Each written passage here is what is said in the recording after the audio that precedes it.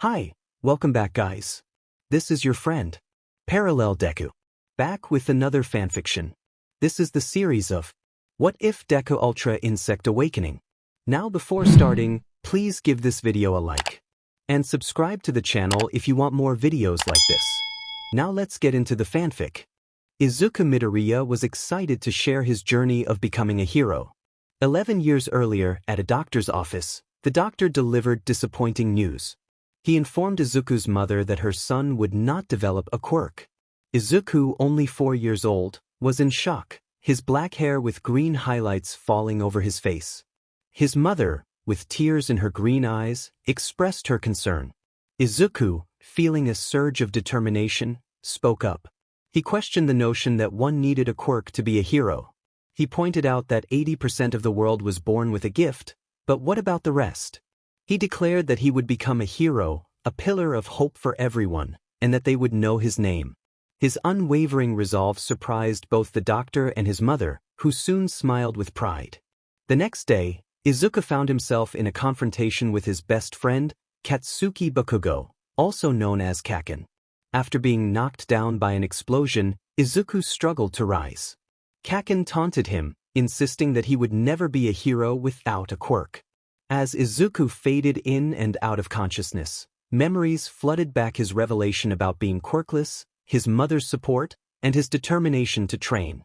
In that moment, Izuku felt a surge of heat and energy. He declared that he would be the greatest hero, rushing forward with newfound speed. His body moved on its own, and he struck Kaken with a powerful punch, knocking him out. An aura of heat surrounded him, and then everything went dark.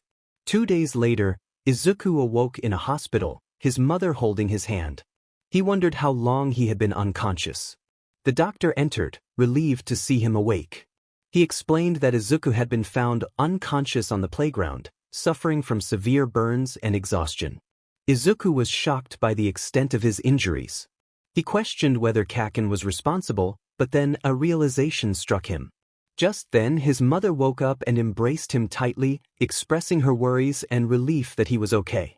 Later, during the car ride home, Izuku decided to share his thoughts with his mother. He hesitantly mentioned that he believed he had developed a quirk. His mother was taken aback, struggling to comprehend how this could be possible. Izuku recounted the intense heat he felt and how his body moved instinctively. His mother listened, surprised yet happy, and they agreed to explore this newfound quirk before revealing it to anyone else. 3 years later, at 7 years old, while other children enjoyed their quirks, Izuku dedicated himself to training. He aimed to understand his abilities better, even though it was challenging to enter the state where his body moved on its own. It required a clear mind, something that didn't come easily to him. Currently, he could only maintain this state for about 30 seconds before feeling exhausted. However, he discovered that his quirk relied heavily on instinct. So that was how the training went, focusing on honing instincts to react to movement, building speed and strength without relying solely on the quirk. The human body can achieve remarkable feats when instincts are engaged. At just 7 years old, the protagonist had become incredibly strong and fast. While instantaneous reaction wasn't feasible without the quirk, the goal was to respond instinctively, sensing danger and possessing the agility and power to counter it. The quirk remained a hidden advantage with endless possibilities. Keeping strength and training a secret was essential, especially with Kaken still bullying and challenging him, unaware of the day he had bested him. This bullying served as endurance training, strengthening the body to withstand the heat emitted by the quirk, allowing for better control and release on command. There was much to accomplish, and the protagonist aimed high. As he soared through the air, utilizing the energy from his quirk, he reflected on his growth. He couldn't wait to confront Kaken, imagining the reactions he would provoke. Kaken would likely exclaim in disbelief about his newfound strength, but it was all part of the plan. The protagonist sighed, feeling a tinge of sadness at Kaken's childishness and the ego that had likely inflated since their last encounter. The thought of shattering that ego brought a devilish smirk to his face as he flew faster toward you. A faint blush crept onto his cheeks as he thought of Ochako. He usually wouldn't refer to her by her first name, but it felt beautiful, a compliment in itself. He hoped she would be there, having promised her that he would be number one by their next meeting. Although he could have entered UA through recommendations, he chose to scout the competition, knowing that the future holder of One for All might be present, and it was his responsibility to train them. He was determined to unlock Ochako's untapped potential, vowing that she would become a top hero. As UA came into view, he landed a short distance away to avoid drawing attention, but that plan quickly failed. His training had transformed his physique, his jawline was more defined, muscles were barely contained by his shirt, and his eight-pack was clearly visible. He was aware of the gazes upon him, especially from girls who seemed to be overwhelmed by his presence, which made him chuckle. Despite the intention to go unnoticed, he approached the entrance exam location, taking in the building.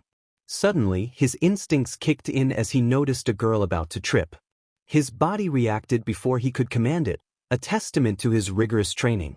He widened his eyes in surprise as he dashed forward, catching her just in time. The girl gasped in shock, and he couldn't help but feel a twinge of regret for not controlling his power better. He recalled their last meeting, where she had also screamed in surprise. She looked at him, confusion crossing her face as she recognized him. Her cheeks flushed red as she remembered who he was, exclaiming his name with excitement.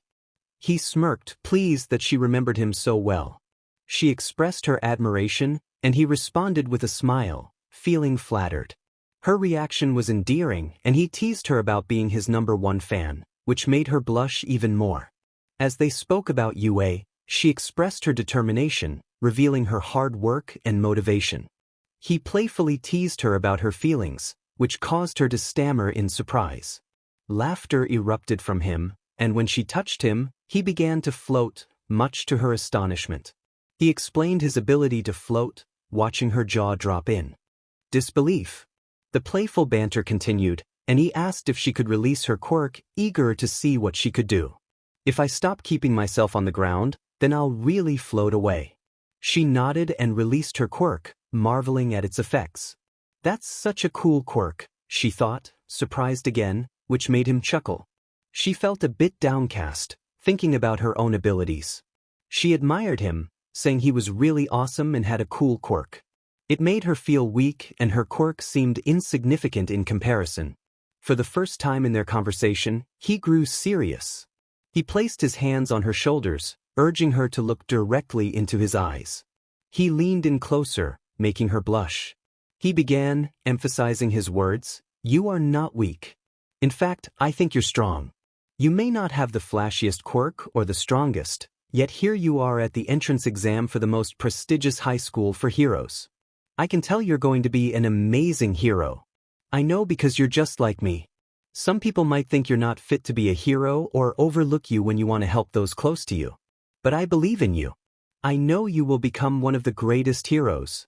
And I'm going to help you. I promise you this, Ochako, you will earn enough money to support your parents." He flashed a bright smile, causing her to blush even more. She was taken aback, asking how he knew that. He replied that it was a sixth sense, able to tell things about people that most couldn't. She expressed her gratitude, hugging him tightly. He smiled and whispered that she was totally falling for him, which made her turn red and punch him playfully in the shoulder. She told him to shut up and insisted they needed to hurry. Before she could leave, he picked her up in a bridal style, causing her to blush again. He explained that they could get there much faster this way. Confused at first, she blinked, and in an instant, they were already seated. Her eyes widened in surprise as she looked at him. He shrugged smugly and she pouted cutely. Present Mike arrived and began explaining the rules. Everything was going smoothly until a tall boy with blue hair interrupted. He cracked a few jokes to Ochako, making her giggle and whisper back. Unfortunately, the blue-haired boy overheard. He shouted at him, but he quickly interrupted, telling the boy to mind his own business and let Present Mike finish. He warned him not to speak about Ochako that way, or he would take care of him. The crowd shuddered at the thought, and Present Mike's sweat dropped while the blue-haired boy sat down, looking fearful. Present Mike continued with the rules. Ochako whispered to him, questioning if that was a bit much. He apologized, explaining that he got protective of those he cared about, especially since he hadn't had many friends. She reassured him that he had her now, and he smiled in response. Once they left, they headed to their respective fake cities, and he was about to approach her when the blue-haired boy stopped him, questioning his intentions. The boy quickly withdrew his hand, feeling the heat radiating from him. He confidently stated he was just going to wish Ochako good luck, explaining that he was in a good mood. He walked over to her, wishing her luck. She thanked him, saying she knew he would do great. As Present Mike started the exam, he took his stance, and when the gates opened, he dashed forward at a fraction of his speed, appearing as a blur. He returned with his hands in his pockets after just 10 seconds, leaving everyone staring. He urged them to get moving as there were still robots left, and they rushed to collect points, though it was more challenging since most had already been taken down by him. He ended up with 130 points, ensuring he passed, and spent the rest of his time helping others in danger. Meanwhile, the judges observed the students. One remarked on the promising talent, especially noting the green-haired boy. Another mentioned they hadn't seen him score any points, acknowledging his speed. All Might chimed in, confirming he wasn't the only one noticing the boy's potential, and Midnight expressed her delight at seeing Izuku grow up so well. Back at the exam, he had already assisted a few people when he heard the ground shake, revealing the dreaded zero-pointer. While others retreated in fear, he stood his ground, unfazed. He knew that robot would cause a lot of destruction. With a sigh, he decided he needed to take it down. As he approached the giant robot, he noticed Ochako trapped under rubble. He was about to rush to her aid when he heard her voice. She struggled, determined not to give up, recalling his words about strength not solely coming from a quirk. Inspired, she began lifting the rock pinning her down, her determination igniting a smile on his face. Just as she managed to crawl away, the zero-pointer loomed over her, ready to crush her. But then, she looked up to see him holding the giant robot up with a smile. She called out to him, surprised. He affirmed he had believed in her all along, calling her a perfect successor. She reciprocated his feelings but was confused about what he meant by successor. He assured her she would find out later and asked if he could destroy the robot for trying to hurt her. She nodded, and his expression shifted to one of fierce determination. With a shout, he declared that this was for trying to hurt Ochako. He raised his arm, throwing the robot aside, and then jumped up, delivering a powerful punch that shattered the robot into pieces. The onlookers stood in awe, their jaws dropped at the display of strength. He walked back to Ochako and picked her up in a bridal style. He declared that they needed to get her to a nurse, and then he would personally train her, promising that she would become one of the strongest. Ochako enthusiastically agreed, ready to take on the challenge. As he walked away, it seemed as though everyone around them was in shock, their eyes wide with disbelief at the sight of the gigantic robot he had just defeated. Chapter end. Today was surprisingly easy. The entrance exam didn't even break a sweat. Sure, I scored 130 points and earned some extra points for rescues, but the zero-pointer was hardly a challenge. At least I saved Ochako, I thought. As I walked toward the beach to meet All Might, I sighed. Despite the boredom of the entrance exam, I was thrilled to have found a suitable successor in Ochako. My suspicions were confirmed. Suddenly, I remembered, I can fly. I face-bombed and prepared to take flight when I heard a call from behind me. Deku, wait up. I turned to see Ochako approaching. Hey Ochako, what's up? I wanted to catch up with you and thank you for saving me. You said you would get stronger, but I didn't expect this. You caught that giant robot with one arm. You didn't even look tired. She exclaimed, pumping her fist into the air. I chuckled and rubbed the back of my head. Yeah, well, I said I'd become strong, so I did. And I'm going to help you get strong too. You have incredible potential, and being the new successor will only help. About that, what do you mean by successor? She asked. It's better if you come with me to the beach and then I'll explain, I replied. Okay. Cool. Get on my back, I said, noticing her slight blush. What? Why? I tilted my head in confusion. We're going to fly to the beach. Her eyes widened in surprise. You can fly? I chuckled. I could have sworn I told you that. You said you could float, not fly, she replied. I implied it. Anyway, let's go. She climbed onto my back. You ready? I asked. Why yeah, she replied, still blushing. I noticed this and chuckled again. All right then, let's go. Wait, what dash? I zoomed off into the sky, flying toward the beach with Ochako holding on tightly. SSSLOOWWWWWWWWWWN, she managed to shout. Relax. You'll get used to it. I yelled over the wind. After 3 minutes of flying, we arrived at the beach. Ochako's hair was a mess, and she looked like she had just been through a tornado. I struggled to hold back my laughter, but a few chuckles escaped, earning me a glare from Ochako. Suddenly, a man in a trench coat approached us. It was All Might in his skinny form, but Ochako didn't know this. Ah, young Midoriya. I see you brought the new successor, All Might said. Ochako looked confused. Deku, who's this? She asked. Then the skinny man transformed into a muscular figure. All Might? Ochako exclaimed in surprise. That's right, young one. I have trusted young Midoriya with finding me a new successor to inherit my quirk. I see that you are the successor, isn't that right? I nodded in response. Tell me, young Midoriya, is she your girlfriend? I glanced at Ochako, who turned red at the question, then back to All Might, flashing a smile. Yep, I said, only to receive a playful smack on the back of my head. What's wrong with you? Don't lie to All Might like that, she said, blushing. Hey, what was that for? I asked. Don't play dumb, she replied, crossing her arms and turning away, still blushing. Hey now, don't be like that. What do you want? A handshake? A high five? A hug? She turned even redder and stuck her tongue out at me. I'm going to hug you, I said with a smirk. No. Stay away. Stay away. Not giving her a chance, I immediately hugged her, not letting her escape. I've caught you, Ochako. You are now in the midst of a hug. Surrender, Ochako. Surrender. I joked. At first, she half-heartedly resisted, but then she decided to give in and hugged me back while laughing. Oh, fine. I surrender. I let go, and she visibly pouted, which made me chuckle. I heard All Might chuckling as well.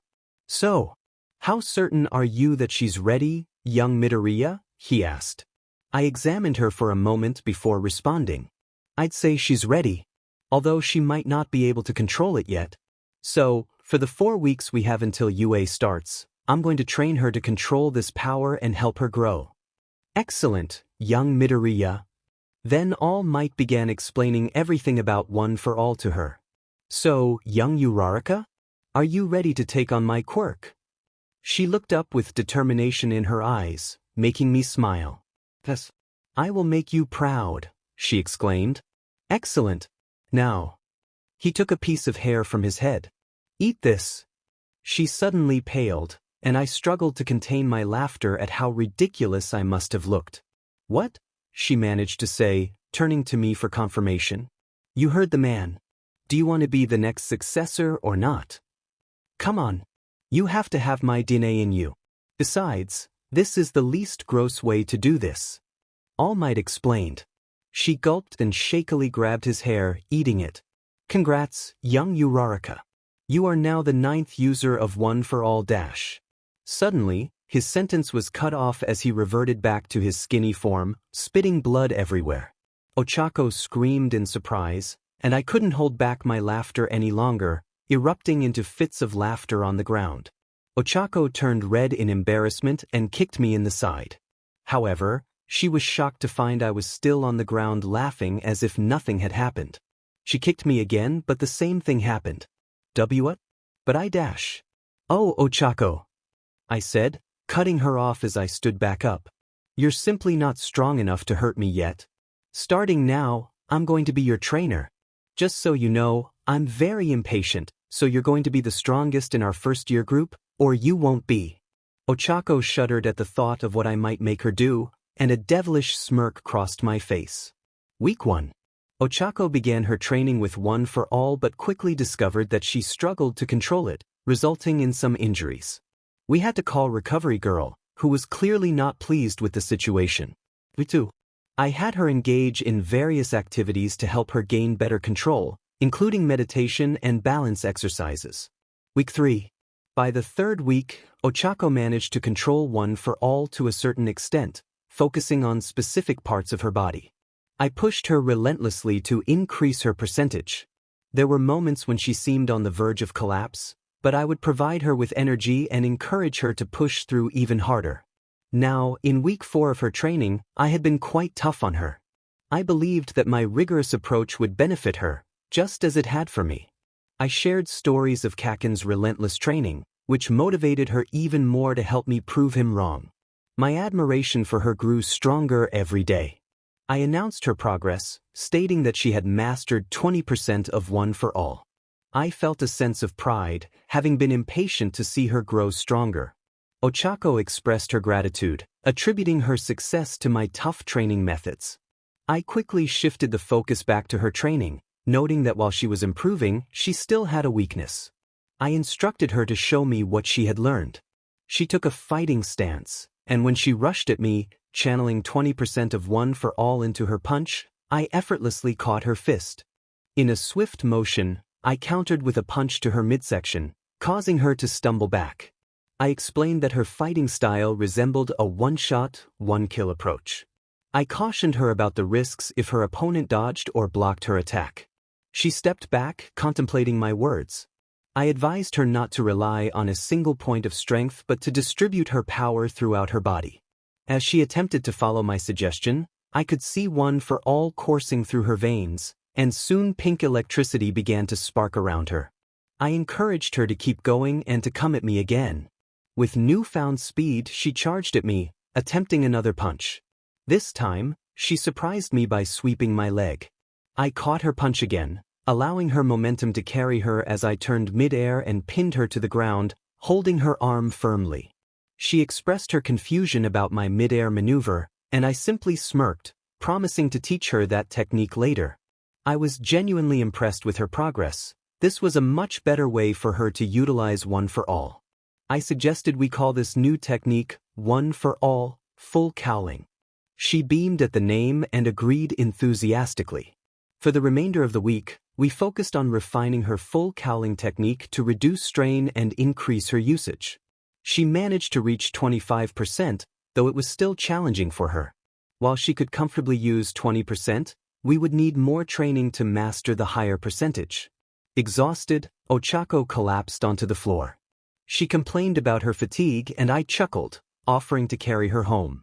She accepted my offer, and I gently lifted her, allowing her to rest her head on my shoulder as I floated her home.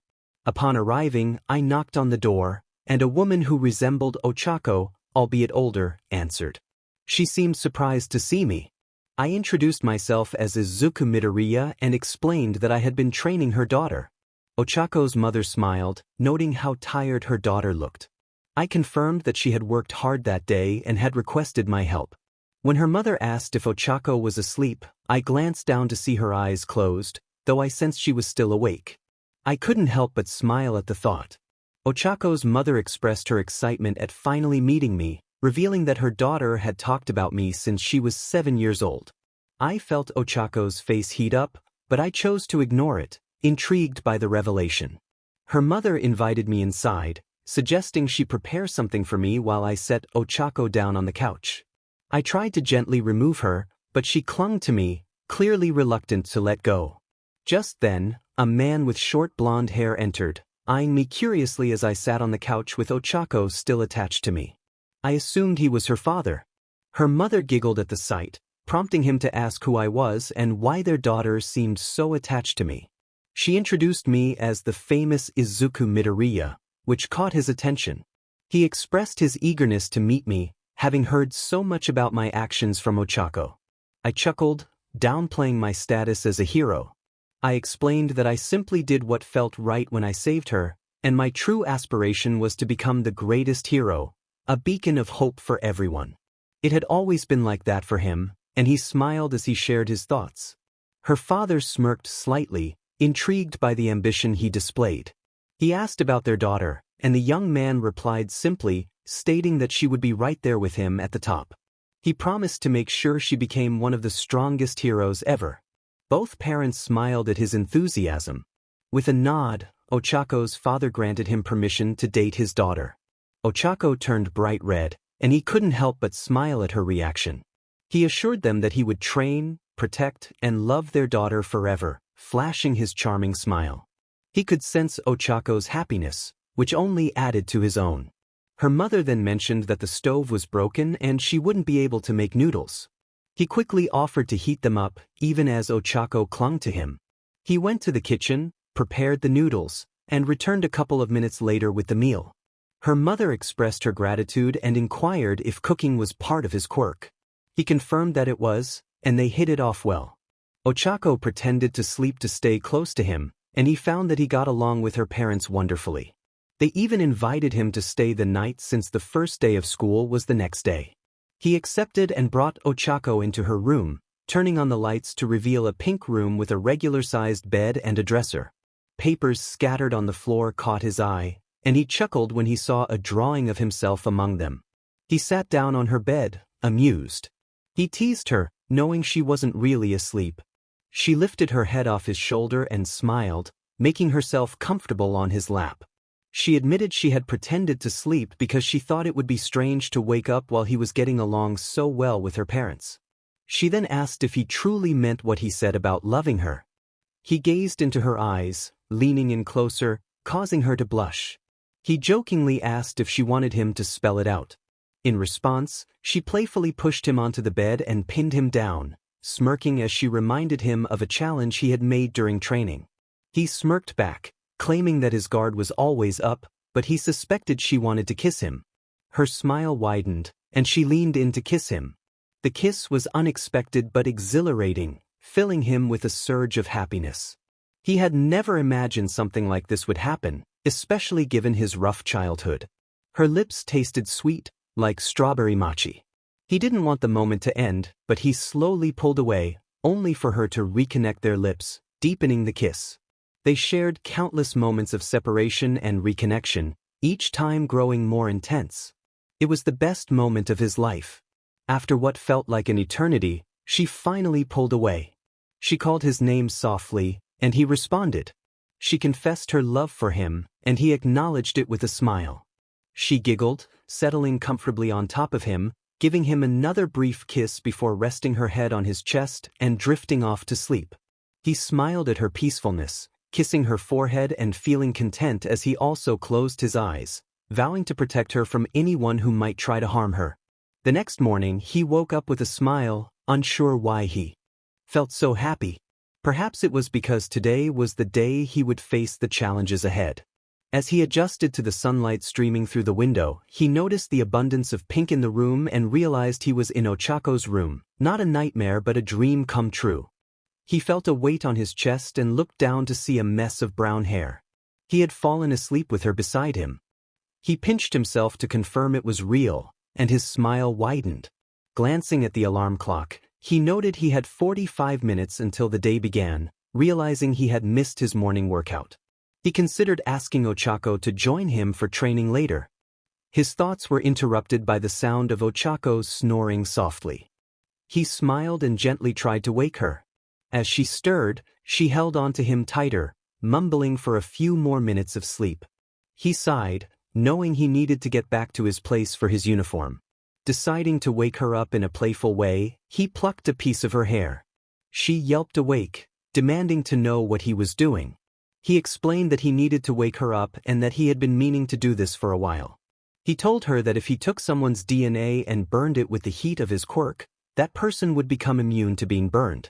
Her expression softened in surprise as she realized the usefulness of his quirk. He gently lifted her off him and stood up, ready to start the day. While holding the hair in my hand, it suddenly went up in smoke, and a pink hue flashed around me for a moment before everything returned to normal. I wondered what that was. That was my quirk reacting to your DNA, I thought to myself, recalling the earlier exchange.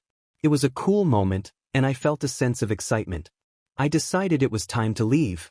She tilted her head in confusion, asking why I was going. I explained that I was still new to this and assumed she wouldn't want me showering with her. She immediately turned red, and I couldn't help but laugh. In all seriousness, I mentioned that my uniform was at home and we needed to get ready. She nodded and I turned to leave. Then she called out to me, got off the bed, and kissed me for a couple of seconds before pulling away. She said she would see me at school and asked me not to let any girls take her spot. I smiled and reassured her that no girl would ever take her place, flashing my best smile. She returned my smile, hugged me, and waved goodbye. After saying farewell to her parents, I flew back home. Arriving a little later than expected, I found my uniform was a bit small, but I managed.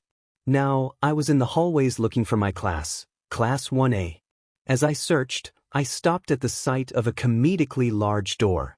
I wondered who would be inside, and knowing my luck, it would be the blue-haired kid along with Kaken. I opened the door, and sure enough, both of them were inside, arguing about something. The blue-haired guy was telling Kaken to get his feet off the desk and to show some respect for those who came before them. Kaken shot back with a smug remark, questioning if the blue-haired guy had a stick up his butt. Why was it always me caught in the middle of these situations? The blue-haired guy introduced himself as Tenya Ida from Sumai Academy. Kaken responded with a challenge, claiming he would enjoy crushing him. I couldn't help but interject, reminding them that Kaken was indeed in this class, despite my protests. I had warned them about the Boom Boom Boy, yet here we were. A few kids chuckled at my comment while Kaken glared at me. He yelled at me, demanding to know who I thought I was talking to. I shot back, saying I would need extra hands just to soothe my head from hearing his voice. More kids began to laugh. Kaken continued to shout at me, and I retorted that my biggest problem started when he opened his mouth. I suggested he do me a favor and close it, preferably for good. Now the whole class was cracking up. Kaken glared at me, starting to recognize me. He asked who I was, irritated just by looking at me. I replied that he was very observant. His eyes widened as he realized who I was. "Deku?" he exclaimed, erupting into laughter. He couldn't believe they let a loser like me into the school, recalling the last time he saw me on the ground with him standing over me. I sighed and shook my head, noting that Kaken was still as childish and ignorant as ever. Ida chimed in, explaining that I was the one who got the highest score in the entrance exam and became the freshman representative. In another part of the school, a figure asked Aizawa what he had found out. Aizawa replied that he discovered I wasn't using my quirk at all. The figure expressed disbelief, questioning if it could be super speed or super strength. Aizawa explained that he had tried to erase my quirk but couldn't, noting that I had demolished everyone's scores except for the ball throw, and he was sure I was holding back. The figure found this interesting and asked what they should do. Aizawa confirmed that his class was planning on doing hero basic training, to which the figure suggested canceling it for a better idea. Back at my home, I walked in after an intense morning workout, feeling tired and smelly. My mom pointed me toward the shower without even looking at me. After showering, I went to eat breakfast. As I was about to leave, my mom called out to me, wishing me a nice day and teasing me about my new girlfriend. I sighed and face-bombed, feeling embarrassed. She was just teasing, but I couldn't help but think about how much I wanted to avoid that conversation. She suggested I bring her over sometime, maybe to meet up with her family. I quickly turned around and headed out the door, saying I would think about it. I flew to school, still tired and hoping nothing too bad would happen. Upon landing on school grounds, I sensed a significant amount of anger and fury building up. I sighed, knowing it was Kaken. I opened the door, and sure enough, he came rushing at me with his quirk fully activated. I rolled my eyes and sidestepped, watching as he flew into a wall. The class erupted into laughter, which only fueled his anger. He charged at me again with explosive punches, but I simply caught his arms and restricted them to his sides. I sighed, feeling too tired for this. I could hear the steam coming out of his ears, but I didn't care. He tried attacking me again, and I easily dodged his moves. With a swift motion, I spun around and delivered a quick chop to his neck, knocking him out. To an outside observer, it looked like he simply fell to the floor. It was sad how he thought he was entitled to greatness yet got beaten by a simple move. I hoped to rest at my desk, but as soon as I sat down, a certain rosy-cheeked beauty made herself comfortable on my lap. I smiled at her and she smiled back. I greeted her, noting that she seemed to notice my tiredness. Ochako commented on my appearance, mentioning that I looked worn out. I admitted that my training had been intense, and we shared a brief kiss. She expressed her admiration for my strength and determination, acknowledging that I continued to push myself despite already being strong. I explained that I was aware there would always be someone stronger, and if that was the case, I would make them work for it. She smiled at my resolve. I decided to rest and asked her to wake me up if something interesting happened. I gently pecked her cheek and adjusted her position so she could lean against my chest while I wrapped my arms around her. She held on tightly as I drifted off to sleep. About 10 minutes later, the teachers entered the classroom, including Mr. Aizawa, All Might, Midnight, Present Mike, Ectoplasm, and Nizu. Mr. Aizawa greeted the class in his usual monotone voice. Ochako wondered why all the teachers were present, and Aizawa pointed out that it was because of me. She raised an eyebrow, concerned about what I might have done. Ectoplasm suggested it was better if I were listening. Ochako then lightly tapped my cheek, and I jolted awake, startled by her sudden yell. I panicked, worried that I had ruined my Katsudon. Ochako laughed, while the rest of the class looked on in surprise. I noticed the teachers staring at me and greeted All Might and Midnight, feeling a shiver at the memories they brought back. All Might chuckled and waved, while Midnight winked at me, causing me to shudder again. Ochako seemed curious about what had happened, but I quickly told her not to ask. I inquired about the teacher's presence, and All Might announced that we would be participating in a 19-on-1 handicap match against me. I couldn't believe they had woken me up for this. I expressed my desire to return to sleep and eat Katsudon later, but Ochako reminded me it was morning. I corrected myself and wished her a good morning before drifting off again, leaving her giggling and the class surprised. Nizu commented on my interesting nature as the teachers left. Later, I arrived at the ring to face my classmates. Some looked nervous, others were overconfident, particularly Bakugo, while a certain dual-haired boy seemed indifferent. Aizawa explained the rules, stating that the match would only end with a knockout. Everyone took their stances, while I remained still, emotionless. When Aizawa shouted to begin, Bakugo charged at me with a powerful explosion, but I walked through the smoke as if nothing had happened. I yawned, feeling too tired to take them seriously.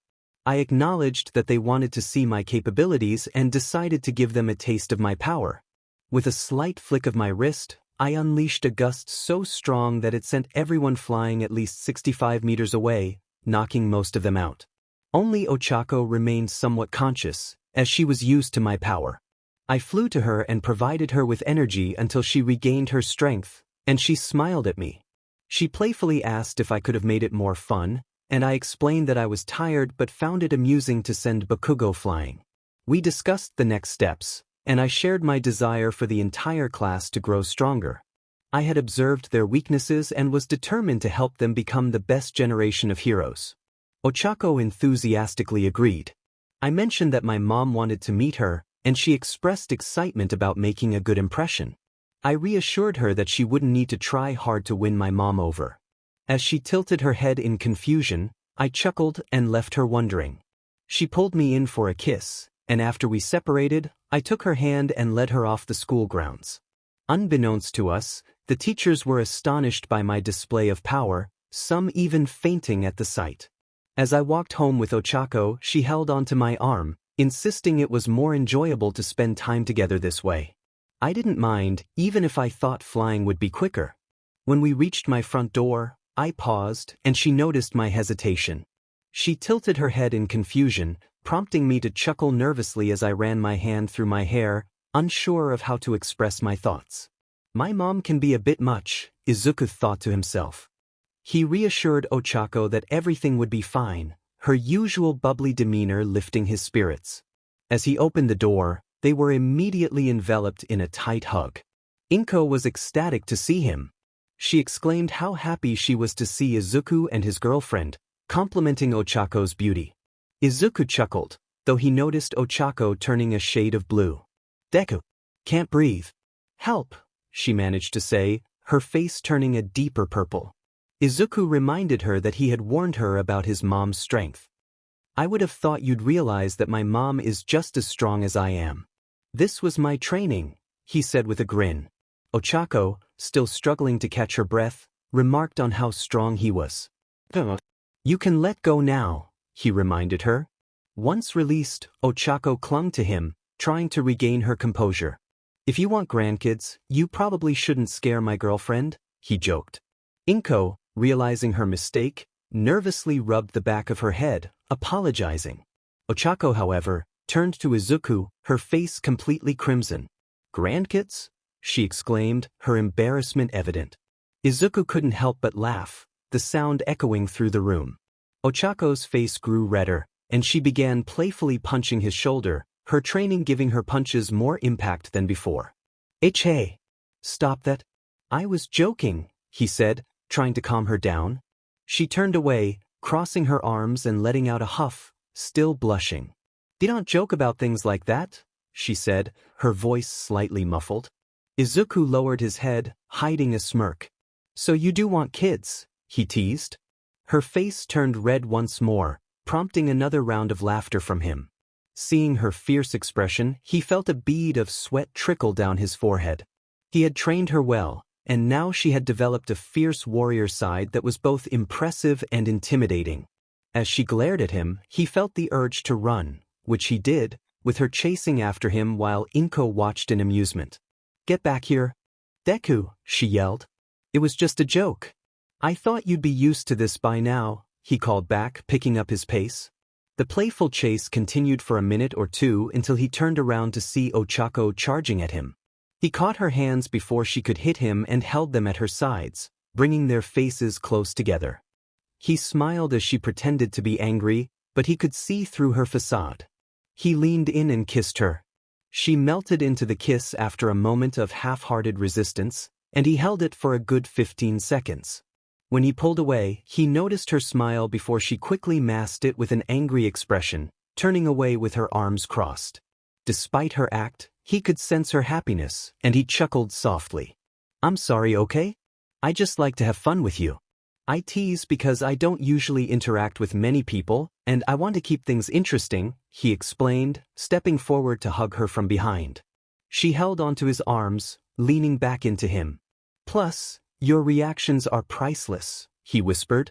She turned around and flicked him on the forehead playfully. Oh, what was that for? He exclaimed. She smiled at him before pulling him down to her height and kissing him for a few seconds before releasing him. Thanks for telling me that, Deku.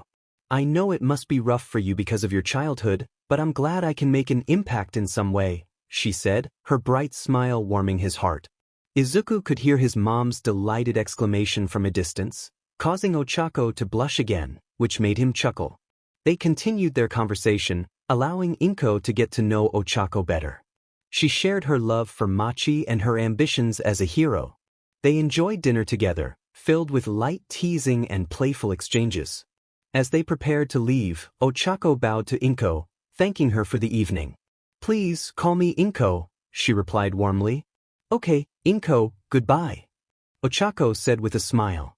As they walked away, Izuku began to lightly fly Ochako home.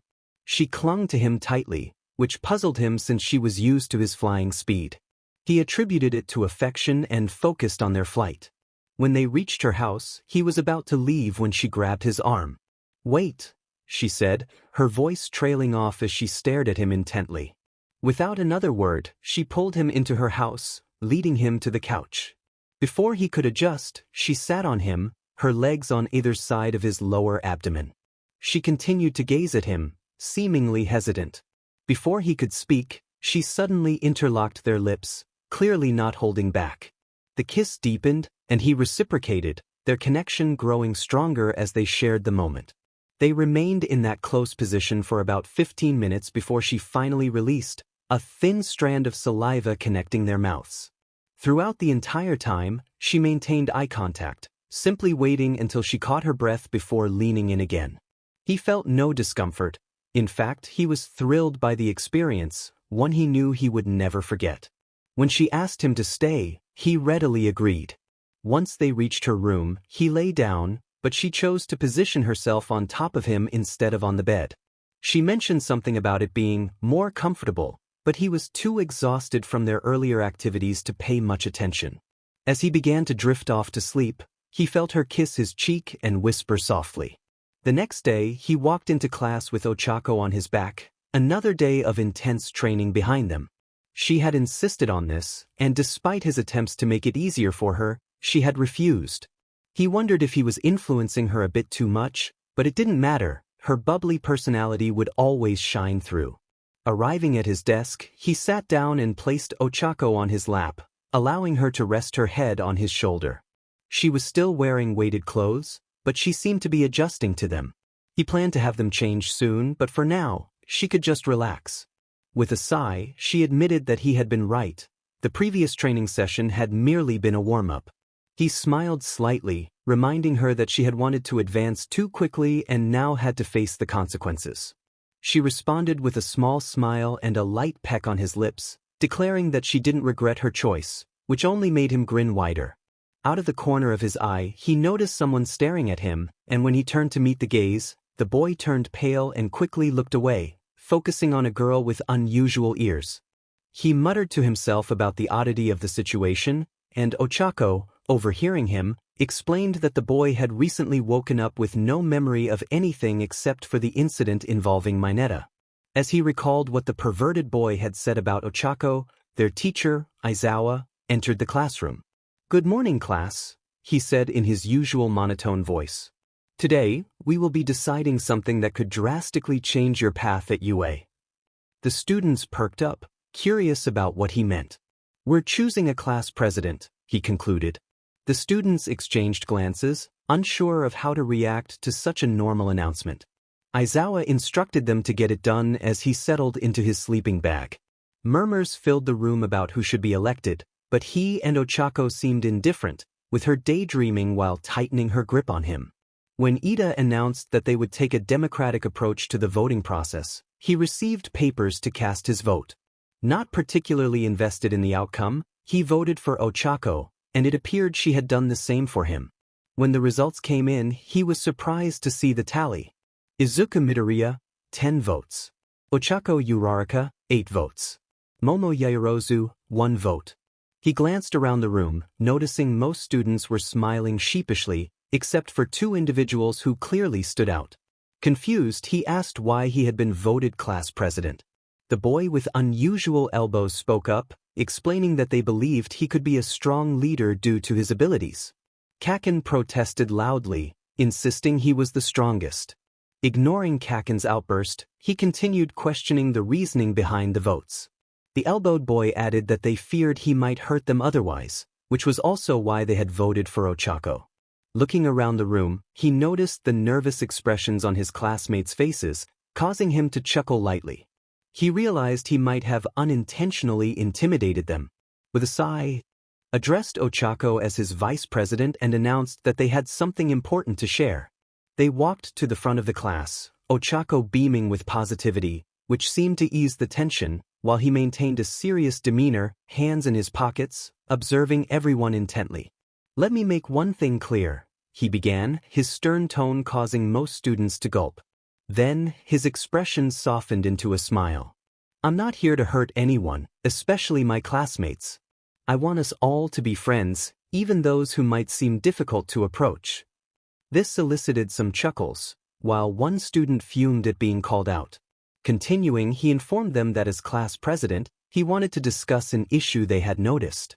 Ochako began to explain, but he cut her off, bluntly stating that they were all weak. The class stared at him in shock, and Ochako's sweat dropped at his directness. He pointed out that they were too simple-minded, not taking things seriously when necessary. He emphasized that their quirks should be formidable, yet they were not living up to their potential. Not only did the girl lack the stamina and endurance to keep up with her quirk, but she also spent more time making herself sparkle than fine-tuning her skills.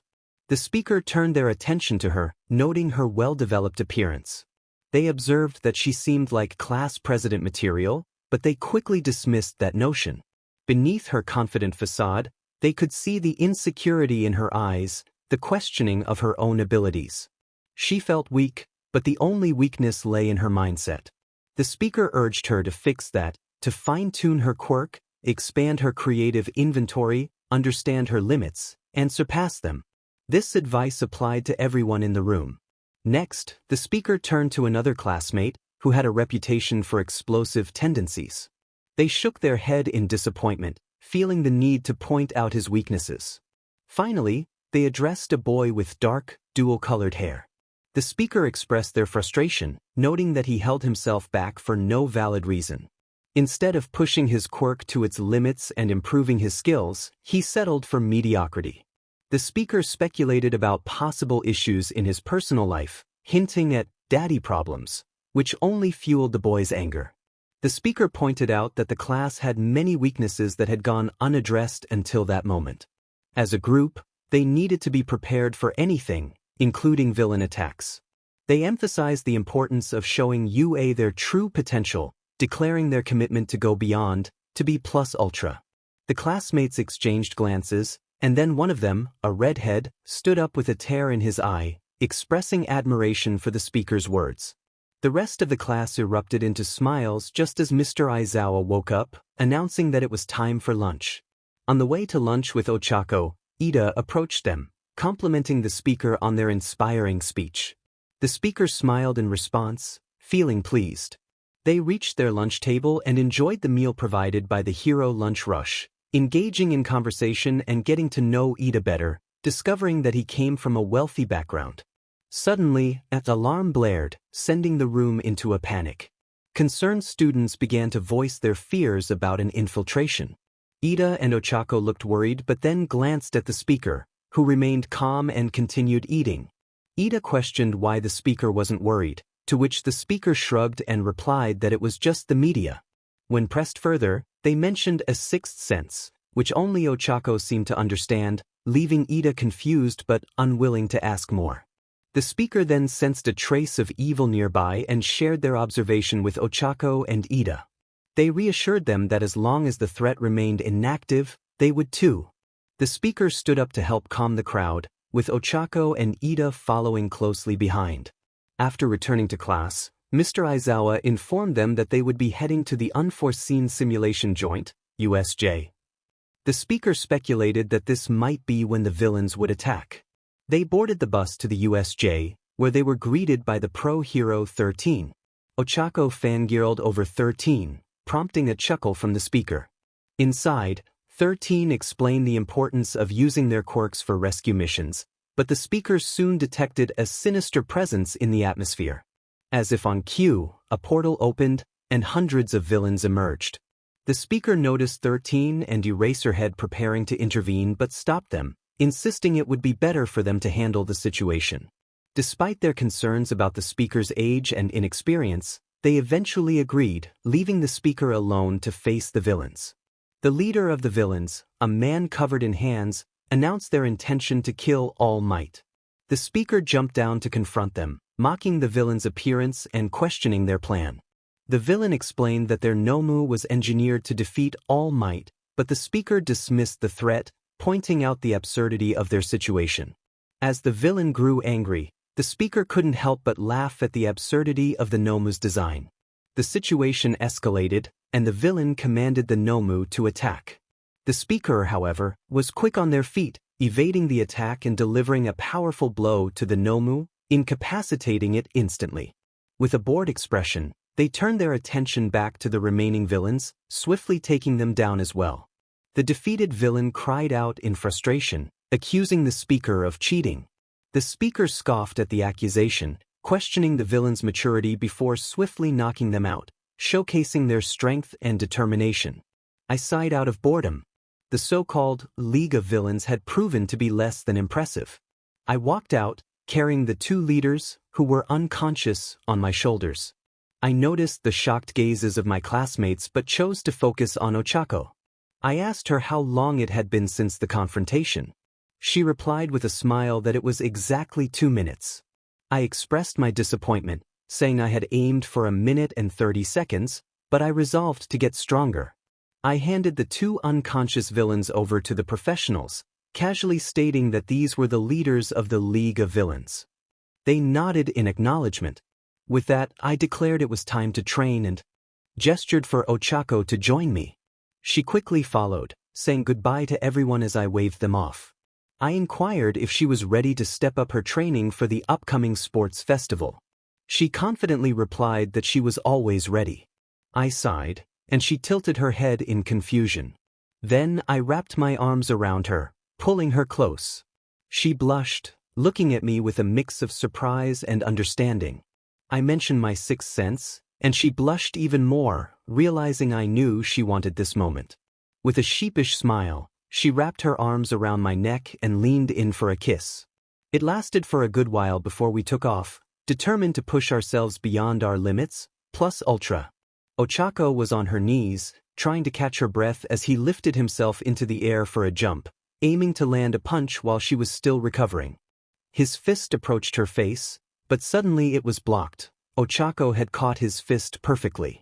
As she looked up, a faint silver glow shone in her eyes for a brief moment before returning to her original brown irises. A normal person might not have noticed, but he did, and he smirked with pride. He acknowledged her progress, noting that she was nearing a significant level, but he felt it wasn't enough. He forced his way through her guard and landed a punch that sent her flying half a mile away, where she landed roughly on the sand of the beach, barely conscious.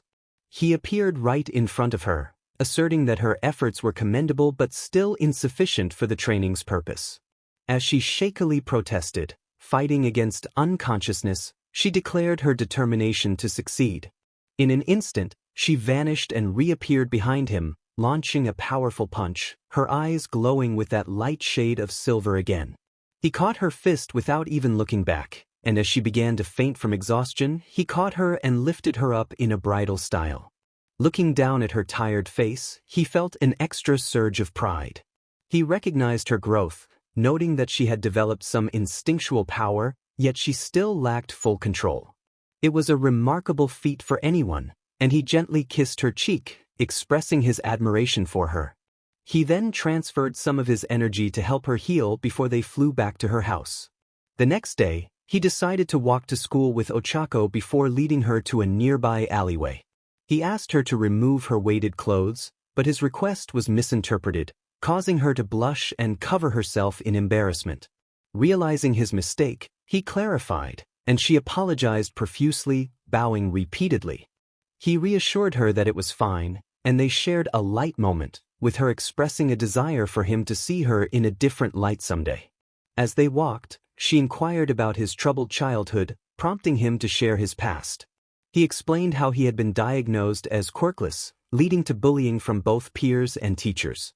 He recounted the painful experiences he endured, including a near-fatal incident where he had been ganged up on and beaten. Despite the hardships, he tried to remain positive, using his experiences as endurance training, though it deepened his depression. One day, after another encounter, he had felt lost until he saw her. Something about her positivity and carefree spirit drew him in, and he realized that she was the motivation he needed to train harder and protect the happiness they shared. As he spoke, she became emotional, rushing to hug him tightly and expressing her gratitude for his trust in her. After their heartfelt exchange, he encouraged her to remove her weighted clothes, and she complied. Once they arrived at school and entered the classroom, an unnatural surge of tension filled the room. Everyone could sense it. Some were shivering, others had widened eyes, and one student had even lost control. He turned to see Ochako standing beside him, holding his hand and staring directly at Bakugo, who was the source of the intense atmosphere. Or more like glaring directly at him, which he noticed. He demanded to know what she wanted, addressing her as round face. She slowly lifted her free arm and pointed at him, her eyes darkening and her voice deepening as she squeezed his hand tightly, causing it to throb slightly. She declared that the moment she got a chance, she would come after him, promising to destroy him and make him feel true pain. It was a declaration of war, filled with such venom that even a snake would be envious. He paled and chuckled nervously as the rest of the class shivered. Bakugo, being his usual self, scoffed at the threat. He confidently stated that she couldn't touch him without Deku being her knight in shining armor, claiming that Deku still wasn't stronger than him and that she had no chance. He lowered his head, sighed, and shook it, wondering if Bakugo's comment was sexist, stupid, or just typical of him. Similar thoughts raced through his mind as Ochako unknowingly charged up one for all. He stopped her before she could cause any damage, bringing her to his seat and sitting her down on his lap so she could relax. Once she calmed down, they waited for Aizawa to arrive. When he entered, he explained the upcoming sports festival. Aizawa informed the class that the UA Sports Festival was coming up in 2 weeks and that it was a significant event. Kirishima asked what the sports festival was, and Kaminari excitedly explained that it was the biggest event of the year, comparable to the Olympics before quirks appeared. Aizawa confirmed that it was a once-a-year opportunity and emphasized that as aspiring heroes, they couldn't afford to miss it. Excitement bubbled within him, and he shared a knowing glance with Ochako. They both thought about how they could truly test themselves. As class wrapped up, Ochako opened the door to find a large crowd of students gathered outside, and she screamed in shock. Frustration bubbled up in him as he paced back and forth, expressing his annoyance.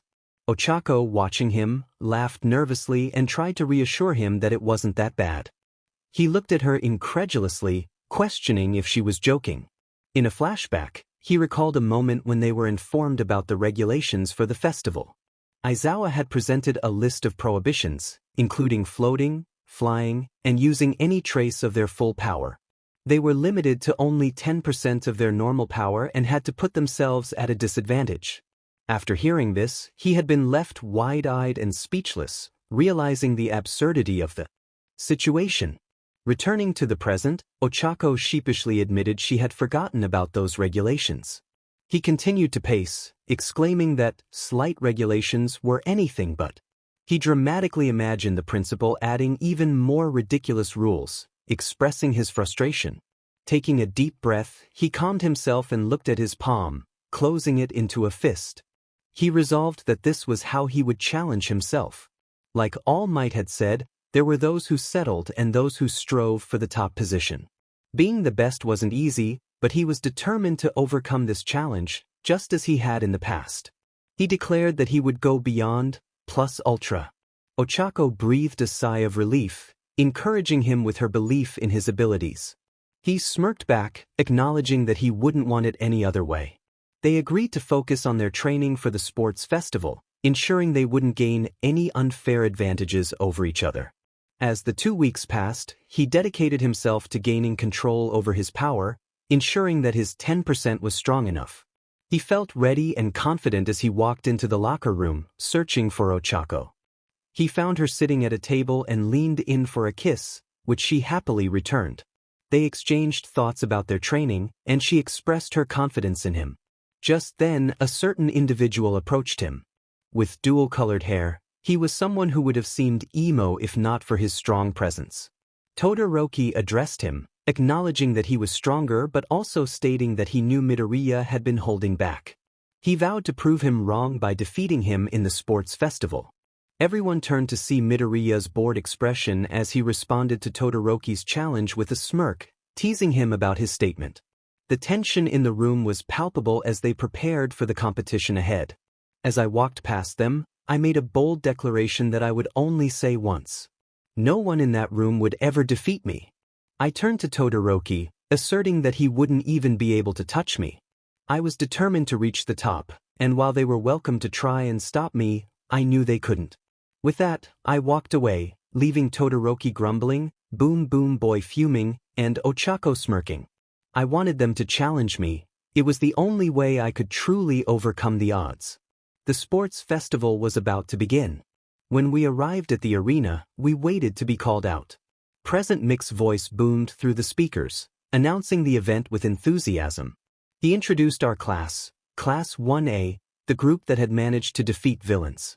As we walked out, pride was evident on our faces, despite the occasional glares directed at me. I had managed to turn some of them against me, but that was all that mattered. Ochako stood beside me, holding my hand with a giant smirk on her face. Curious about her expression, I leaned in and asked what was on her mind.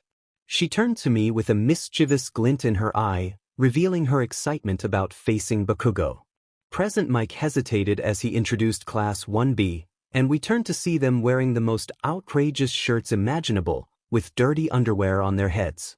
Each shirt proclaimed, Class 1B is Underwear, Class 1A, brought to you by Izuku Midoriya of Class 1A. We all stared at them, their faces flushed with embarrassment as they glared at the blonde kid responsible for the prank. Laughter erupted from the crowd, and soon we joined in, with Ochako clutching her stomach and me rolling on the floor. Even Todoroki cracked a smile. It was truly hilarious. After we composed ourselves, Present Mike introduced the other classes. Midnight made her entrance, dressed provocatively, prompting Tokoyami to question her attire. It was clear that Midnight didn't care about the attention. I shivered at the thought but was quickly brought back to reality when I heard my name. Midnight called me to the stage, and as I approached, she commented on how much I had grown since childhood, playfully pressing against my back. The teachers exchanged glances, and the boys looked on with envy. Suddenly, a wave of intense energy filled the stadium, causing everyone to look around in fear.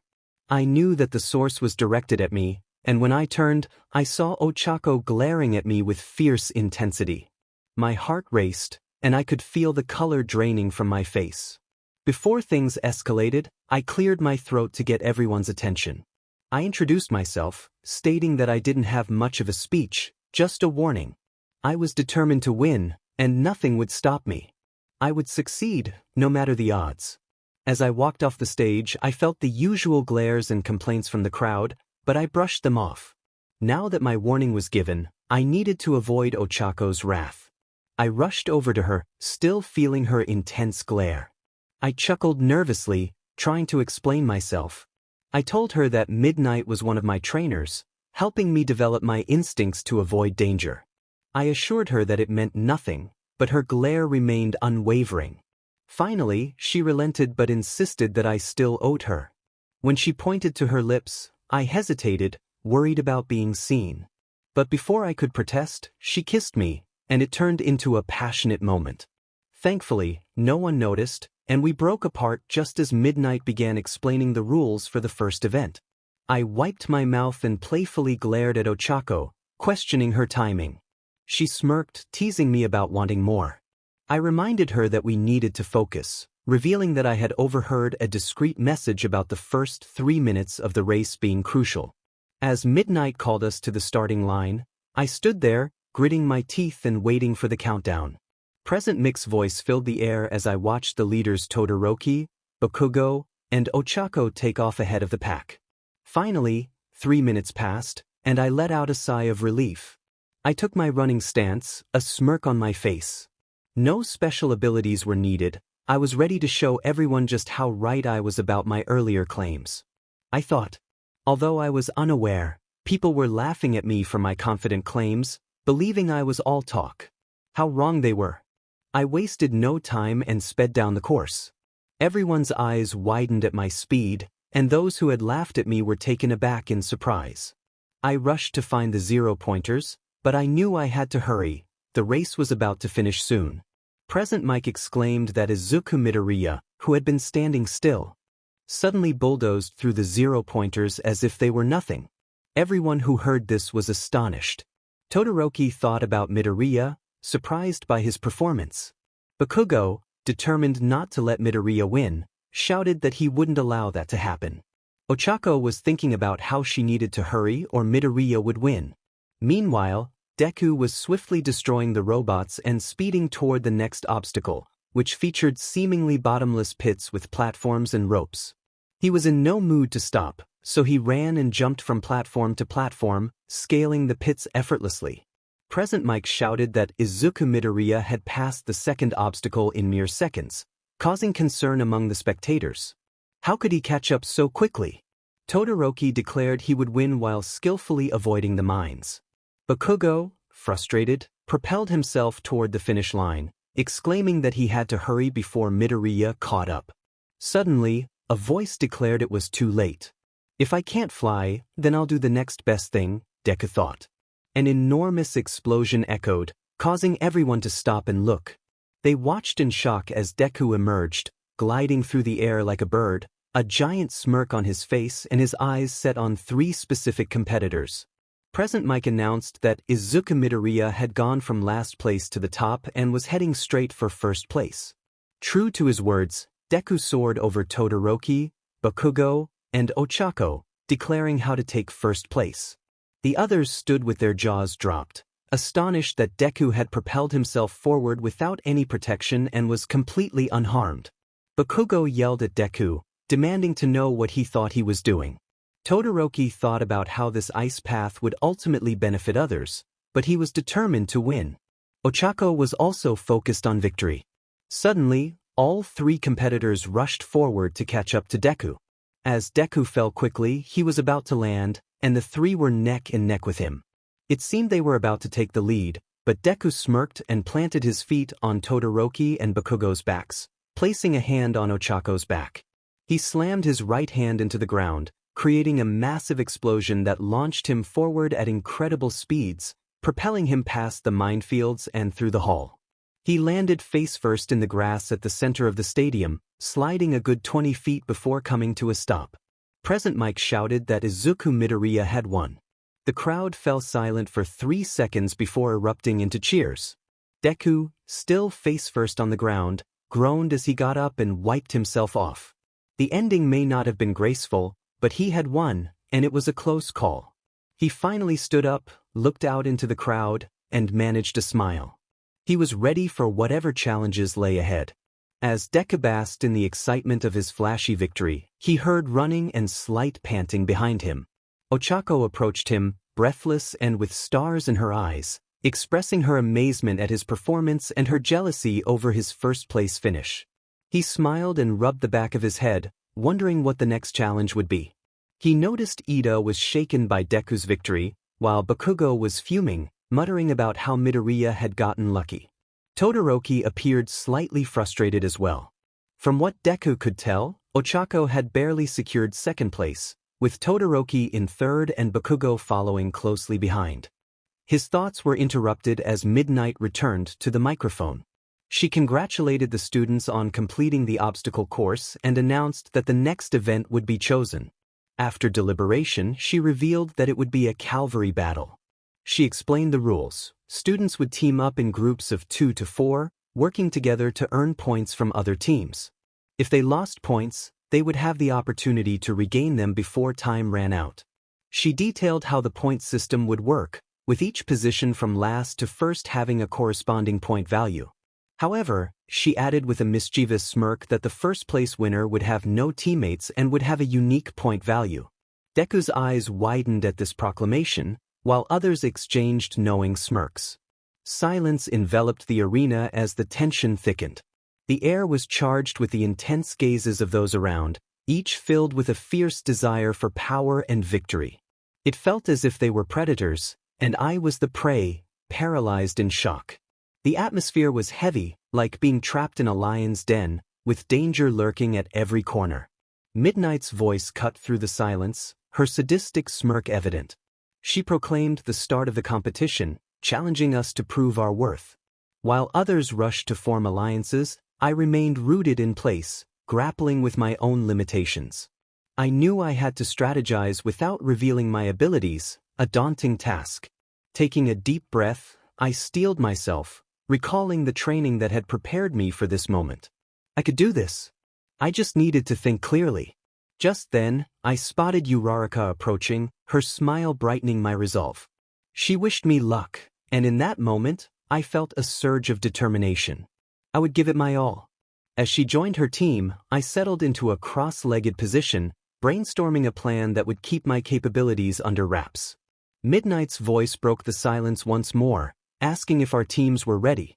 With a focused expression, I tied the 100 million point headband around my head, my resolve hardening. When Midnight shouted for the match to begin, chaos erupted. Students charged toward me, but I remained calm, eyes closed, sensing the energy around me. Suddenly, I felt an unusual sensation in my legs as the ground shifted beneath me. I opened my eyes to see a student with a peculiar quirk leading his team toward me.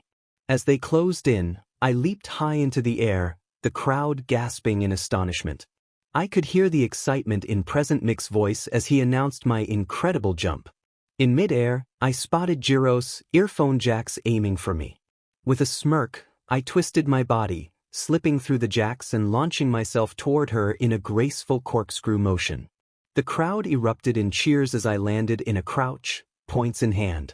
Jiro, still in shock, struggled to comprehend what had just happened. I reassured her that more headbands would be beneficial, but my moment of triumph was short-lived as other teams began to close in on me. I noticed Shoji charging alone, and my instincts kicked in as I sensed two more presences nearby. As they approached, Tsu greeted me playfully, while I deftly avoided an attack. Their teamwork was impressive, utilizing Shoji's quirk to remain hidden. I admired their strategy, realizing the cleverness behind their approach. Later, a different kind of tension filled the air as I found myself in a conversation with Todoroki. He had a serious expression, his gaze piercing. I attempted to lighten the mood with small talk, but he remained silent, his intensity unwavering. Finally, he spoke, revealing his concerns about my potential. He sensed something powerful within me, reminiscent of All Might. My heart raced as he probed deeper, connecting my abilities to those of Uraraka and the legendary hero. I felt a wave of anxiety wash over me. Then, in a surprising twist, he asked if Uraraka and I were somehow related to All Might. The accusation left me stunned. I could hardly believe what I was hearing. My face flushed with embarrassment as I stared at Todoroki, who remained composed despite the absurdity of his suggestion. I can sense someone eavesdropping, struggling to contain their laughter. In a moment of pure embarrassment and anger, I yell out, expressing my frustration. It was offensive to suggest I would date my sister, especially since I don't even have one. I wouldn't consider it even if I did. I demanded he never say that again. He flinched at my tone but quickly regained his composure, as did I. He began to speak, stating that it was irrelevant. The point was that we were connected in some way, even if he didn't know how. All he cared about was defeating me. He mentioned that his father was the number 2 hero, Endeavor, and if I had any connection to All Might, it gave him even more reason to beat me. He asked if I knew what quirk marriages were. I replied that they were arranged marriages for people to have children with powerful quirks. He confirmed my answer and shared that a quirk marriage had been arranged for his parents. His father, wealthy, had bought off his mother's family to obtain her quirk. He recalled images of his mother crying and how one day she couldn't take it anymore. She poured boiling water on the left side of his face, which widened my eyes in shock. So he had endured torture too. That was why he intended to defeat me using only his ice, to prove to his father that he didn't need his fire quirk. He spoke with conviction and then turned to walk away. But I disappeared and reappeared in front of him, halting his movements. I told him that if that was why he avoided using his fire quirk, then he had no chance of beating me. He narrowed his eyes in response. I continued, explaining that we were very similar. We had both experienced mental and emotional trauma, abuse, and a path filled with pain and despair. Despite our similarities, we were different. He had rejected his full potential, settling for only part of his power. In contrast, I had embraced my full power, which had also caused me pain, but I didn't shy away from it. That was the difference between us. And that was why he would lose. I had my own reasons for striving to reach the top, and at the top, half measures wouldn't suffice. I walked away, leaving Todoroki behind. I went to find Ochako and saw her with the girls. I decided to listen in, curious about their conversation. Jiro explained that they were supposed to wear cheerleading outfits like the Americans. This elicited shocked gasps from the girls. Ochako asked who had said that, and Jiro replied that Mineta had told her Mr. Aizawa had mentioned it. They all blinked in disbelief and questioned why she believed him. Jiro defended her by saying Kaminari was with him and was a trustworthy guy. Mina teased Jiro about Sparky Boy, and Ochako expressed her discomfort with the cheerleading outfits, saying they showed too much skin. Mina encouraged her to look on the bright side, suggesting Midoriya would be drooling. I mentally scolded myself for even thinking about that. Ochako's blush deepened as she protested that Deku wouldn't stare at her like that in public. Mina, with a mischievous grin, teased her about the public aspect, causing Ochako to cover her face in embarrassment. Despite her nervousness, she activated her quirk and floated. After they helped her down, the conversation continued. Ochako insisted that Deku wouldn't do anything without her consent, and when Momo asked how she was so sure, she explained that she trusted him. Even if his mind betrayed him, he always put her first. The girls squealed in excitement, and I chuckled at how adorable Ochako was. Jiro speculated about who might win the sports festival, and Mina expressed her belief in Kirishima's chances. Tsu suggested Tokoyami, while Momo mentioned Todoroki with a slight blush that caught my attention. Jiro thought Kaminari might do well, but Ochako confidently declared that her Deku would win. Mina accused her of picking him just because he was her boyfriend, to which Ochako responded that he was her hot boyfriend, and she trained with him regularly, knowing his strength better than anyone. The girls blushed and looked away, and I couldn't help but snicker. It seemed everyone had crushes: Jiro on Kaminari, Mina on Kirishima, Tsu on Tokoyami, and Momo on Todoroki. This was golden information I had to share. Suddenly, Mina called out, asking who was there. I paled, realizing I couldn't get caught. After Mai and Ochako's speeches when we became class presidents, they had focused on strengthening their quirks, and I knew they would be furious if they found out I had been spying. I needed an excuse fast. Clearing my throat, I walked out casually, greeting them with a wave. Toru asked if I had been spying, and I quickly denied it, turning my head away as if the wall was the most interesting thing in the world. I claimed I needed to talk to Ochako. Mina narrowed her eyes, asking about what. I replied too quickly about the final round, prompting Momo to question what about it. I stammered that it was for advice, but they pressed further, questioning why I would give advice when I didn't even know what the final round entailed. Tsu asked with a hint of suspicion in her tone. She wanted to know why they needed to prepare. Jiro, not bothering to hide her skepticism, questioned how someone could prepare for something they didn't know about. In response, the narrator decided it was time to leave with Ochako, grabbing her hand and pulling her away. Once they were alone, the narrator let out a sigh of relief.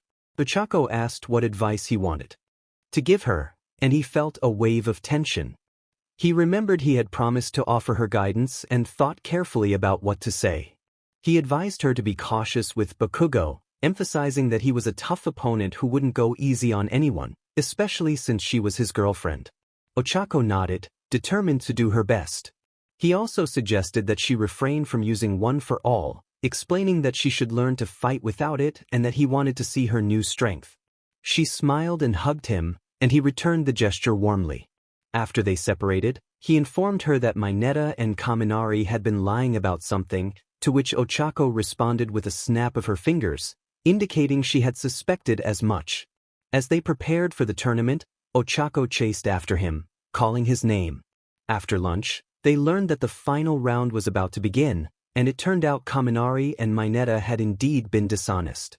The narrator found it amusing until he felt the glares of the girls directed at him, causing him to sweat, knowing that an angry girl was the last thing he wanted to deal with. 16 participants were initially in the tournament, but Ojiro and another student dropped out. Despite attempts to convince Ojiro to stay, he remained resolute, holding on to his pride.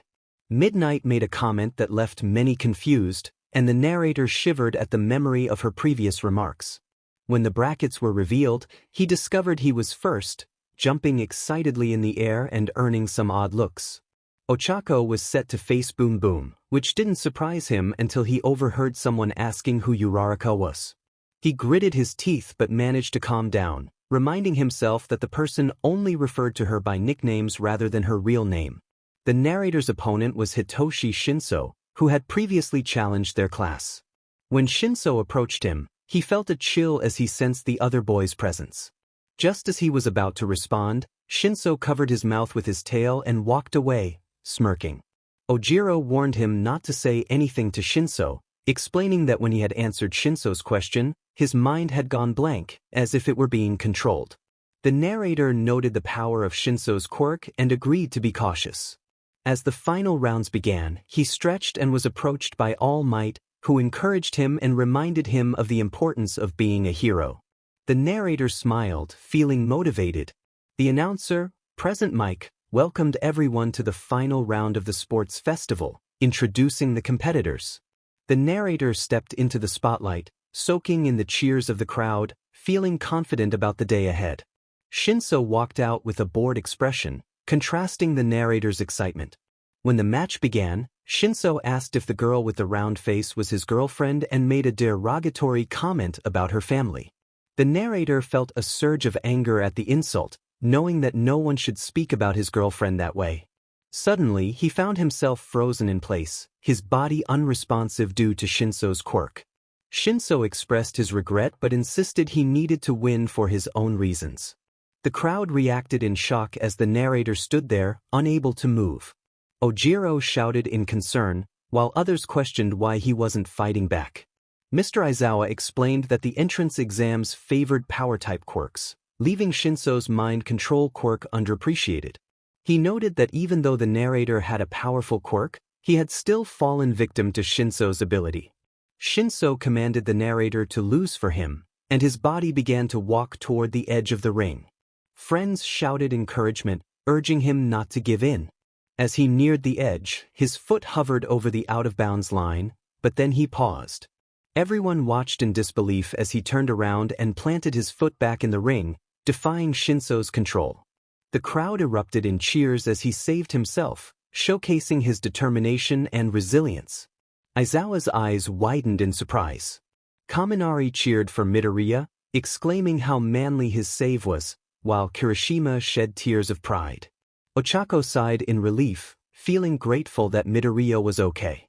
She shook her head with a smile, wishing he wouldn't keep her on edge.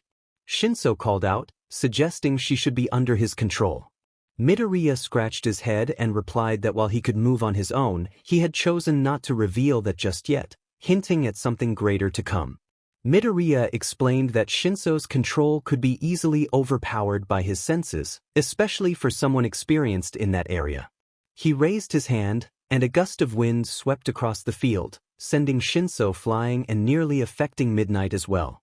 The announcer declared Midoriya the winner, and the crowd erupted in cheers. Midoriya smiled and approached Shinso, who glared at him as he got back on his feet.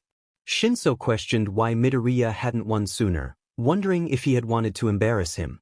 Midoriya shook his head, explaining that he wanted to demonstrate Shinso's quirk to attract attention from agencies. With a quirk and appearance like Shinso's, he felt it was important for him to gain exposure. Midoriya noticed others discussing wanting Shinso for his abilities, which made him smile wider. Shinso's expression softened, and he thanked Midoriya before walking away. Midoriya gazed up at the sky, contemplating the tournament's outcome. His thoughts turned to Ochako, knowing she would eventually have to face him. He hoped she would rise to the challenge, as the stakes were high. He walked away, the weight of his thoughts lingering in his mind. He reassured himself that he wouldn't harm her. After all, she was his girlfriend. It would be cruel to think otherwise. However, he worried that if she didn't step up, she might face challenges that were far more dangerous than he was. He imagined a scenario where a villain with a powerful quirk could threaten her, and he felt a surge of protectiveness. Returning to the stands, he was greeted with congratulations from his friends. Kaminari cheered, and Ida offered his compliments. Ojiro gave him a thumbs up, and Midoriya felt grateful for their support. He thanked them and sat next to Ochako, who kissed him on the cheek and expressed her confidence in his victory. He smiled, feeling shy as they turned their attention to the next matches. The next match featured Shiro against Todoroki, who appeared troubled and angry, likely due to a recent confrontation with his father. Midoriya empathized with him, recognizing the weight of his emotions. He felt Ochako's gaze on him, knowing she was ready to defend him fiercely if needed. Her anger was a powerful force, and he admired her strength, even if it was intimidating. In the match, Todoroki created a massive wall of ice to trap Shiro, a display of power that seemed excessive. The following match was Shiozaki against Kaminari, where Shiozaki showcased her grace, even while wearing a shirt that seemed out of place. She easily overpowered Kaminari, who was caught off guard. Next, Aoyama faced Ishido. Aoyama attempted to use his laser, but Ishido skillfully evaded his attacks, demonstrating her improved agility and control over her quirk. She created an acid shield to block his lasers and charged forward, ultimately overpowering him. The match after that featured Yaoyorozu against Tokoyami. Yaoyorozu appeared more confident than before, quickly creating a shield as Tokoyami unleashed Dark Shadow. She skillfully countered his attacks, using her quirk to create a flashlight that temporarily blinded him. With a giant metal bat, she struck Dark Shadow, sending it flying. However, Tokoyami and Dark Shadow regrouped and managed to push Yaoyorozu out of the ring, securing Tokoyami's victory. The next match was between Mei Hatsum, a girl from the support course, and Ida. She had shown an interest in Ida, but it was hard to tell if it was genuine or just her quirky nature. And the judgment was correct as she turned her match into a grand advertisement, cleverly tricking Ida into using her support gear. He rambled on about the nobility of her actions, and it was almost pitiful to watch. The advertisement was the most amusing spectacle I had ever witnessed. Eventually, she stepped out of the ring, leaving Ida in shock. I couldn't help but laugh at how easily he had been played. The next match was one I was particularly eager to see unfold. No doubt Ochako would be the underdog in this matchup. She was strong and fierce, yet her cute and cheerful demeanor often masked her true power. Many overlooked the fact that she possessed one for all. I made sure she used her main quirk at school and one for all outside of it to avoid any suspicion about the relationship between All Might and us. It also helped keep her quirks balanced. However, we had somewhat failed at keeping it a secret since Todoroki had almost discovered the truth. Tsu pointed out that I was muttering again, and I stopped, offering a sheepish smile. I apologized, admitting it was an old habit. Despite changing many things about myself, muttering was one thing I struggled to suppress. It could easily resurface without me realizing it. Kaminari expressed his frustration at my muttering. Just then, I noticed that Ochako was gone. Perhaps she was preparing for her match? I wondered what she had planned. Present Mike announced the 8th and final match, introducing Class 1A's hothead, Katsuki Bakugo, against the one I was personally rooting for, Ochako Uraraka. I chuckled at his comment about her shirt. Tsu wondered what would happen next, and Jiro exclaimed that she felt bad and couldn't bear to watch. I reassured them that Ochako would be fine. Toru questioned my certainty, while Mineta argued that Bakugo was a total SDST and that Ochako wouldn't survive without injury. I insisted that if I said she would be fine, then she would be. I explained that I knew her better than anyone and that she could be quite formidable when angry. I pointed out Ochako walking into the ring, her fists clenched tightly, visible tick marks on her forehead, and her teeth gritted. It was clear she was not in the best of moods, and I subconsciously prepared to step in if anything went unexpectedly. Present Mike shouted for the match to begin. Bakugo growled at Ochako, telling her to quit now if she planned to, stating he wouldn't go easy on her like Deku would. In a flashback, Ochako slid across the training floor, panting from another sparring session. I opened the door to the locker room and found Ochako cackling, which made me sweat a little. I nervously chuckled and told her she didn't have to be so rough and scary. She turned to me with a wide smile, calling my name excitedly. She rushed over, hugged me tightly, and kissed me deeply. I was taken aback, chuckling as I held her, noting how it felt like she hadn't seen me in years. She reminded me that it had been 8 years since we last saw each other. I apologized for not knowing where she lived or went to school. She replied nonchalantly that I should have found a way to know. Suddenly, a smirk appeared on my face as I realized something.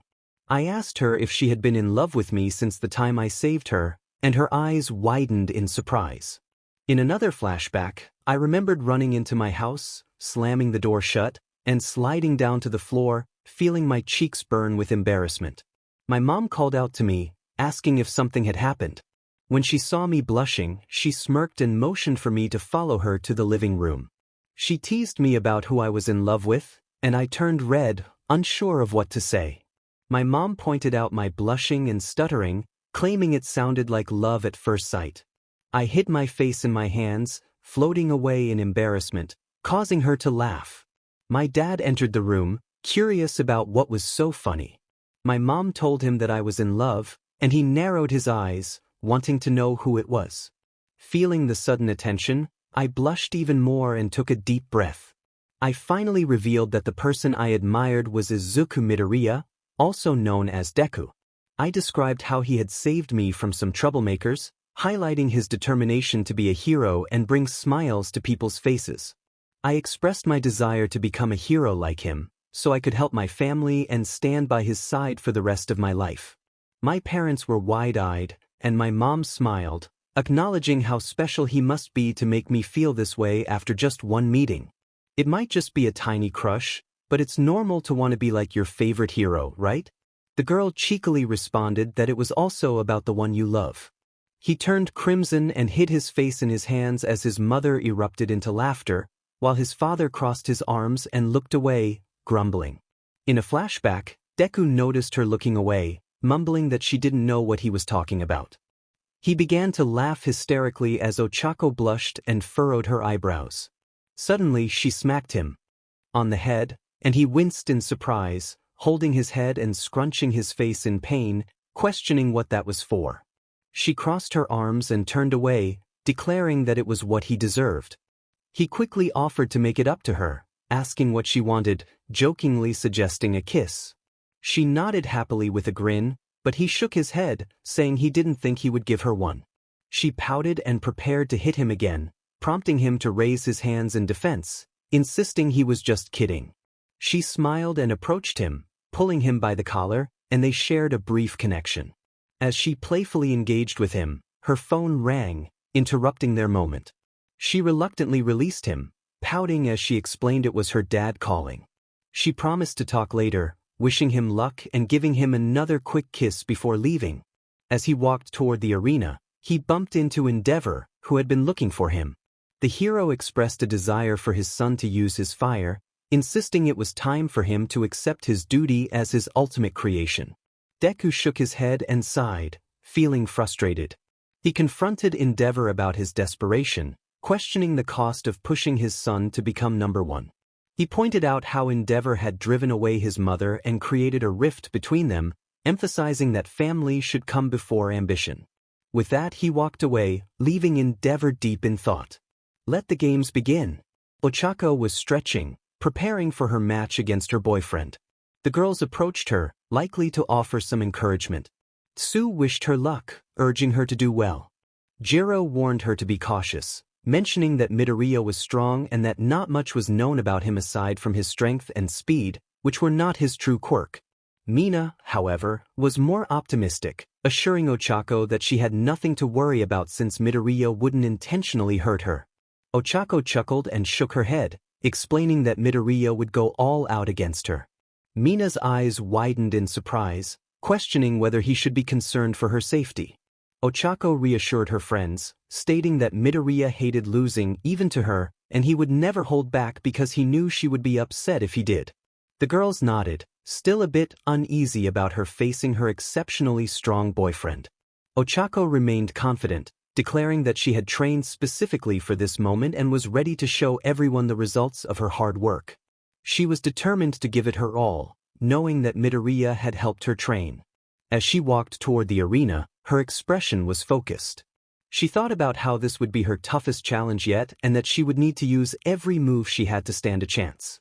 Present Mike was hyping up the crowd as Ochako and Midoriya made their way to the ring, both showing clear determination on their faces. Midnight prepared to start the match, asking if they were ready. Ochako affirmed her readiness, and Midoriya echoed her sentiment. With a nod, Midnight announced the start of the final match. Midoriya kept a close watch on Ochako, who stood still, staring back at him. She finally spoke, expressing her anticipation for the match. Midoriya grinned, feeling excitement at her words.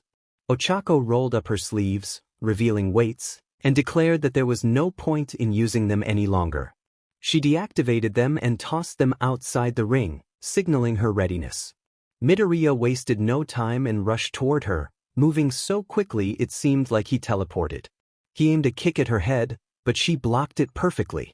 As she countered with a punch, Midoriya ducked under it, landing a fist in her stomach that sent her flying back. She managed to land on her feet, smirking at him as he returned the gesture. They charged at each other, jumping and clashing forearms while exchanging fierce looks. After their clash, Ochako attempted a roundhouse kick, which Midoriya dodged while going for an uppercut. She skillfully maneuvered her head back, allowing his fist to miss her face, and then she lifted him over her shoulder, slamming him down to the ground with force.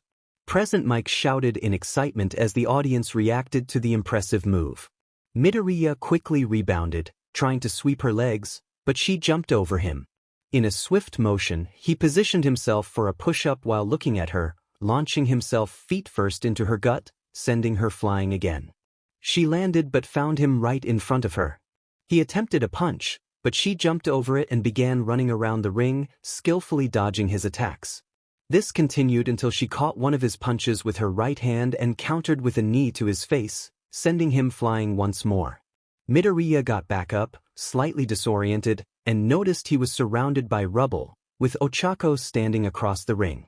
He realized she had been dodging to create more debris to use against him. Suddenly, rocks flew toward him, forming a giant pile on top of him. Present Mike exclaimed about Ochako's clever move as the crowd cheered. Ochako eyed the pile suspiciously, but just as she took a step forward, Midoriya reappeared behind her, back to back. They exchanged smirks before turning simultaneously to clash fists. Their struggle continued as they gripped each other's hands, gritting their teeth in determination. They headbutt each other with equal force, then collided their knees. As they backed up, Midoriya aimed for a punch, but Ochako redirected it, leaving his face open. She took her chance to punch him, but he leaned back to dodge. In a quick move, he swept her leg, leaving her vulnerable before she fell. He aimed for her stomach, but to his surprise, she caught his fist midair, using the momentum to turn and bring him down with her foot on his back, holding his arm in a way that suggested she could easily overpower him. Midoriya's eyes widened in shock at the familiar position. He began to ask how she had managed this, but she simply smiled and replied that it was from training. He chuckled, realizing he was in for a tough fight. The events of the sports festival had concluded, and it was time for the awards ceremony. Midnight announced the start of the ceremony after regaining consciousness. The crowd cheered amidst the remnants of the stadium as the podium rose to reveal the participants. Midoriya stood there, his shirt burned away, while Ochako, though her shirt was intact, had some rips that were slightly revealing. Tokoyami watched.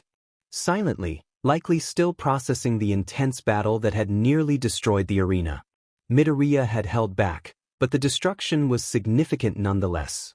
Midnight paused dramatically before All Might emerged, causing the crowd to erupt in disbelief. She welcomed him, inadvertently overshadowing his grand entrance. Once the excitement settled, All Might began presenting the medals. He praised Tokoyami for his excellent performance, reminding him to prepare for opponents who might be stronger and faster. Tokoyami expressed his gratitude for the recognition. Next, All Might turned to Ochako, commending her for her impressive use of her quirk and her near victory over Midoriya. She beamed with pride at his words. Finally, All Might addressed Midoriya, acknowledging his skill and power throughout the competition. He noted that while Midoriya had technically broken the rules, his determination was commendable. Midoriya chuckled sheepishly, explaining that he couldn't hold back against someone like Ochako, who had fought valiantly. All Might congratulated him on winning the sports festival but advised him to avoid causing further destruction. As Midoriya rubbed the back of his neck, he sensed a strange collective emotion rising from the crowd. He looked around and noticed many girls staring at him, their expressions a mix of admiration and excitement. He realized that his physique had caught their attention, and he sighed at the sight of some girls blushing and others appearing dazed. His gaze shifted to Ochako, who had a visible tick mark on her forehead, clearly frustrated. Midoriya rushed to her side, wrapping her in a comforting embrace. He reassured her that she was the only one for him, which seemed to calm her down. She relaxed in his arms, and he maintained his composure throughout the ceremony, even as All Might observed the scene with a hint of concern. After a failed attempt at a collective cheer, the students returned to school days later, with Midoriya preoccupied by thoughts of Ida's brother, Ingenium, who had been attacked by the hero killer, Stain. Stain was a mysterious figure, and little was known about him or his motives. Midoriya felt confident in his abilities but wondered if Ochako could handle a confrontation with such a dangerous opponent. He considered her recent display of power, attributing it to adrenaline, and noted that she might still be recovering. As he entered the classroom, he noticed his shirt was rumpled and marks were visible on his neck. Ochako sat next to him, wearing a smug expression. When he glanced at her, she feigned innocence, which only made him grumble in response. Taking his seat, Ochako surprised him by sitting in his lap, her face close to his. She gazed at him with affection, causing him to feel a mix of nervousness and warmth. He sensed her emotions were heightened, and he couldn't deny that he liked the attention, but in front of their classmates, he felt uneasy. After a moment of silence, Ochako leaned in to kiss him, and they shared a tender moment until she suddenly pulled away, looking troubled. She expressed confusion over the intense emotions she was feeling, which shifted from happiness to sadness and anger. Midoriya narrowed his eyes, realizing that she was beginning to sense the emotions around her. He encouraged her to take a deep breath and focus on something that made her happy. Following his advice, her expression brightened, and she smiled widely, thrilled at the prospect of her newfound ability. That means that instincts is adapting slowly, right? She asked excitedly. Yes, he replied with a smile before his expression turned serious. But who held all those emotions? She turned her head in the direction she sensed it from, and his eyes landed on Ida. Why does Ida feel so much hate? It's really scary, she said, whimpering slightly. He held her tight to reassure her. Don't worry. Sensing emotions can be overwhelming, but you'll get used to it, he reassured her. She nodded while holding him tighter. He was deep in thought until Mr. Aizawa walked in. Mr. Aizawa. Mina shouted. Good morning, class. Nice work at the sports festival. You did a good job. I am proud of all of you. Here are the number of votes from different hero agencies, he announced. There was a significant gap in the numbers, but it essentially went like this. Izuku Midoriya, Ochako Uraraka, Shoto Todoroki, Katsuki Bakugo, Fumikage Tokoyami. Look how many votes Midoriya got. Kaminari exclaimed. Yeah, and Ochako, Jiro agreed. He smiled at this, as did Ochako. Some of you didn't receive offers from the festival. Despite this, you'll all be interning with hero agencies, he said, and the class cheered. Before this, we'll need to do something very important, he continued as the students pondered what it could be. We'll be choosing code names. The class erupted into cheers but was quickly silenced by Mr. Aizawa's cold glare and the effect of his quirk. Choose wisely, because they'll stick, he explained. That is correct, Shota.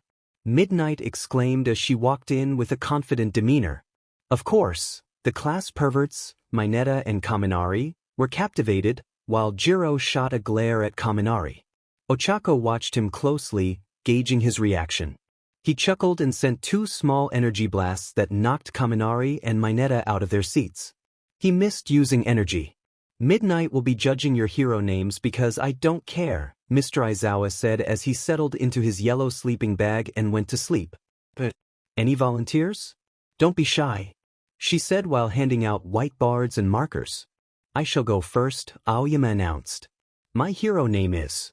I cannot stop twinkling, he proudly declared. He felt a drop of sweat at the terrible name, and it seemed he was not alone in his opinion. Many in the class found it lacking. Take out the and change th to can't, and you've got yourself a hero name, Midnight suggested.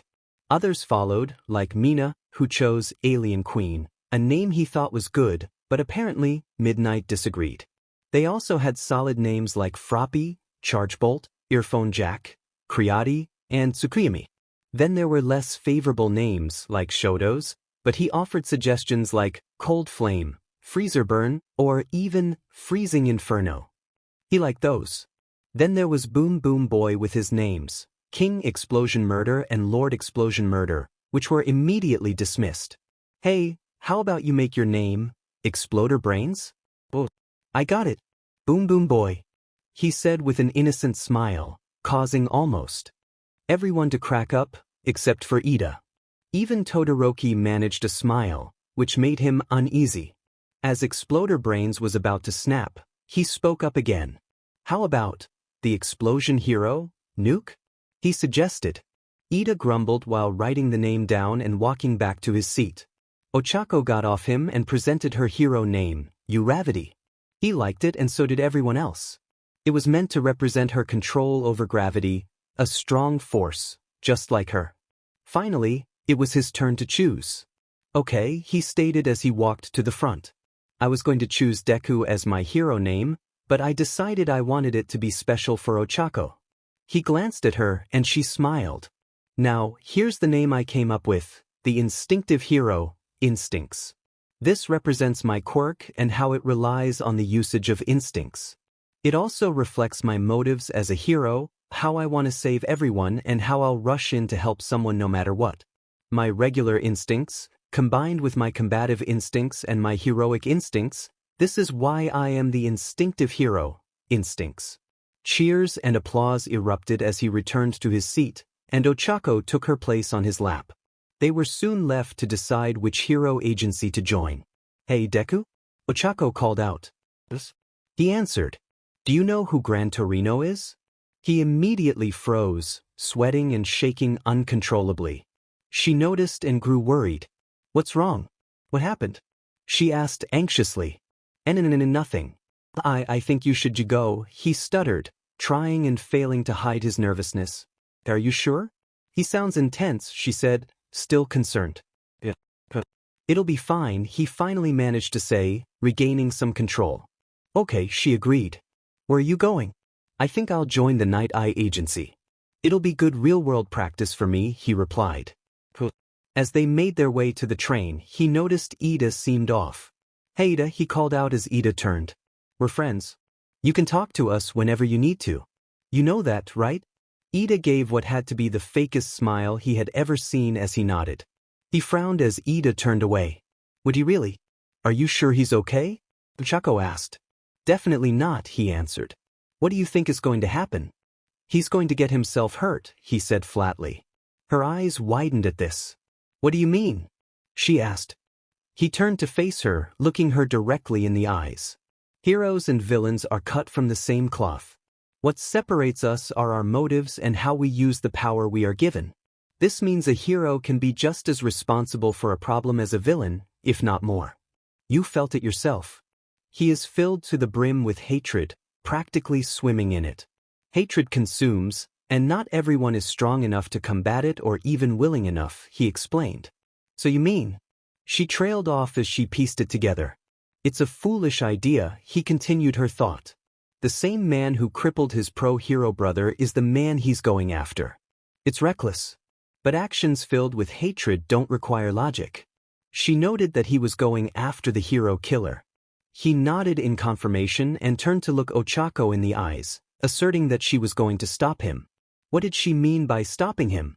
She wondered, knowing that once he went after the hero killer, he would likely say something reckless and put himself in danger. Deku explained that it was obvious. Heroes always seem to arrive just in time, so why not make it dramatic? She rolled her eyes at his reasoning and continued, questioning how she was supposed to defeat the hero killer when she wasn't at full strength. He dismissed her concerns as excuses, pointing out that the villain was more skilled, but that didn't matter. He reminded her that even without her gravity quirk and restricted to just 5% of his power, he would find a way to win. She protested, feeling overwhelmed by the thought of facing someone who had defeated pro-heroes like Ingenium. But he remained firm, insisting that she needed to gain experience and that this battle would be no more difficult than their previous encounters.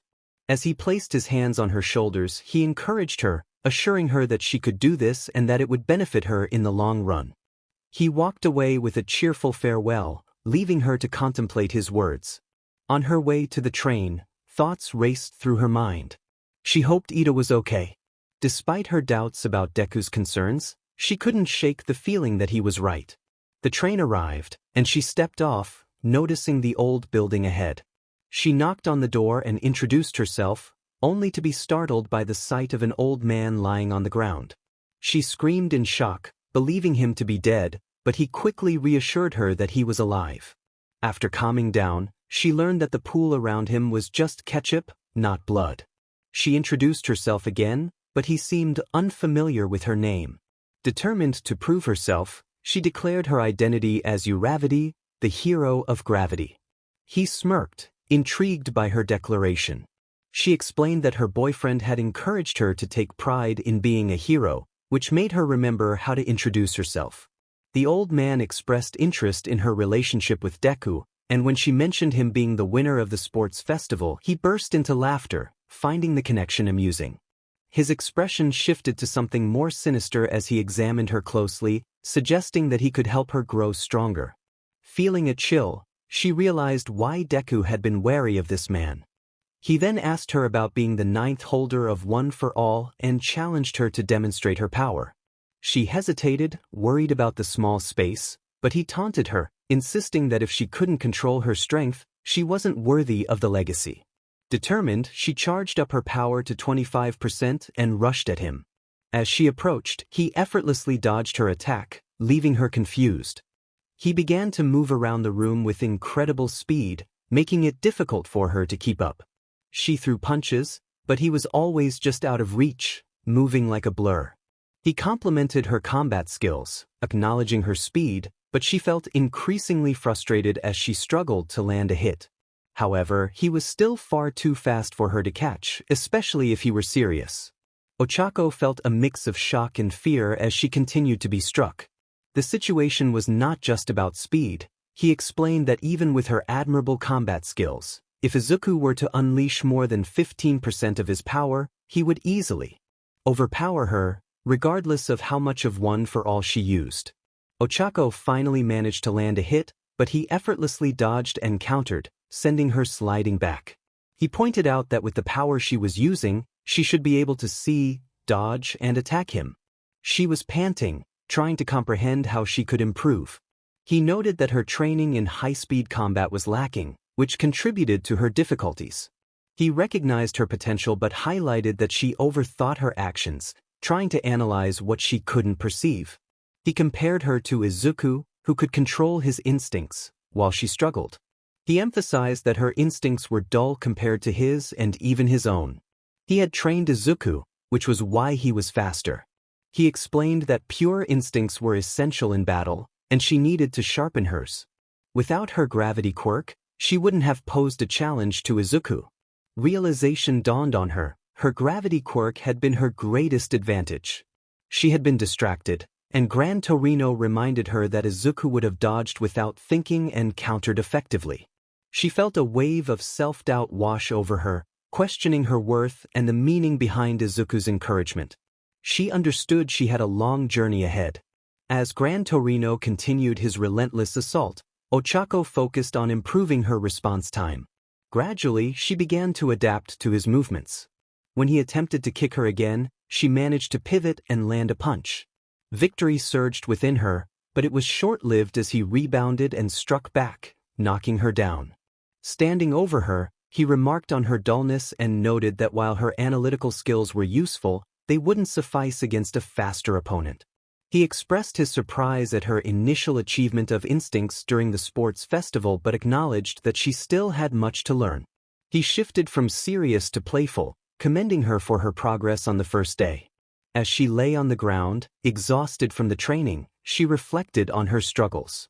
She voiced her frustration, questioning why she couldn't land a hit despite her improvements. Gran Torino reassured her that she was making progress but reiterated that she needed to change her mindset. When he announced he was going to get a snack, she was left pondering his words. She contemplated what it meant to be in the right state of mind. It dawned on her that instincts didn't require thought, they were instinctual reactions. The concept of ultra instinct came to her, where one could dodge without conscious thought. This realization energized her, and she leaped to her feet, understanding that she had missed a crucial part of her training. Rushing into the kitchen, she called out to Gran Torino, startling him and causing him to drop his snack. She quickly dismissed his dismay and expressed her eagerness to spar again. He agreed, humorously noting that this would be his chance to get back at her for the snack incident. Once they were ready, Gran Torino began to move with incredible speed, preparing for an attack. Meanwhile, Ochako stood still, her eyes closed, focusing on her instincts. She recalled how she had felt everything around her during her previous training. Knowing she couldn't remain in that state like Izuku, she resolved to combine her analytical skills with her instincts to counter him and harness her power effectively. As Gran Torino bounced off the wall, he aimed a kick at Ochako's head. Instinctively, she bobbed her head back to avoid the strike. Despite the confined space, Gran Torino was incredibly fast, rebounding toward her legs. However, before he could make contact, she jumped up like a spinning corkscrew, slamming Gran Torino to the ground and holding him there. She opened her eyes in surprise, questioning if she had truly succeeded. Gran Torino chuckled, acknowledging her achievement. He explained that to fully harness her instincts, she needed to keep her mind calm and avoid overthinking, which could disrupt her training. Once she steeled her resolve and recalled the essence of instincts, she was able to merge her analytical skills with her instincts, leading to her success. Though he noted she still had much to learn, he congratulated her on her progress. With wide eyes and a beaming smile, Ochako thanked him cheerfully. Gran Torino then informed her that they were heading to Hosu to confront the hero killer. Her eyes widened in excitement at the prospect of helping him, and he confirmed that this would be an important step in her journey to becoming a symbol of peace. Eagerly, she followed him out. On the train to Hosu, Ochako's thoughts drifted to her blue-haired friend. She felt relieved to have permission to assist, especially since he seemed focused on something important. She hoped he was okay. Suddenly, the train came to a halt as a flying Nomu burst through, sending a hero crashing to the ground. Ochako recognized it as one of the creatures from the USJ incident and wondered what it was doing there. Gran Torino quickly engaged the Nomu, urging her to help out in the city. Nodding, she charged up her one for all to a low percentage and flicked her fingers to enable herself to fly. She ensured it was a manageable level to minimize damage. Upon reaching Hosu, she saw numerous Nomus attacking, with pro-heroes struggling against them. One hero was in grave danger, prompting Ochako to rush in with a powerful strike that knocked the Nomu into a building. She then slammed it into other attacking Nomus, ensuring they were incapacitated without causing fatalities. The pro she saved expressed gratitude, and she simply replied not to mention it before running deeper into the city. She pondered the overwhelming number of Nomus and concluded that the League of Villains must have returned.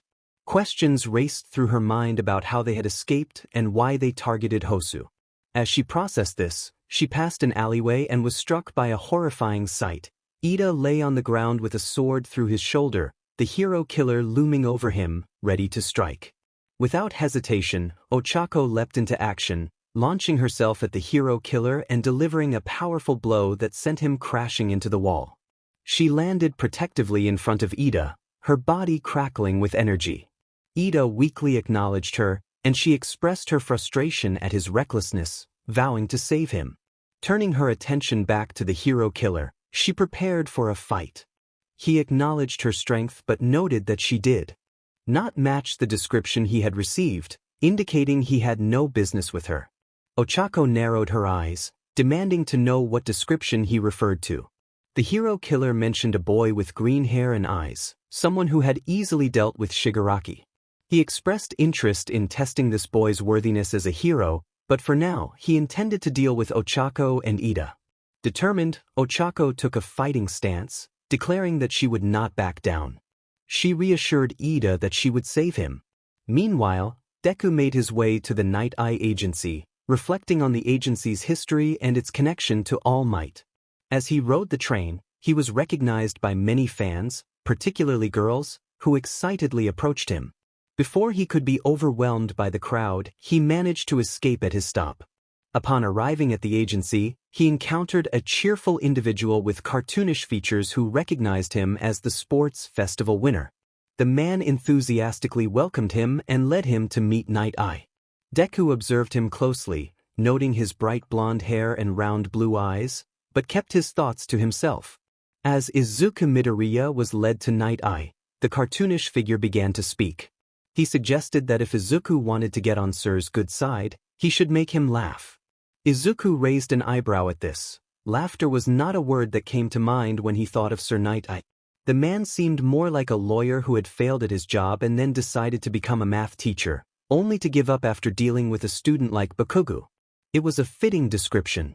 Upon entering Night-Eye's office, Izuku was taken aback by the sight before him.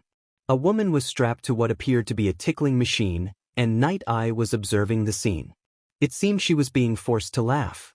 Izuku quickly decided to excuse himself, but the cartoon guy stopped him, insisting that Sir just liked smiling and laughing. Izuku questioned the logic behind using a machine for such a purpose, suggesting that feathers would suffice if laughter was the goal. The commotion caught Night-Eye's attention, and he paused his unusual activity. He turned to Izuku with an expression of utmost seriousness, as if what he had been doing was entirely normal. He confirmed Izuku's identity and, when teased about tickling, seemed amused but kept his composure. The cartoon guy laughed heartily, while Night-Eye managed a slight smile. Izuku was surprised by this unexpected display of emotion. Night-Eye acknowledged Izuku's sense of humor and expressed a desire to test his abilities, wanting to understand why he had been chosen as the original candidate for One for All. Izuku questioned the comparison to Ochako, asserting her strengths as a successor. Night-Eye expressed doubt about her potential, suggesting that Mirio would be a better choice, but acknowledged Izuku's potential. Mirio introduced himself, and Izuku decided to stick with calling him Cartoon Guy. Night-Eye then instructed Izuku to prepare for a test of his strength, stating that he would have one chance to hit him. If he failed, he could not become an intern. Izuku nodded in understanding, feeling the pressure of the moment. As the room's atmosphere shifted, Izuku activated his instinct's release, causing objects to float around him. He launched a punch that created a shockwave, hitting Mirio in the stomach before he could evade. Mirio doubled over, acknowledging that he had underestimated Izuku. Izuku explained his understanding of Mirio's quirk, future sight, and how it had limitations. Mirio praised Izuku's analysis and informed him that he would be patrolling with him. Grateful for the opportunity, Izuku bowed in appreciation. As they patrolled together, they encountered various low-level villains, but Mirio often made Izuku take the lead, keeping his own abilities a mystery. One day, while on patrol, Izuku sensed something was amiss. A little girl in a ragged dress ran into him, her arms and legs covered in bandages. Her grip tightened around his leg, and he could feel her fear radiating from her. Mirio, concerned, asked if she was okay, but the girl remained silent, clinging to Izuku. Observing her closely, Izuku raised his arm, enveloped in a combination of blue, white, and purple heat. He placed his hand gently on her head, and she looked up at him. With a warm smile, he reassured her that everything would be okay. Her expression softened, and she responded with a grin and a small giggle, finally speaking with a smile. Mirio watched in astonishment, questioning what Izuku had done. Izuku explained that he had altered her emotions, utilizing his understanding of how emotions worked in conjunction with his quirk. Mirio was incredulous, but Izuku remained nonchalant, confident in his abilities. She was scared and distressed, and the first step to helping her would be to make her feel safe, which warming her up would instinctively do. He nodded in response, though his expression was blank. An overwhelming sense of evil and bloodlust lingered nearby, and it was clear that it belonged to the one responsible for the bandages on the girl's arm. He asked where Eri was, and then he revealed himself. Before he could utter a word, he was sent crashing against the wall with such force that it seemed as if he had vanished, if not for the loud sound and the significant dent left behind. Mirio inquired about the commotion, and I explained that when innocent people, especially little girls, were harmed by malicious individuals, I sometimes struggled to control my reactions. My gaze was fixed down the alleyway, filled with dark intensity. Eri, now looking up at me, asked what had happened. I was taken aback by the affectionate term she had used for me. Mirio echoed her question, and I realized I might have gone a bit overboard in altering her emotions. I was still learning to manage it, but I could see all her memories now. It made sense that she would refer to me that way. I was the closest figure to that role she had ever encountered. Turning back to Eri, I reassured her that she would be safe as long as I was there. She smiled and nodded eagerly. Sir Night-Eye observed the scene with Eri in my arms and Mirio beside me, who was scratching his head in confusion. He asked if I had discovered the identity of the villain, to which I admitted that he had escaped. Night Eye sighed but noted that at least Eri was safe and that we would get answers from her soon. He then asked what I planned to do with her. I acknowledged that she would continue to see me as her dad, so I thought it best to make it official and discuss it with Yue. I added that Ochako would be excited to meet her. Eri's eyes sparkled with curiosity as she asked about Ochako, wondering if she was her mother. I smiled and confirmed that she was indeed very pretty and strong. Eri cheered, comparing her strength to mine, and I couldn't help but grin at the thought of Ochako's reaction when I told her about Eri. Night Eye interrupted my thoughts, reminding me that the hero killer was still a threat in Hosu and that he needed my help to take him down. When I asked if I would be going alone, he affirmed that it was up to me. With a grin, I accepted the challenge. Eri cheered, excited that I was going to be a hero. She had become increasingly happy since we rescued her, likely a side effect of my influence on her emotions, but she seemed to enjoy it, and so did I. I promised to bring her mother over soon, and she cheered again. Leaving Eri in the care of Mirio and Night Eye, I set off for Hosu. It was nighttime, which meant the hero killer was likely on the hunt for a fake hero. I imagined Ida would charge in recklessly, probably getting himself into trouble and likely injured. Ochako would undoubtedly show up to save him, scolding him for his foolishness while also solidifying her resolve to become a true hero. As I landed on a rooftop, I could hear Ochako's determined voice declaring that she would save Ida. This was going to be an interesting night, and I would be watching closely. "Don't worry, Ida, I'm going to save you," she thought confidently. She knew she wasn't foolish. While she might be physically stronger, Stain was a seasoned veteran, and she was still learning. Defeating him would require more than just her strength. She discreetly sent her location from her phone, hidden behind her back. As Stain began to speak, he made it clear that she wasn't his target. However, if she continued to interfere, he would not hesitate to eliminate her. He lunged forward, and she narrowly dodged a blade that came dangerously close to decapitating her. She had to be careful. Deku wouldn't want her to end up headless. She turned to see Stain rebounding and charging at her again. Flicking her fingers, she managed to knock him off balance and hit him with an air bullet, pushing him back slightly. Seizing the opportunity, she rushed toward him. He instinctively swung his blade again, but she jumped over it and landed a solid punch to his face, sending him crashing into a wall. Looking at her own fist, she realized how close she had come to being hit again. She needed to be more cautious. Using 25% of her power would cause collateral damage, so she had to limit herself to about 15%. Even then, would she be fast enough? Stain was incredibly quick and had sharp instincts. It was no wonder Deku had wanted her to face him. She glanced up to see Stain wiping blood from his mouth. He acknowledged her strength but warned that too many hits would not be good for him. He was determined to deal with her so he could return to his mission of purging those he deemed fakes. She shouted back that she wouldn't let him succeed and would stop him, even if it was the last thing she did. Ida, still on the ground, insisted that this was his fight and that she should stay out of it. He was determined to bring the criminal to justice, and it didn't concern her. She retorted that if this was his fight, then why was he on the ground? A true hero's nature was to intervene where they were needed. Stain commented on her conviction, questioning whether she was a true hero or just another fake. As he lunged at her again, she dodged and attempted to counterattack. However, he got under her guard and struck her jaw with the hilt of his sword, followed by another blow to her stomach. She staggered back, spitting out a bit of blood. He was incredibly tough. She recalled a past conversation about her abilities and realized she couldn't rely on her gravity quirk here. She needed to grow stronger with One for All. Once she was stronger, she could combine her powers, but for now, she had to rely solely on One for All. Determined, she looked up at the hero killer. Perhaps she could adopt his fighting style. Charging up One for All, she began bouncing off the walls with incredible speed to confuse him. She launched a series of rapid attacks that began to wear him down. Just as she prepared for her final strike, her body suddenly froze, as if paralyzed.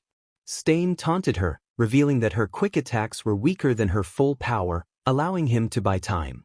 He began walking toward Ida, declaring it was over. Struggling to move, she noticed a small cut on her arm. When had he cut her? In desperation, she shouted for him to stop, but her pleas went unheard. As he approached, he suddenly jumped back, startled by a wave of fire. She looked up to see Todoroki, his left side ablaze. He reminded her to be more specific with her messages, noting that anyone else might have overlooked them, but he understood that she was like Midoriya and didn't send cryptic messages. Excited to see him, she felt a surge of hope. Todoroki faced Stain, declaring that he was nothing like his father and intended to bring him in. Ida, shocked, questioned why Todoroki was there, insisting this was his fight and that he had to carry on his brother's legacy. Todoroki shot more fire at the hero killer, who dodged with agility. He expressed concern for Ida, revealing that he had recognized the troubled look on his face since the end of the sports festival. He had been worried about him, acknowledging that he hadn't expected Ida to go to such lengths. As Todoroki continued to unleash fire, she realized she could move again. But was it related to the cut? Perhaps it was the blood. She decided to remain still and watch for the perfect opportunity. Noticing that her blood was no longer on Stain's blade, she deduced that he must have consumed it, which could explain the paralysis. But how long would it last? Spotting the perfect chance, she rushed at the hero killer and swept his legs out from under him. While he was off balance, Todoroki shot ice at him, and she flicked her fingers, combining their attacks to push him back. Frustrated, Stain declared that this was getting annoying as he charged at them again. She shouted that they fought for Ida because that was what heroes did. A true hero never went back on their word, they kept their promises. Todoroki shouted for Ida to rise and embrace his role as Ingenium while unleashing another stream of fire. Ida struggled to get up amidst the chaos, but he persevered and finally stood to assist his friends. He called out, "Recipro extend," as he dashed toward them at incredible speeds. With a powerful kick, he sent Stain flying and landed in front of his companions. He expressed his gratitude, acknowledging the support he received. Uraraka smiled back, assuring him it was no trouble, while Todoroki echoed the sentiment. They all agreed it was time to finish the battle once and for all. Todoroki asked if he could help regulate the temperature of Ida's engines, to which Ida responded with enthusiasm. As Todoroki unleashed a wave of ice, it enveloped the area, creating a platform for both Ida and Uraraka to launch their attacks. The hero killer attempted to evade the ice projectiles but was struck, sending him toward them. Ida prepared his legs while Uraraka readied her fist. With a battle cry, they combined their attacks, severely damaging Stain. As he fell, Uraraka bounced off a wall and delivered a final punch, sending the hero killer crashing to the ground, effectively ending the confrontation. Uraraka questioned if it was truly over, and Todoroki confirmed it. Ida expressed his gratitude with a bow, which made Uraraka smile as she approached Native to help him up. He complimented her quirk, which brought a grin to her face. After they carried their respective bodies out of the alley, they were met by some heroes. Gran Torino smiled and acknowledged Uraraka's efforts, to which she replied with pride. One of the heroes recognized the hero killer, and they moved to apprehend him properly. In the midst of their conversation, a loud screech interrupted them. Uraraka wondered what it was just as a Nomu descended from the sky and swept her off her feet. Panic set in as she realized her predicament. Before the Nomu could advance further, a figure appeared out of nowhere, leaping up and striking the creature in the head. The figure landed gracefully with Uraraka in tow, while the Nomu was sent flying into a fire, consumed by flames. Looking up, Uraraka recognized the figure as the hero killer. He began to express his disdain for heroes, declaring them all fakes and vowing to purge them from the world. The intensity of his words filled the air with a palpable sense of dread, leaving everyone frozen in fear. He proclaimed that only All Might and a girl he referred to had the right to confront him, labeling them as true heroes. Suddenly, he collapsed face-first to the ground. As the group regained their composure, they saw Deku standing there, arm outstretched and a bored expression on his face. He commented on Stain's conviction, causing Uraraka to stammer in disbelief. Deku turned to her with a smile, acknowledging that he had forgotten how his presence would affect them. Uraraka was astonished that he seemed unfazed by the tension. He praised her efforts, expressing pride in her performance, and then revealed that they needed to leave to see their new daughter, which caused Uraraka to faint in shock. Deku remarked that perhaps that was a bit too much before she lost consciousness completely. As everyone settled into the classroom, the most popular topic of discussion was the recent fight involving the hero killer. Kaminari initiated the conversation, expressing his excitement about the news. Kirishima quickly joined in, confirming that he had heard about the hero killer's backstory, revealing that he once admired heroes but turned against them after discovering what he called fakes. Shiro, still in disbelief, reacted with surprise, and Kaminari was about to elaborate when the door burst open, revealing Bakugo. His usual angry expression intensified. The class initially dismissed it as typical Bakugo behavior, but they quickly noticed his unusual hairstyle, prompting a wave of laughter that only fueled Bakugo's anger as he stomped to his desk. Kirishima and Shiro reveled in the moment, their expressions filled with amusement.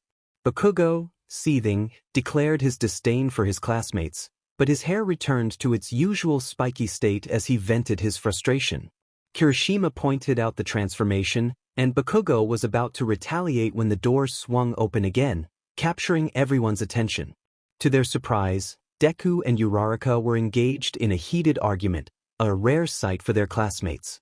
What shocked them even more was the sight of a young child, no older than 6, perched on Deku's shoulders.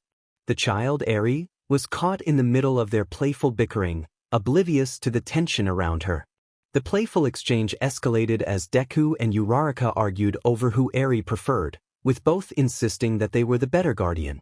Eri giggled at their antics, finding the situation amusing. The argument grew louder, with both sides refusing to back down, until Mina attempted to intervene, only to be caught in the crossfire. Bakugo, fed up with the noise, decided to intervene dramatically. He shouted for everyone to quiet down, his frustration evident as he caused a small explosion on a nearby desk. In an instant he found himself pinned to the ground by Ochako, who was determined to assert her dominance in the situation. With her strength on display, she held Bakugo down, her grip firm as she warned him about his disrespect. Deku, standing nearby, glared at Bakugo, making it clear that he was not to be trifled with. Together, they issued a stern warning about how Bakugo should treat Eri, emphasizing the importance of respect. Once they released Bakugo, he lay on the ground, dazed from the encounter. The class stared in shock, unsure of what they had just witnessed. Ochako explained that it was merely a warning, and Deku added that their relationship with Eri was serious. As the tension in the room eased, Deku reflected on the events following the fight with the hero killer. Ida had faced his own struggles, and while Todoroki dealt with his feelings of inadequacy, Ochako was recovering from her injuries. Deku couldn't help but feel a mix of frustration and determination. He had hoped to share a life with Eri, but it seemed that Ochako had claimed that role for herself. As he flew home from school, the weight of the day's events lingered in his mind, overshadowed by Ochako's intense gaze that seemed to follow him wherever he went. Eri's constant giggling was just a bonus. After doing well on the test, there was no worry about failing. The real concern lay with the upcoming practical exams and what challenges they would present. Upon arriving home, a phone call came through. It was Mr. Aizawa, asking for a favor regarding the practical exams. The next day, excitement bubbled within. The call from yesterday had been quite enlightening. Walking into school, a smug expression adorned my face, and everyone noticed it. I settled into my seat, waiting for the bell, lost in thoughts of the fun that awaited. Ochako approached, cheerfully greeting me. I turned to her with a small glare, dismissing her with a playful remark about her previous antics. She seemed taken aback, pouting slightly and trying to convince me to let go of my irritation. I maintained my stance, crossing my arms defiantly. She continued to tease, suggesting various gestures of friendship, which only made me glare more. In a comical display, I pointed a finger at her, feigning anger. Her laughter broke through my facade, and I couldn't help but smile at her lightheartedness. Apologizing for any upset she caused, Ochako expressed her desire to be the best mom she could be, promising to improve. Her sincerity warmed my heart, and as she hugged me, I acknowledged her amazing qualities. After a moment of silence, she brought up the practical exams, revealing her curiosity about what I knew. I feigned indignation, accusing her of trying to extract information from me. She laughed it off, claiming she had only heard some rumors. Todoroki chimed in, asking why I wouldn't just admit the truth about my supposed connection to All Might. I insisted it was sarcasm, my frustration evident as I wiped away imaginary tears. Todoroki's attention shifted to Momo, and I couldn't help but notice his unwavering gaze. It was clear he had feelings for her, and I wondered if she felt the same. The realization hit me. I had overheard the girls discussing their crushes before the sports festival. Ochako commented on Todoroki's distraction, and I assured her it was fine, hinting that he would get his comeuppance later. She accused me of knowing more about the practical exams, and in a playful exchange, I leaned closer, whispering that I knew nothing. Her embarrassment was evident as she hid her face in my shirt, and I couldn't help but smile at her cuteness. Just then, Mr. Aizawa entered the classroom, commanding attention. He announced it was the final day of the written portion of the exam, instructing everyone to settle down to avoid his wrath. With the test underway, I focused on the questions. While I had encountered similar problems during training, these were different. I had studied for this test, sensing it would be challenging. Glancing around, I noticed the anxious expressions of my classmates, particularly those who had prepared at Momo's place. After 3 hours, the class completed the exam. Mr. Aizawa collected the papers, announcing free time until lunch while he prepared for the practical exams. Aizawa announced that the class had free time after their grueling finals, prompting cheers from the students. Mina expressed her relief, saying she could finally relax, while Kaminari echoed her sentiment. Ochako, eager for information, approached and sat on my desk, insisting I share what I knew about the practical exam. I refused, explaining that revealing it would spoil the surprise. Despite her persistent pleas, I remained firm in my decision. Curious, Sparky asked what we were discussing, and Ochako informed him that I knew about the practical but wouldn't share. Kirishima was surprised to learn this, and Siro thought it was cool. I shrugged it off, downplaying its significance. Kaminari questioned why I had the information, to which I arrogantly responded that I was simply better than him. He huffed in annoyance, crossing his arms. I reminded them that they needed to improve if they wanted to become professional heroes. We eventually made our way to lunch, where I sat with my friends and girlfriend. I asked Ochako about Eri, and she excitedly shared that Eri was meeting her new grandparents. I suggested that Eri should meet my mom soon, and Ochako agreed it was a great idea. Just as I was about to continue the conversation, I sensed an incoming elbow aimed at the back of my head. I quickly dodged, catching the elbow and slamming the offender's lunch onto the table. It was Nito Minoma, known for his disdain for Class 1A. His antics were irritating, but I chalked it up to his eccentricity. Fortunately, Itsuka Kendo intervened, knocking Minoma out and apologizing for his behavior. Kendo mentioned hearing that the final exam would involve the robots from the entrance exam, which caused Ochako to point at me in realization. I was taken aback, questioning how she knew. After thanking Kendo for her help, we were interrupted by Minoma's loud complaints about Class 1. Kendo swiftly dealt with him again, and we shared a moment of silence before I remarked on his serious issues, which everyone agreed with. The class finished their duties and headed to the training grounds for the final exams. Light conversation filled the air, but one student was absent, Deku, who had a different test. Upon arrival, they saw their teachers lined up, and Aizawa confirmed that they had some idea of what was happening. Kaminari excitedly shouted about fighting robots, while Ishido mentioned a camping trip reward for those who passed. Aizawa quickly dashed their hopes, stating it was not the case. Just then, Principal Nizu emerged from Aizawa's scarf, announcing a complete change to the exam format. He explained that the teachers had decided to make things more challenging. The class listened intently, wondering what could be worse than facing their teachers. Nizu paused dramatically before revealing that they would be facing someone else. Suddenly, a figure fell from the sky and landed gracefully on the ground. It was Deku, fully equipped in his hero costume.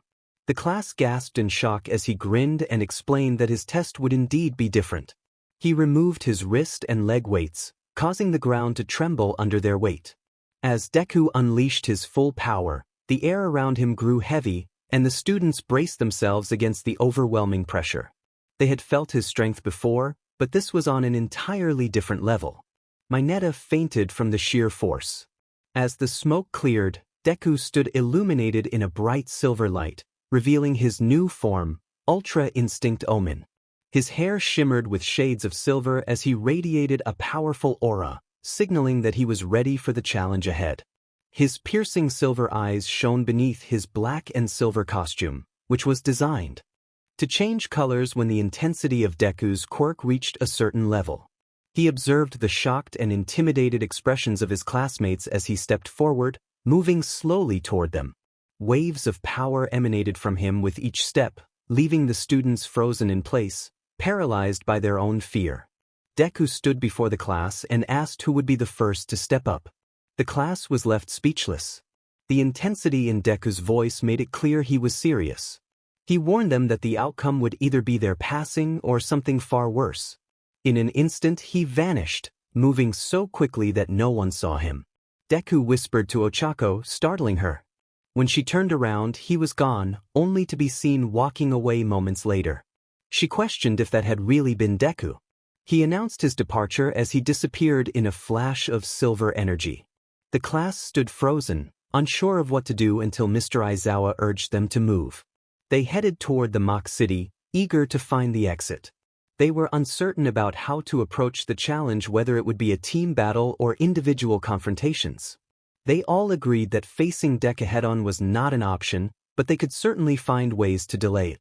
Momo couldn't shake her thoughts about Deku's newfound strength. She had always suspected he was more powerful than he let on, but this was beyond anything she had imagined.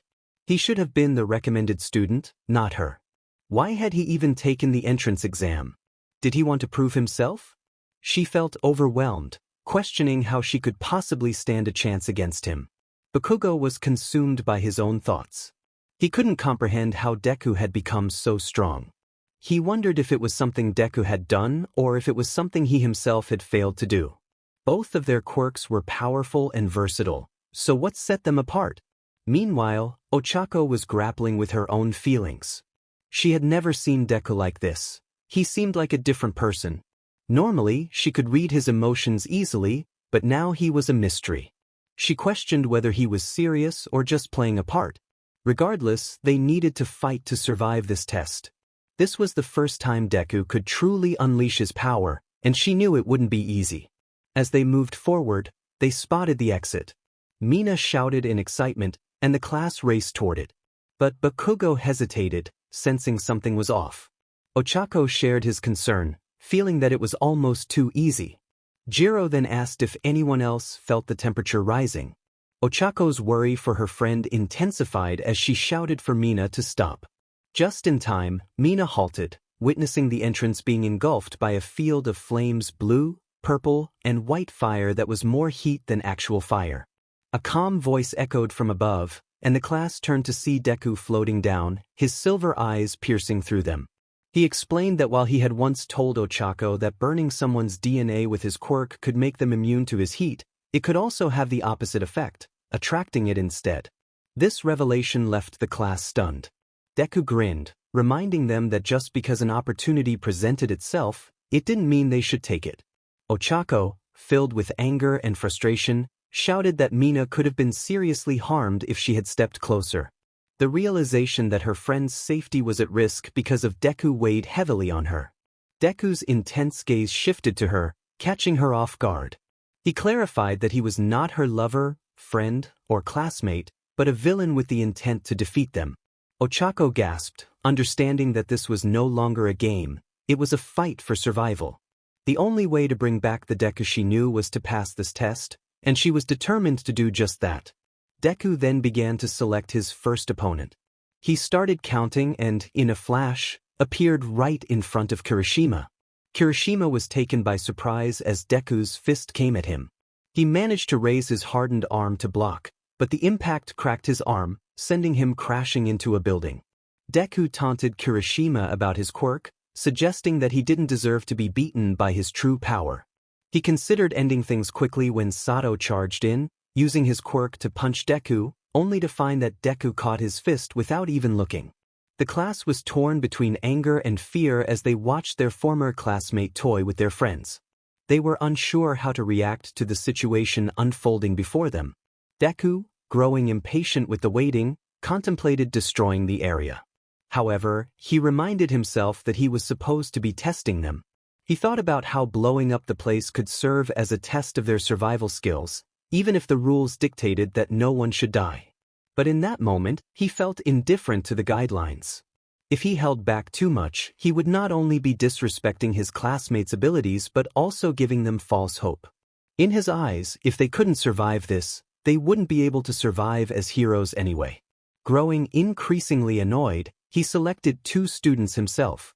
After observing the aspiring heroes, he chose 2 who had significant weaknesses that could make them vulnerable in the right circumstances. Unfortunately for them, Deku specialized in exploiting both those weaknesses. He let out a chuckle as he took a menacing step forward, creating a crater at least 30 meters wide with his movement. This not only shocked the class but terrified them as well. He looked down, realizing his mistake. He mused to himself that even if he stopped holding back a little, the ground couldn't handle it. Controlling his power now, he continued his approach.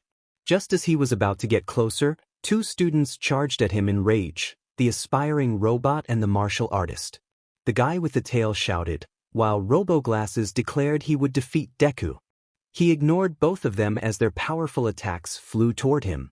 He simply turned his body and slipped through their strikes as if they were nothing but light breezes, never once taking his eyes off his targets. He told them to wait their turn, stating he was not concerned with them. Suddenly, an invisible force launched the 2 into different buildings. The attack clearly came from Deku, but he never stopped his slow-motion advance toward the class. Only Ochako was able to see him attack, and even then, it was just a blur. Fortunately, she had practiced tracking his speed, but this was on another level. Deku's seriousness was evident. If they didn't do something to change his mind, he would truly defeat them. He focused on Tokoyami, disappearing and reappearing right in front of him. He sent an overhead punch toward Tokoyami, who quickly summoned Dark Shadow to block. However, the shadow was slammed into the ground with tremendous force. Not giving Tokoyami any time to recover, Deku kicked him into a building. He slowly walked toward his target, the tension in the air thickening with fear and anticipation. As he continued his slow approach, a long tongue shot at him. Anticipating this, he caught the tongue with ease and sent a wave of heat through it. Azui cried out in pain as Deku reappeared and kicked her toward Tokoyami, causing them to collide. He floated down, his silver eyes glaring at his opponents as he trudged closer, a scowl on his face. He commanded them to get up, insisting they were not done yet. Clenching his fists, he charged more power, creating powerful winds and filling the air with raw energy. It felt as if all their fears and worst nightmares had come to life as they sensed his overwhelming power. He remarked that he hadn't fully warmed up in his last bout and expected them to fulfill that desire, suggesting their lives would be more than enough payment. Struggling to stand, the students leaned on one another. Azui urged Tokoyami to regroup, noting that this was a test and they could use the environment to their advantage. Tokoyami agreed, and they did their best to escape in their injured states. Deku watched them leave, intrigued. He mused about their attempt to escape, knowing he could find them anywhere they hid, but decided to let them go for now. He turned his attention to the 2 who were back on their feet, glaring at him. Ida glared harder as he prepared to attack, but Deku disappeared from his line of sight, leaving him confused until he heard a chilling voice behind him. Deku identified Ida and detailed his quirk, explaining how the engines on his calves worked like jets to enhance his speed and power. He noted the obvious weakness in the one who wielded it and posed a chilling question about what would happen if Ida's legs were taken away. With that, he struck Ida's leg, causing him to fall to the ground in pain.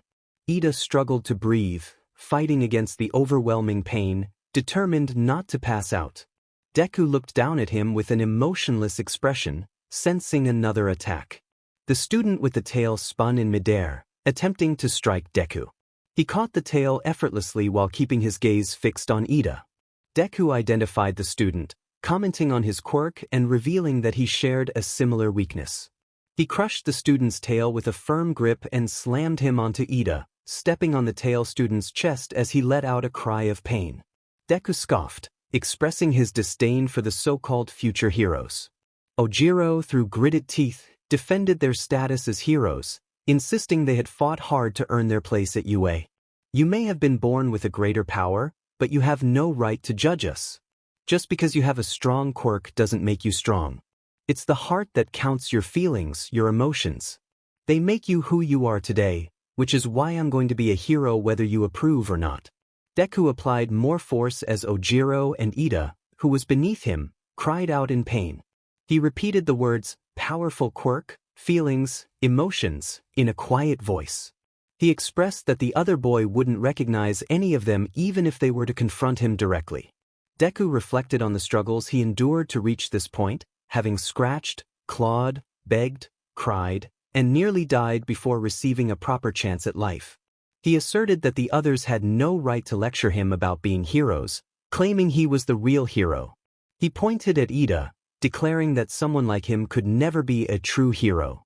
Ida looked away in shame, gritting his teeth in frustration. He insisted that he had changed and promised himself he would become the perfect hero, vowing not to repeat past mistakes. This declaration only increased the pressure on the pileup. Deku's tone shifted to a dark and somber one as he spoke the unfortunate truth. People don't truly change, they merely alter their perspectives. While they may have believed one thing in the past, the lingering thoughts remain, whether diminished, suppressed, or ignored. Deep down, Ida was no different than he had been during the internships, despite having convinced himself otherwise. Ida protested vehemently, denying Deku's claims. In response, Deku posed a chilling question about harming Ida's mother, smirking as he spoke. He taunted Ida, claiming he could sense her presence and suggested he might also target Ida's brother, finishing what the hero killer had started. Ida's eyes widened in horror as he processed this realization, his breaths becoming shaky. Ida's overwhelming frustration and anger boiled over as he yelled that Deku should not touch his family. Deku, with a smug expression, questioned what Ida would do in response. Ida's anger intensified as he grappled with the thought of losing both his mother and brother. Deku continued, stating he intended to deliver karma, referencing the saying that what goes around comes around. He suggested that the weakness Ida's mother brought into the world would ultimately lead to her demise. In a moment of desperation, Ida launched himself into the air, ignoring the pain he felt, declaring he would stop Deku before he could harm his family. With a powerful shout, Ida activated his Recipro Burst and charged at Deku, but once again, Deku caught his leg effortlessly. He pointed out that Ida had overlooked something crucial. The confusion on Ida's face shifted to agony as he realized Ojiro had been inadvertently pushed into him. Deku had caught Ojiro by the neck of his hero costume and used him to tackle Ida. Deku pointed at Ida's eyes, emphasizing that the moment he showed that look of anger, his feelings and emotions had vanished. Ida's realization sank in as he processed Deku's words, while Ojiro began to rise. Deku advised Ida to understand the true meaning of being a hero before claiming the title, especially one as powerful as hero. He then turned and walked away, stating he had other targets to pursue. Ida sat there, staring into space, grappling with the truth that he had not changed and had been lying to himself all along. Tears threatened to fall as he struggled to maintain his composure. Ojiro placed a hand on Ida's shoulder, reassuring him that he was not in the wrong. He acknowledged that he would have acted similarly if his family were in danger.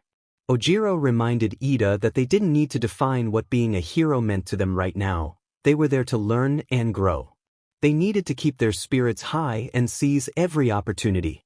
Ojiro then posed a question, prompting Ida to smile as he responded that they could finish the fight.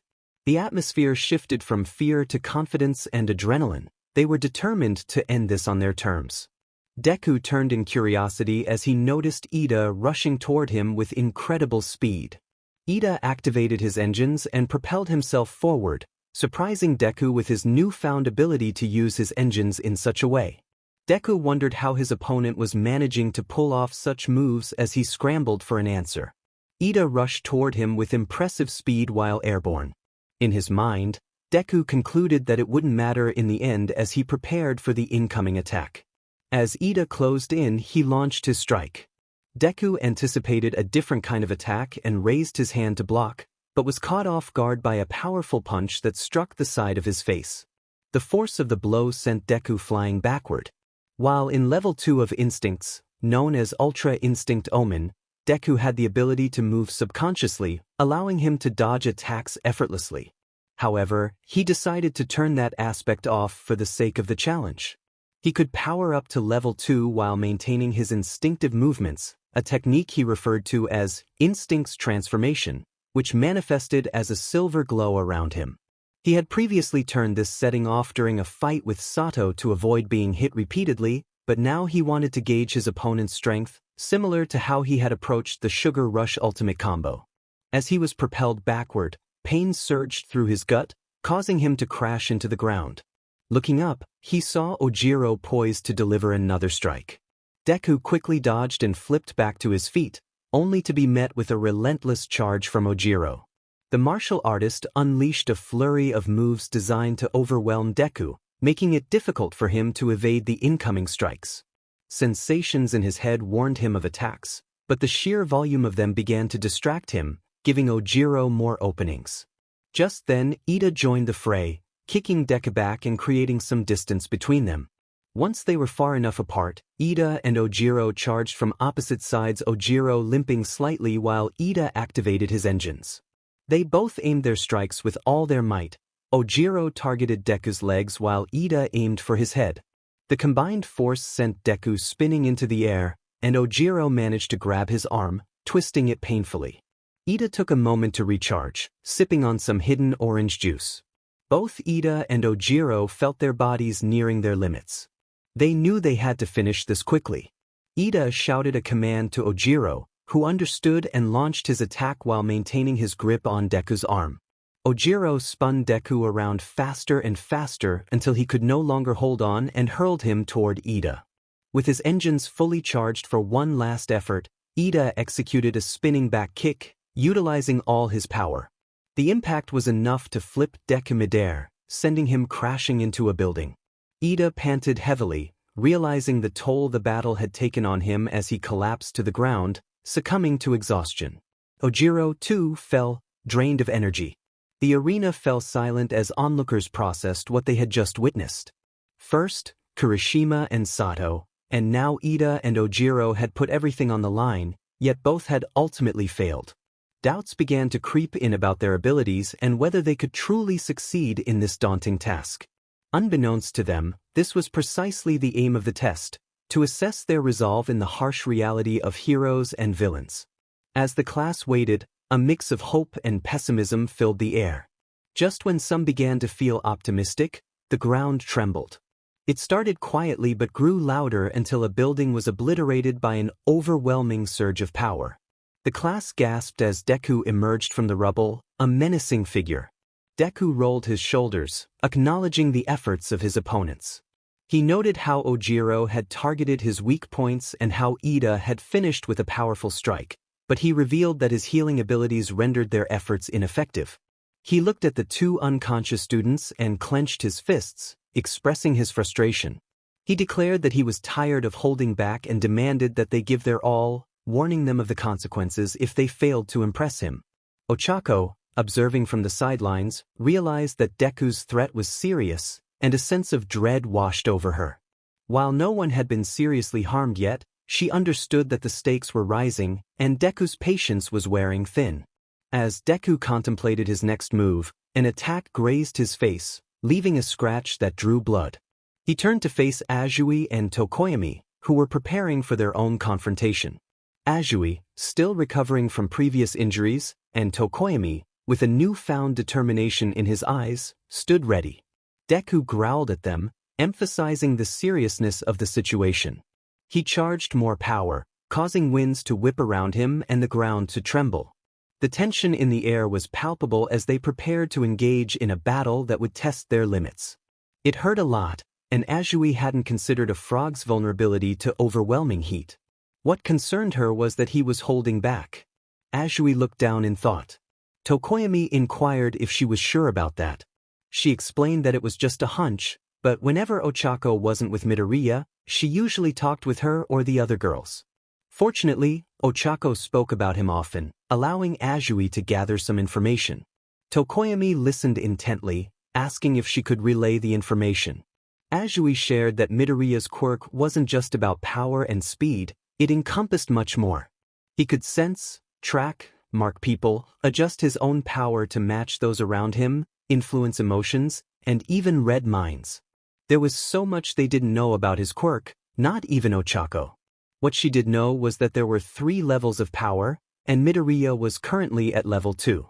The scariest part was that this level actually weakened his own power, but in return, it heightened his instincts and senses. Tokoyami was shocked, trying to comprehend how someone could be so powerful while weakened. Azui explained that according to Ochako, the quirk had originally been weak compared to its current capabilities. The various features had developed over 11 years of discovering its strengths and weaknesses. Tokoyami then asked how they could defeat him. Azui informed him that it would be impossible in their current state. They could grow stronger in the future, but defeating him now was out of the question. Tokoyami calmly asked how they could pass the test.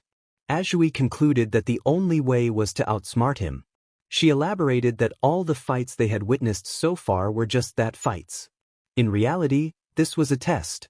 Knowing this, Midoriya had been intentionally provoking them, toying with their emotions so they would forget their main objective. Their actual goal was to use the anti-quirk HNDCFFS she had pulled out. Tokoyami nodded, absorbing the information. He asked what her suggestion was. Azui explained that since this was a test, Midoriya would have to lower his guard at least once, giving them a chance to win. She would need to distract him long enough for Tokoyami to reach him. Tokoyami planned to launch a full attack to grab Midoriya's attention. He was uncertain if it would work or if Midoriya would allow them that opportunity. He noted that Midoriya was usually laid back and relaxed, but now he seemed more serious than ever. Azui expressed her concern, unsure if Midoriya was serious about testing them or if he posed a real threat. Feeling a hand on her shoulder, Azui looked up to see Tokoyami gazing down at her with a soft expression. He appreciated her concerns and felt grateful to have her as a partner. He acknowledged the value of her information and, understanding her weakened state, decided to take the lead in their plan while she waited for an opportunity. Azui was nervous, questioning if it would work.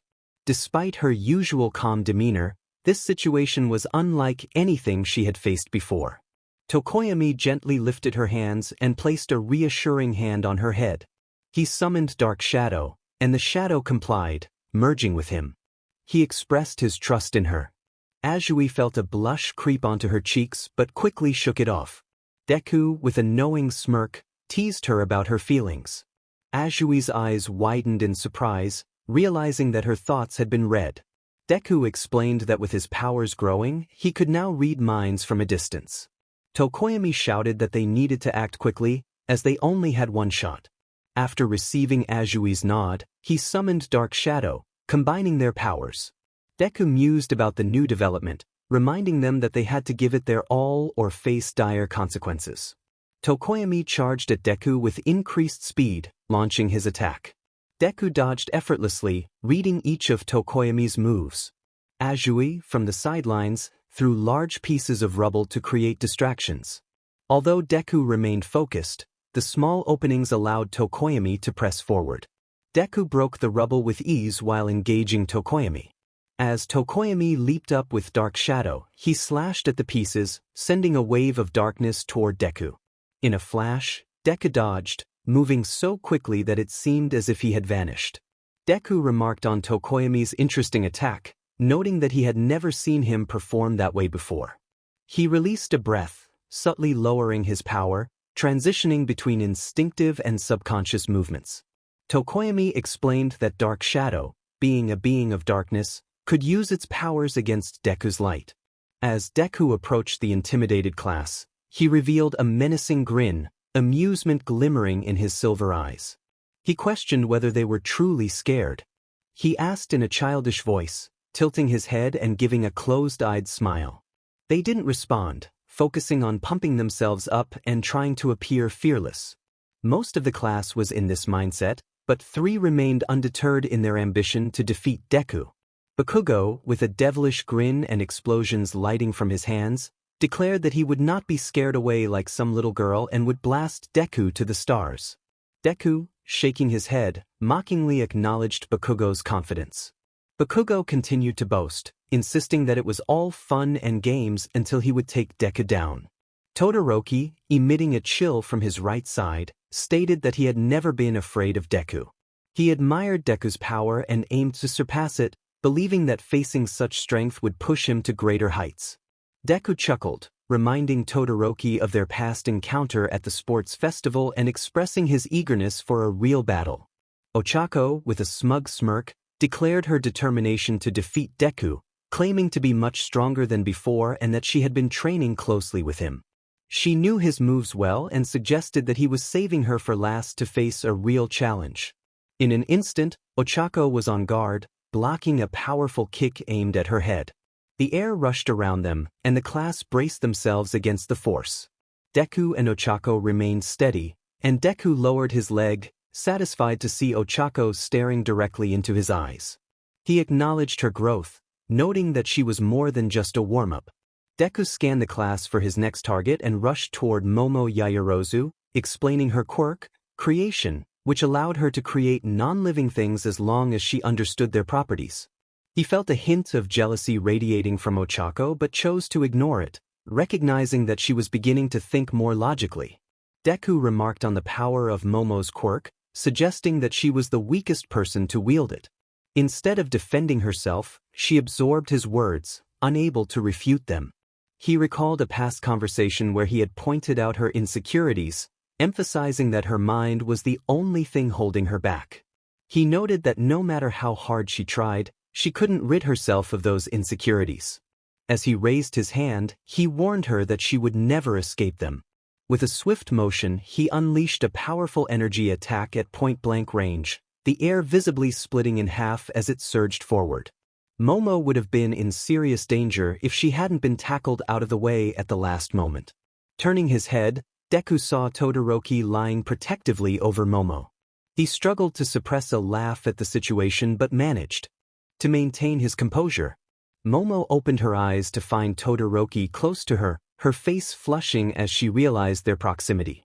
Todoroki confirmed that he had saved her, and Deku face-bombed at the bluntness of his classmate. He thought to himself that Todoroki was rather lame. He teased them, reminding them to keep things appropriate for the audience, causing Momo's face to redden further while Todoroki looked confused but chose to ignore the comment. Todoroki helped Momo to her feet, asking if she was all right. She nodded, assuring him that she was fine. Deku faced the daunting challenge ahead of him. Todoroki declared that he would be the first to challenge Deku among the 3 of them. Deku, filled with excitement, clapped his hands like a child, expressing his eagerness for a refreshing challenge after his warm-ups. Bakugo, with a hint of concern, looked at the 2 unconscious bodies nearby and remarked on the anticlimactic outcome of the previous encounter. Ochako, astonished, shouted her disbelief at what had just happened. Deku turned to her, confused by her reaction, and asked what she meant.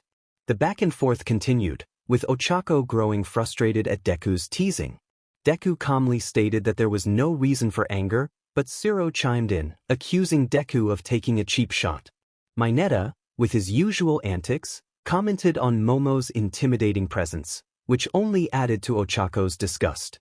Just then, Deku launched himself forward, charging his hand with energy and sending a powerful blast toward the class, creating a gust of wind that swept through the area. Bakugo and Ochako remained untouched, as Deku focused solely on the others. Deku declared that the distractions were over and that the test would come to an end. Bakugo shouted in disbelief at the sight of his classmates knocked out. Ochako, with a smirk, teased Bakugo about his reaction to Momo's presence. Deku swiftly sent an invisible attack toward Ochako, but she brushed it off effortlessly. He warned her not to test him, adding that Momo would have been even scarier with red hair. The tension in the air escalated as they prepared for the final confrontation. Deku asserted that he had dealt with their futile attempts long enough and that they would now face him. Bakugo, eager for a fight, struck his palm with a fist, creating an explosion, while Ochako declared her readiness to show her skills. They both realized, however, that they would have to work together, which led to a moment of shock and protest from both sides. Deku sighed, face-palming at their reactions, and noted that while they didn't have to work together, they would be at a disadvantage if they tried to go solo. Ochako and Bakugo exchanged heated words, each insisting they would rather face defeat than team up. Their bickering continued until Deku interrupted, mumbling about their relationships and causing them to step back in surprise at his intensity. Bakugo, undeterred, dared Deku to act on his threats, while Deku reminded him of his earlier fears. Bakugo launched himself at Deku, using his explosions as a boost for a powerful punch. Deku prepared to catch the blow but was unexpectedly struck by Bakugo's kick. Bakugo shouted fiercely, determined to send Deku back down. As the fight intensified, Bakugo charged his explosions, explaining his strategy of anticipating Deku's movements and using them to his advantage. Deku, recovering from the earlier attack, acknowledged Bakugo's insight into his fighting style. Bakugo had observed Deku's tactics, noting how he relied on his opponent's actions to create openings for counterattacks. The battle was far from over, and both fighters were ready to push their limits. You implemented this strategy and outsmarted everyone. You could easily fight like the rest of us, given your power and speed. But no, your approach is more intricate than any other fighting style. Icy Hot might have believed he understood your technique, but he was mistaken. You only allowed him to think that. You turn an opponent's own power, abilities, and even their bodies against them, combined with your own strength. That's what makes you so formidable. The way you look down on everyone you face, yet maintain a sense of confidence in your fighting, suggests you know that someone might eventually prove you wrong. You're counting on it. Your fighting style has no apparent flaws. The reason is that this style is impossible to replicate without your unique abilities. It belongs to you and you alone. The fact that almost no one can decipher it makes it all the more dangerous. Even Ochako was taken aback by this revelation. She had no idea Bakugo had analyzed so much without even engaging in a proper fight with him. Bakugo continued, emphasizing his determination. As long as he kept his mind focused, he believed no one could use that knowledge against him. His singular goal was to defeat his opponent once and for all. Even if they used their own power against him, he would counter it with his own. No matter what happened, he was determined to win. Once his gauntlets were charged and ready, he wore a sinister grin. He unleashed his ultimate move, creating an immense wave of explosive energy that illuminated the sky. The attack swept across the mock city, leaving nothing but ashes and rubble in its wake. When the light faded, the devastation was astonishing. The entire city had become a crater. That attack held more force than any of Deku's combined efforts. While Deku had shown restraint to avoid unnecessary destruction, Bakugo had taken a different approach. Bakugo interrupted Ochako's astonishment, insisting it wasn't over. The smoke cleared, revealing Deku on the ground, his energy and aura dissipated, and his hair returned to its original green with black shades. The upper part of his suit, designed to withstand intense heat, was completely burned away. Deku, filled with determination, launched himself forward despite the pain, overusing his quirk. He gritted his teeth, ignoring the pain in his hand as he prepared for another attack. He unleashed a barrage of small explosions towards the ground, creating clouds of smoke and causing the earth to tremble. Panting from exhaustion, he dragged himself to a larger piece of rubble, summoning all his strength to lift it. He charged his hands with more explosive energy, aggravating his injuries even further. With a cry, he exploded the rubble into smaller pieces, sending them crashing down onto Deku. Bakugo dropped to one knee, the toll of his exertion weighing heavily on him. Forced himself back to his feet, slowly approaching the pile of debris. He needed to finish this to prove himself.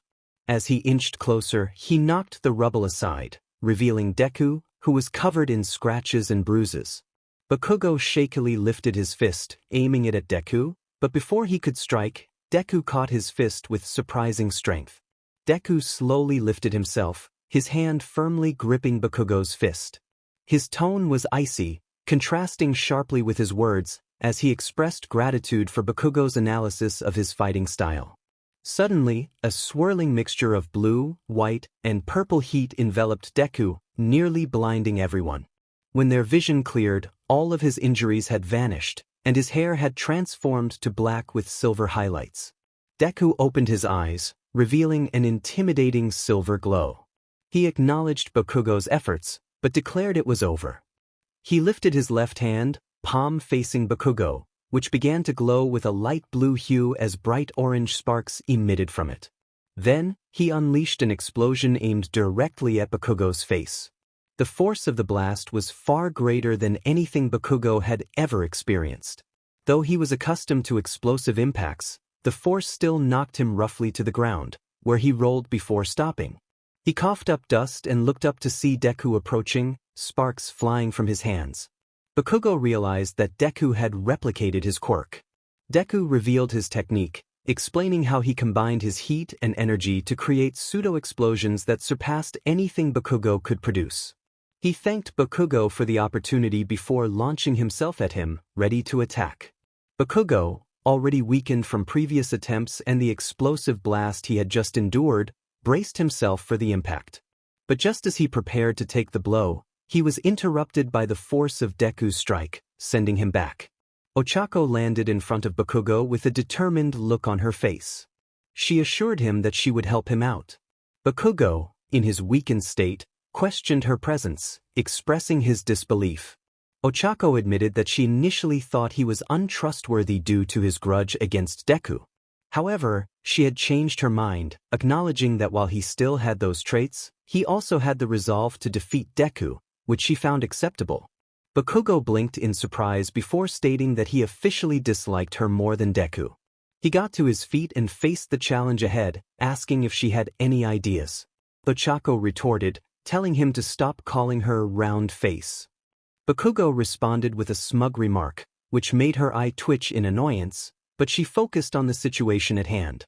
She observed that their opponent seemed to have released more power than before, as if he had an endless supply waiting to be unleashed. Bakugo sarcastically noted that it was obvious to everyone. Ochako, undeterred, pointed out that their opponent must have some kind of weakness. She recalled him saying that his one weakness was having too much power, and she speculated that there might be more to it. Bakugo confirmed her theory that having too much power often meant a decrease in speed. Ochako elaborated that for someone to be most effective, there needed to be a balance between speed and power. She reasoned that if their opponent had as much power as speed, he would be nearly impossible to see.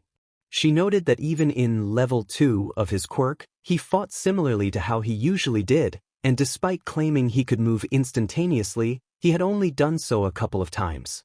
It seemed he couldn't maintain that speed at the moment. Bakugo began to understand that their opponent's immense power limited his ability to move at instantaneous speeds. Ochako realized that this training was likely to counterbalance his inability to use his full speed. She concluded that the more he relied on his instantaneous speed, the slower he became, which explained why he had been able to conceal this limitation for so long. Bakugo asked what they should do next. Ochako explained that their ideas were just speculation until they could force their opponent to use his instantaneous speed. She dismissed Bakugo's suggestion of using flash bombs, stating that their opponent could still dodge them. Instead, Bakugo revealed he had been saving a special grenade designed to stun the senses for 3 seconds, which he had created with the help of a pink-haired classmate. Ochako instructed him to wait for her signal and follow her lead as their opponent approached with a scowl. Bakugo protested, insisting that she should follow his lead instead. Ignoring him, she shouted for them to break. Bakugo scowled but prepared to attack. Ochako activated her quirk, emitting a pink glow and sparks of electricity. She launched forward with incredible speed, ready to strike. As she approached, Deku was on the defensive, anticipating an attack.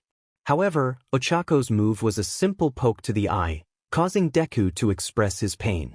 Seizing the moment, Bakugo threw his flash bombs, further blinding Deku. In the ensuing confusion, they attacked, but their strikes seemed to miss as if they were punching through air. Their plan was working. Once Deku regained his bearings, he began to block their attacks, but his speed was noticeably reduced. Bakugo took advantage of this and threw his special grenade, which dulled the senses of anyone unprepared, leaving Deku at a disadvantage. Unable to feel, see, or smell anything, Deku fell back on the defensive as his instantaneous movements returned, now even faster. Ochako and Bakugo launched relentless attacks, but they quickly realized that their 3 seconds of advantage would not be enough. Once Deku regained his senses, he unleashed his power, sending them both flying back. They landed on their feet and regrouped. Ochako asked what their next move was, and Bakugo excitedly mentioned an idea she wouldn't like, apologizing in advance to her and her family as he rushed forward, ready to unleash his greatest attack yet. Deku's eyes widened in shock, and a high-pitched sound escaped his mouth, prompting sympathy from the teachers nearby. Ochako was taken aback by the unexpected attack, her mouth agape and her eyes wide. She turned her furious gaze toward Bakugo. She couldn't believe he had done that. Bakugo, in response, shouted about priorities and quickly shifted to an offensive stance. Ochako vowed to get back at him as she prepared to strike. Deku's movements were less graceful this time, and it took him longer to recover, but he managed to heal his weak spot. Just as he was about to act, Bakugo restrained him in a hold. Bakugo taunted Ochako to take her shot, while Deku, gritting his teeth, expressed his frustration at the situation. Bakugo shot back, dismissing the idea that he would entertain such thoughts. As Ochako rushed toward them, ready to unleash her power, Deku shouted for her to stop. In a sudden burst of energy, he unleashed a wave of force that sent both Bakugo and Ochako tumbling backward. Panting heavily, he felt the heat rising within him, fueled by his anger at being made a fool and having his weaknesses exploited. He approached Bakugo, channeling his power into a kick that sent Bakugo crashing into Ochako, who hit the ground hard. Determined to end the confrontation, Deku declared that it was time to settle things. Ochako struggled to rise, wincing in pain as she noticed Bakugo was unconscious. Facing Deku, she felt a mix of frustration and determination. She questioned her own abilities and why she couldn't seem to defeat him despite her relentless training. Every time she faced him, he managed to outshine her, leaving her feeling inadequate. In a flashback, Gran Torino had urged her to rise and show why Izuku had chosen her as All Might's successor. She had expressed her doubts about her strength compared to Deku's, but Gran Torino had explained that strength and power were not the same. He emphasized that power could be harnessed in ways that strength alone could not. Reflecting on his words, Ochako realized that she needed to embrace her own unique power, zero gravity. Inspired by her training and the lessons learned, she understood that she didn't need to be like Deku, she needed to be herself. Suddenly, a wave of energy washed over Deku, a familiar sensation that hinted at something extraordinary. Ochako felt a surge of power within her, and in an instant, her injuries vanished. A radiant pink light erupted around her, blinding Deku momentarily. When the light faded, he was taken aback by the sight before him. Ochako stood transformed, surrounded by a swirling aura of pink energy. Her hair floated gracefully, and her eyes glowed with determination. The sheer force of her power caused Deku's own transformation to diminish, making way for this remarkable new form. This was not the same performance he had witnessed at the sports festival. It was something far greater, a combination of various powers that had culminated into a new, divine form. Deku realized she had achieved something incredible. A new power, a new form. Multi-gravitational form, one for all, Ultra Instinct. In that moment, silence enveloped the arena, the air still as both fighters processed the magnitude of what had just occurred. Deku stood in awe, unsure of what to say or do next, feeling the weight of this new and familiar power. The situation was confusing yet somehow understandable. The character felt as if they were in a dream, wondering where the troublesome Katsudon were, as they always appeared in their dreams. They would defeat them and then enjoy a day at the beach with Ochako, savoring the delicious Katsudon. The character shook their head, trying to refocus. Looking up at Ochako, they noticed a significant change in her demeanor. She was different from just a few moments ago, and even from the sports festival. While she had shown strength before, this felt entirely new. Her aura and the energy radiating from her seemed raw and unrefined, like a child attempting to ride a bike that was too big for them. It was clear she was stepping into unfamiliar territory, struggling to maintain her balance. Yet, despite her struggle, she didn't appear to be in pain. Her expression was blank, almost as if she were in a trance. The way the pink energy flowed around her was mesmerizing, and the character couldn't help but notice how captivating she looked. They attempted to break the silence with small talk, commenting on the weather and her appearance, but received no response. Ochako's eyebrows lifted slightly at the mention of Machi, and a hint of drool appeared, only to vanish before it could be noticed. The character then shifted their focus, expressing a desire for Katsudon instead, which seemed to annoy her. Suddenly, an unexpected force of air hit them, causing the character to stumble back. It felt as if the air itself was retaliating, and they found themselves shouting at it, feeling ridiculous for talking to something intangible. The silence and strange occurrences reminded them of past events, leading to a moment of frustration as they recalled Todoroki. Just then, Ochako finally spoke, commanding the air to still. The atmosphere changed instantly, and the character felt a mix of relief and disappointment when she ignored them, focusing solely on her new form. This lack of acknowledgement stung, as they were used to her responding positively to their presence. Determined to show their strength, the character charged up their power, causing beams of blue light to erupt from the ground. In a flash, they transformed into their second form, ready to confront her. As they rushed towards her, they noticed the shift in her demeanor. She felt superior, looking down at them with confidence. With a simple command, she made their power feel insignificant, and gravity seemed to increase, pinning them to the ground. The character struggled but could only glance up at her, seeing the pride in her eyes. She was relishing this moment. When she commanded them to rise, they felt lighter and were suddenly propelled across the mock city, landing with a painful thud. The experience was jarring, and they stood up, brushing themselves off, sensing something was amiss with their power. Meanwhile, from Ochako's perspective, she slowly opened her eyes, only to shut them again against the bright light. Confused, she realized she was in a hospital. The memories were hazy, but she recalled Deku, shirtless and radiant, which might have been a figment of her imagination. As she began to sit up, she heard Deku's voice, casually explaining what had happened during their final exams. He sat beside her, arms crossed and smiling. She chuckled, feeling grateful to see him, and motioned for a hug. He teased her about their last encounter, and she playfully acknowledged his self-centered humor, which always seemed to work on her. As she attempted to get up, something unexpected happened. She floated toward the ceiling, feeling as if she were drawn to it like a magnet. I was propelled upward like a rocket, crashing into the ceiling with it, force that left me momentarily dazed. After a few seconds, I slowly descended, limbs sprawled out like a fallen piece of paper. Deku observed the entire scene without the slightest reaction, as if he had anticipated it. This slightly irritated me, but I chose to focus on the pain radiating through my body. Deku began to explain that releasing such power during the exams, especially with little experience or training, could have consequences. He pointed out that there was a possibility I could lose control of my quirk. I shot him a glare, knowing he was stating the obvious on purpose. As I attempted to get up, I grumbled my thanks for the warning. Deku, with an enthusiastic pat on my head, responded that this was what boyfriends were for.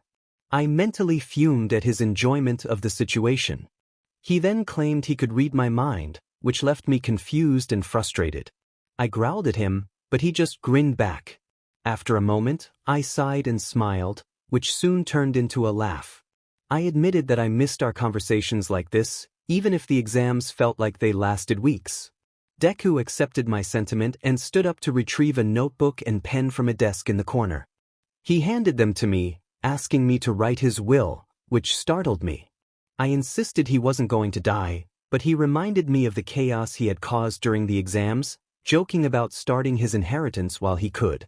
I sighed and put the materials away, telling him he was overreacting. As I entered the classroom, I was met with a startling sight. Deku was surrounded by 5 classmates wielding knives, while others aimed RPGs and held grenades. Momo stood nearby with a bazooka. Deku, unfazed, asked how life was, to which Kirishima replied with a casual, dandy. Deku questioned the necessity of the RPGs, and Kaminari mockingly responded that they had forgotten their city-destroying kit at home. Deku nervously laughed, realizing this was all about the final exams. Mina stepped closer with her knife, and Deku pointed out that their actions were excessive, especially since he hadn't harmed anyone. As the tension escalated, the classmates brandished even more weapons, and Deku continued to chuckle nervously. He called for my help, but I reminded him that I was the off-brand version of him. His expression shifted to one of betrayal, and I feigned innocence, insisting he was the teacher and should teach me. Just then Mr. Aizawa entered the classroom, bewildered by the sight before him. After a moment of confusion, he dropped his sleeping bag and went to sleep, muttering about hating everything. Deku, deadpan, remarked that an adult handling the situation was out of the question.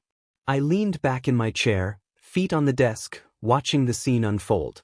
I knew that the only way Deku could escape was through speed, but he lacked the power to avoid the onslaught without risking injury to his classmates. I wondered what he would do next. Deku sighed and attempted to reason with the group, reminding them of the near-death experience they had just faced. The arguments flew back and forth, each side recalling grievances from the exams. Deku, ever the jokester, bowed and thanked them for their complaints, even as weapons were aimed at him. As tensions reached a boiling point, everyone unleashed their weapons on him without hesitation. The chaos erupted, with RPGs firing and Momo going wild with her bazooka. The noise was so intense that Aizawa shot up from his sleep, looking distraught. I felt a pang of sympathy for him, knowing he had to deal with us regularly. The commotion echoed through the school, and the smoke filled the room, making it difficult to see what was happening next. Once the tension subsided, everyone turned to see Deku holding an impressive amount of ammunition in his arms. He placed it all on the ground, and the class was left in shock at his revelation. Remarkably, he didn't have a scratch on him. With a serious expression, Deku cleared his throat and raised his power to an unprecedented level, one that dwarfed anything he had displayed during the final exams. The overwhelming presence left everyone frozen in place, paralyzed by a mix of fear and awe. Even Mineta fainted. Deku's authoritative tone cut through the silence as he made his intentions clear. He didn't care about their feelings regarding the exams. They were his to command, and he had done just that. He warned them that if they weren't strong enough to survive, they would face dire consequences in the real world. He would continue to surpass them, and those who couldn't keep up would be left behind. He turned to Ida, indicating the potential loss of his mother. To Tsu, he suggested that she might lose much more than just her tongue. He addressed Sato, implying he would be treated as less than a warm-up, and even pointed out Mineta's unconscious form, suggesting he would be eliminated without a chance. Deku declared that they needed to step up their game. The final exams were a wake-up call, and if they didn't strengthen themselves in every possible way, they would be left in the dust he created. He emphasized that while they were angry about nearly being defeated, true villains would not hesitate to eliminate them. Instead of complaining, they needed to stand up, fight, and prove their worth. As he lowered his power and sighed, he melted the ammunition on the ground, manipulating it to follow him as he walked away. Finally able to breathe again, I reflected on his words. He was right. Hiding behind the excuse of Deku being too powerful wouldn't work forever. We had to improve, and we had to do it now. I wanted to be strong enough to fight alongside Deku. It had been my dream for a long time, and I had even drawn pictures of our adventures together when I was a child. Looking back, it seemed a bit strange since I had only met him once, but that encounter had a profound impact on my life, and I had no regrets. I was determined to do everything necessary to grow stronger and not be a burden to Deku. He was not only someone I admired but also someone I deeply cared for. I wanted him to be proud of me and see me as an equal. From the expressions on my classmates' faces, it was clear they were feeling the same way. I might not be equal in power yet, but I felt I was on the right path to reaching Deku's level. He had been right to call me a novice and a student, and while his comment about being an off-brand stung, I chose to overlook it for now. He had treated me like a child, and I knew I was still inexperienced when it came to mastering Ultra Instinct. This time, I would learn from the master for real. I was ready to train seriously with Deku and find a way to grow stronger. It was time to get back on track and make Ultra Instinct my own. The next day, when Deku walked into class with Ochako, many students glared at him. They were still upset about how he had embarrassed them during the exams. Deku, however, ignored their stares as he settled into his desk and promptly fell asleep, finding no reason to stay awake. Ochako happily joined him, sitting comfortably in his lap while waiting for the teacher. The class sighed in irritation at this familiar scene. Though things seemed to be back to normal for Deku, the emotional sting he had left behind lingered. It felt as though they were being mocked each time he showed up without any sign of remorse. To the class, it appeared that Deku cared little for anything except for Ochako and his hero status. While this might not seem too bad from an outside perspective, it felt as if he ignored their existence entirely. Ochako, noticing the negative thoughts swirling in the room, addressed her classmates. She pointed out that their expressions revealed their unhappiness towards Deku. She explained that she could sense their emotions, albeit on a smaller scale, and that she had unintentionally overlooked this ability since the sports festival. Shiro grumbled about the situation, suggesting that they had another person like Deku among them. In an instant, Ochako rushed to Shiro, gripping his collar and pulling him close. She made it clear that Deku and her were not the same, emphasizing that their powers were entirely different. She insisted that they had no right to make assumptions about her abilities without evidence. After releasing Shiro, she returned to her spot on Deku's lap, leaving the entire class stunned by her fierce defense. They were secretly considering whether to mention that Deku had done the same thing many times before, but wisely chose to remain silent. Ochako had become sensitive about her powers lately. She had gained clarity about her abilities during the final exams. Initially, she believed Deku wanted her to emulate him, seeking a worthy opponent and partner in the pursuit of peace. However, after experiencing his overwhelming strength during the festival, she realized that was not the case. He wanted her to forge her own path to power. Deku understood that one for all alone would not suffice, and given the dangers and secrets surrounding it, he sought an alternative solution. He wanted to see what she could achieve with her own unique power, should she ever receive it. Through her experiences at the sports festival and the final exams, she learned that attempting to use Ultra Instinct in the same manner as Deku would only lead to her being overshadowed. She needed to discover her own fighting style. No matter how hard she tried, her abilities could never replicate Ultra Instinct. That kind of power was truly unique. It wasn't something to be given away lightly. If it were, many would face dire consequences. She was certain she would have perished had Deku not prepared her beforehand. Even if others could handle it, Deku would never simply distribute that power. The thought of numerous imitators running around would frustrate him greatly. The power itself could be lethal, but the emotional, mental, and physical strain that Ultra Instinct imposed was even more daunting.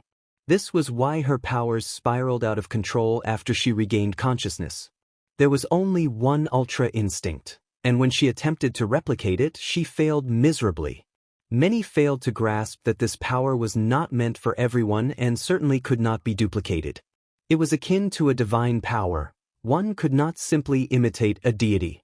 When she declared her intention to make Ultra Instinct her own, she meant that she would find an alternate and more efficient way to harness the abilities she had gained from her training with Deku. She would carve out her own identity and create a brand new power with the support Deku had provided. Though it might have been an overreaction, she disliked when others compared their powers as if they were the same. She had learned the hard way that they were distinctly different. Mr. Aizawa entered the room after a brief delay and addressed the class promptly. He informed them that their first semester at UA had concluded, but that did not mean they could relax. In fact, it was quite the opposite. There would be no games. They were heading to a training camp with a singular focus, achieving plus ultra status. The class responded in unison, except for Deku, who was snoring in response. As they gathered outside to wait for the buses, Class 1B would be joining them at the camp, and with them came girls. Mineta, ever the dreamer, remarked on the presence of the girls from both classes, exclaiming that he must be in heaven. However, a shadow soon loomed over him as he turned to find Ochako right behind him. She darkly remarked that there must be a mistake because heaven was not waiting for him and introduced him to a much harsher reality. For the next few minutes, the sounds of Mineta's cries filled the air as he faced the consequences of his actions. The students and teachers either ignored the commotion, were too busy, or mentally cheered Ochako on. Afterward, Mineta lay there, defeated and embarrassed, waiting for the bus. While the rest of the class waited, an irritating blonde began to ramble. He boasted about hearing that half of Class 1A had failed their exams, mocking them for not living up to expectations. Before he could finish his tirade, Deku intervened, lifting him into the air with a glare that conveyed his exhaustion and irritation. The next morning, students groaned as they were roused from their sleep. Standing before them were their instructors for the training camp. Aizawa appeared just as weary as the students, which was a familiar sight. The wild pussycats were also present, including two new faces. One was a tall, muscular man with short brown hair and a triangle-shaped beard, while the other was a woman of average height with green hair and distinctive yellow eyes. They all seemed to fit together, though it was not a compliment. Strangely, Deku was also there, asleep while standing, snoring loudly without a care in the world. Ochako mumbled to herself, realizing where he had gone. Aizawa called for everyone's attention, announcing that it was time to train. Those who had failed the exams would accompany him, while the pussycats would assist in improving their quirks, alongside Deku. Kendo raised her hand, questioning why Deku, a student, was not training like the others. Aizawa explained that he was indeed training, just not in the same way. Before she could respond further, Monoma interrupted, suggesting that Class 1A was trying to elevate themselves above Class 1B. They were still superior. Class 1A was nothing but scum, he yelled, his frustration boiling over. Just as he was about to continue, a giant fist smashed him into the ground.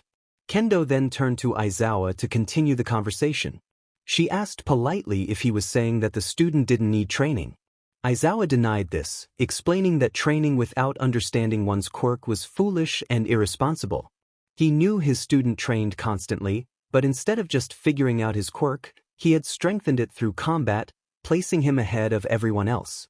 Kendo's eyes widened slightly as she tried to clarify her earlier statements, expressing that she was merely curious and not looking for a fight. Aizawa interpreted her words differently, stating that those who wanted to could indeed fight him.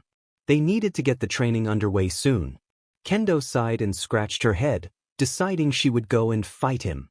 A small, feminine voice called out to her, offering help. Kendo turned to see a short girl with light brown bobbed hair, her bangs covering her eyes, except for one that revealed pupils shaped like cross-sliced shiitake mushrooms. Komori wanted to see how strong he was as well. Kendo recalled that he had displayed some strength at the sports festival, but she felt stronger now and believed she could beat him. A male voice chimed in excitedly, expressing his eagerness to challenge him. This boy had messy gray hair and eyes that tilted downwards, surrounded by a tan-colored substance. Kendo was surprised to hear Tetsu was also interested in fighting. He was always up for a challenge, he said excitedly. A couple of other students agreed, but their enthusiasm was interrupted by a simultaneous scoff from Class 1A, who shook their heads in disappointment and pity. Kendo inquired about their reaction, and Momo replied with a sigh that it was nothing. Mina added that they could go ahead, as it just gave her more time to sleep. Ochako lay down to begin napping.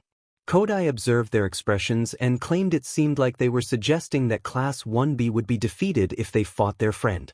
Mina clarified that he was merely an acquaintance and that she was still upset with him. Tetsu wondered what had happened, and Kirishima encouraged them to fight to find out. Komori expressed her fear, stepping back slightly. Monoma assured her that they were just trying to psyche them out because they were losers who didn't deserve the satisfaction of being feared. Aizawa interrupted, stating he would get things started quickly so they could begin training. A male member of the Pussycats questioned if a full-scale battle between a class and a student would take too long. Tiger concluded that if the battle lasted more than 5 minutes, they would drop everything and go to the beach. At this, Class 1B cheered, while the Pussycats in Class 1A remained silent. Aizawa was serious about two things: being a pro-hero and sleep. The fact that he expected the battle to end quickly either meant he was still half asleep or that the student was something special. Aizawa announced it was time to start as he approached the still sleeping Deku. He activated his quirk and smacked him on the head as hard as he could, waking him up. Deku rubbed his head, bewildered by the sudden awakening. Aizawa explained that he had been asleep, and Deku grumbled that he could have been nicer about it. With Aizawa erasing his quirk, Deku was momentarily caught off guard, unable to control his movements. If he didn't know any better, he would have guessed that Aizawa had planned this for a while. Aizawa interrupted Deku's thoughts, reminding him that he would be facing off against some students from Class 1B. Deku looked at the lined-up students for a few seconds before turning back to Aizawa, firmly stating he didn't want to fight. Aizawa sighed, having expected this response, and reminded him of their earlier conversation.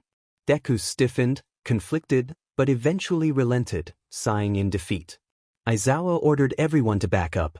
Deku stood in place, appearing tired and bored, before telling them to come at him quickly, as he was getting tired of looking at them. Kendo noted that he didn't seem distressed at all.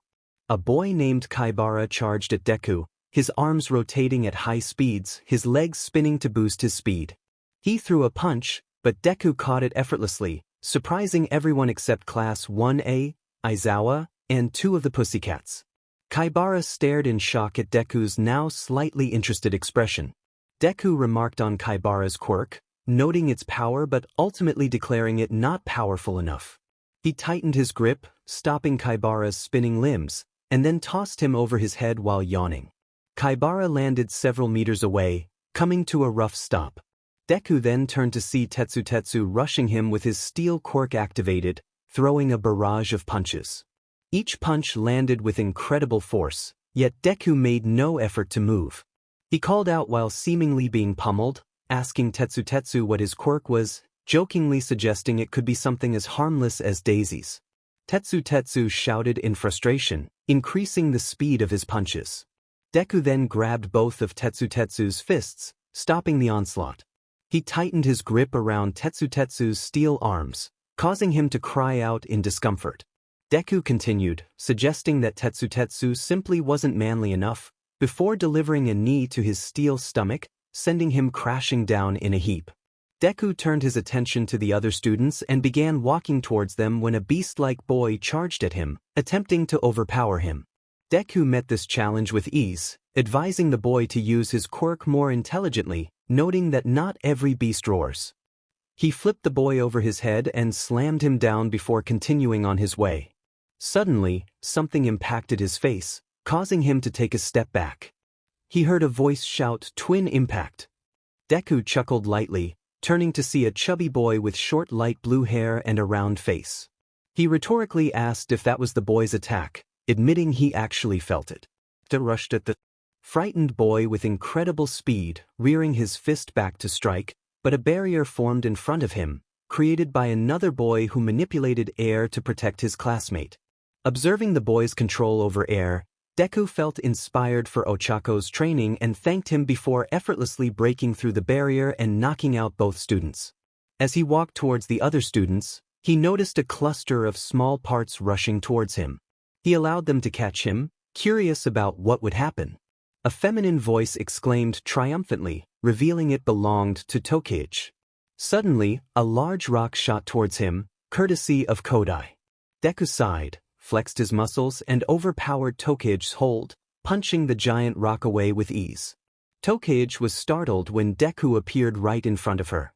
She nervously smiled, trying to reason with him, but before she could finish her thought, she felt a sharp pain in her abdomen and blacked out.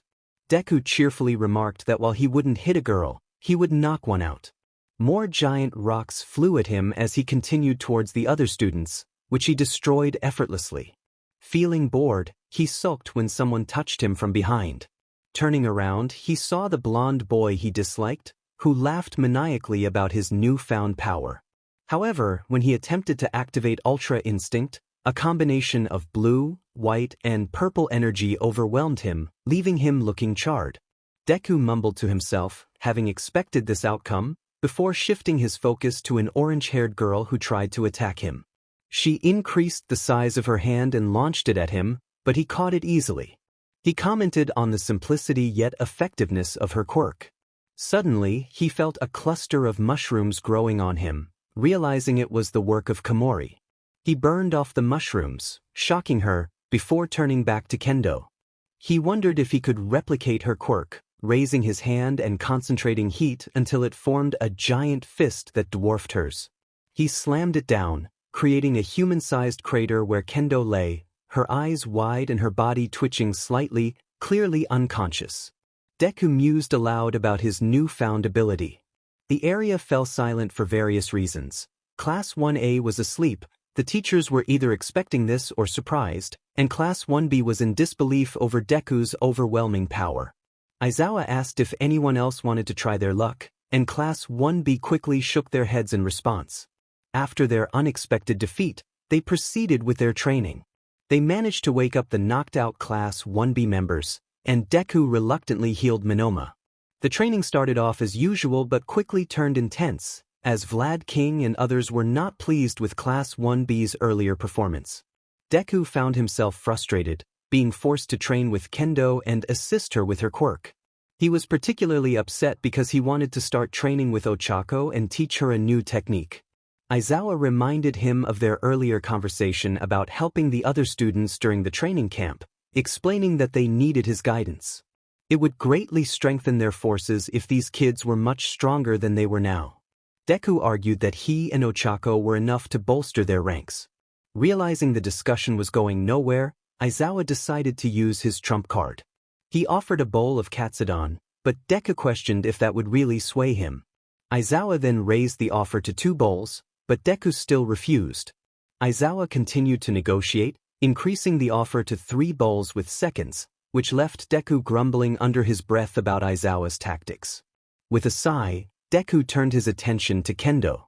He introduced himself and stated that he would be training her, emphasizing that she needed to impress him, or he would leave. Kendo eagerly saluted, which caught Deku off guard, but he chose to ignore it and proceed with the training. Meanwhile, a few students were in the forest at their camp, attempting to complete a test of courage, which was really about scaring their classmates. Kendo praised Kodai for her tactics in scaring Bakugo and Todoroki, while Juzo nodded in agreement, though Kodai felt embarrassed by the praise. Her modesty was interrupted by a sudden loud thump, and they turned to see Juzo knocked out on the ground. Kendo and Yui were confused and concerned. Before they could figure out what had happened, purple smoke began to fill the area. Acting quickly, Kendo enlarged her hands to shield herself and her classmates, making a run for it to find help. She wondered where the smoke had come from and who was responsible. In her frantic escape, she ran into Tetsu, who was also in a similar predicament. Kendo expressed her relief at finding him and explained the danger of the gas that had knocked Juzo out. Tetsu confirmed that Shiozaki had also been affected and suggested that a villain was behind it since none of them had such a quirk. He handed Kendo masks he had received from Yaoyorozu, and they prepared to find their classmates. Kendo urged caution, suggesting they think rationally instead of rushing into danger. Tetsu, however, insisted they had to act as heroes and take down the villain. Just then, they heard a voice in their minds announcing that they were under attack by villains. The girls gasped in shock, while Tetsu felt a surge of determination. The voice reassured them that they could handle the situation and encouraged all students to fight back. Tetsu was excited by the announcement, while Kendo noted that the voice hadn't mentioned the gas, possibly indicating that it hadn't reached her yet. Tetsu ran off to confront the villain, and Kendo urged him to ensure the others were safe. She caught up with him and asked if he had any idea how the gas worked. Tetsu admitted he wasn't sure but knew it was dangerous. Kendo speculated that the gas was being controlled and suggested they find the source. As they moved closer to the villain, the gas thickened, making it harder to breathe. They pressed on, determined to confront the threat. Suddenly, they burst through the cloud of smoke and were met with an unexpected sight. The villain they had been pursuing was being held down by Deku, who appeared to be in a bad mood. Deku, arms crossed and scowling, casually mentioned that he had stepped on the villain while on his way to do something else. Tetsu and Kendo were incredulous, unable to believe that Deku had defeated the villain so effortlessly. Deku, seemingly unfazed, remarked that he thought the villain was just an overgrown cicada. As he stepped away from the incapacitated villain, he opened his eyes and prepared to explain further. To him, all bugs looked the same. As he finished that thought, he lifted his arm and swiped it quickly, creating a massive gust of wind that blew away the gas almost instantly.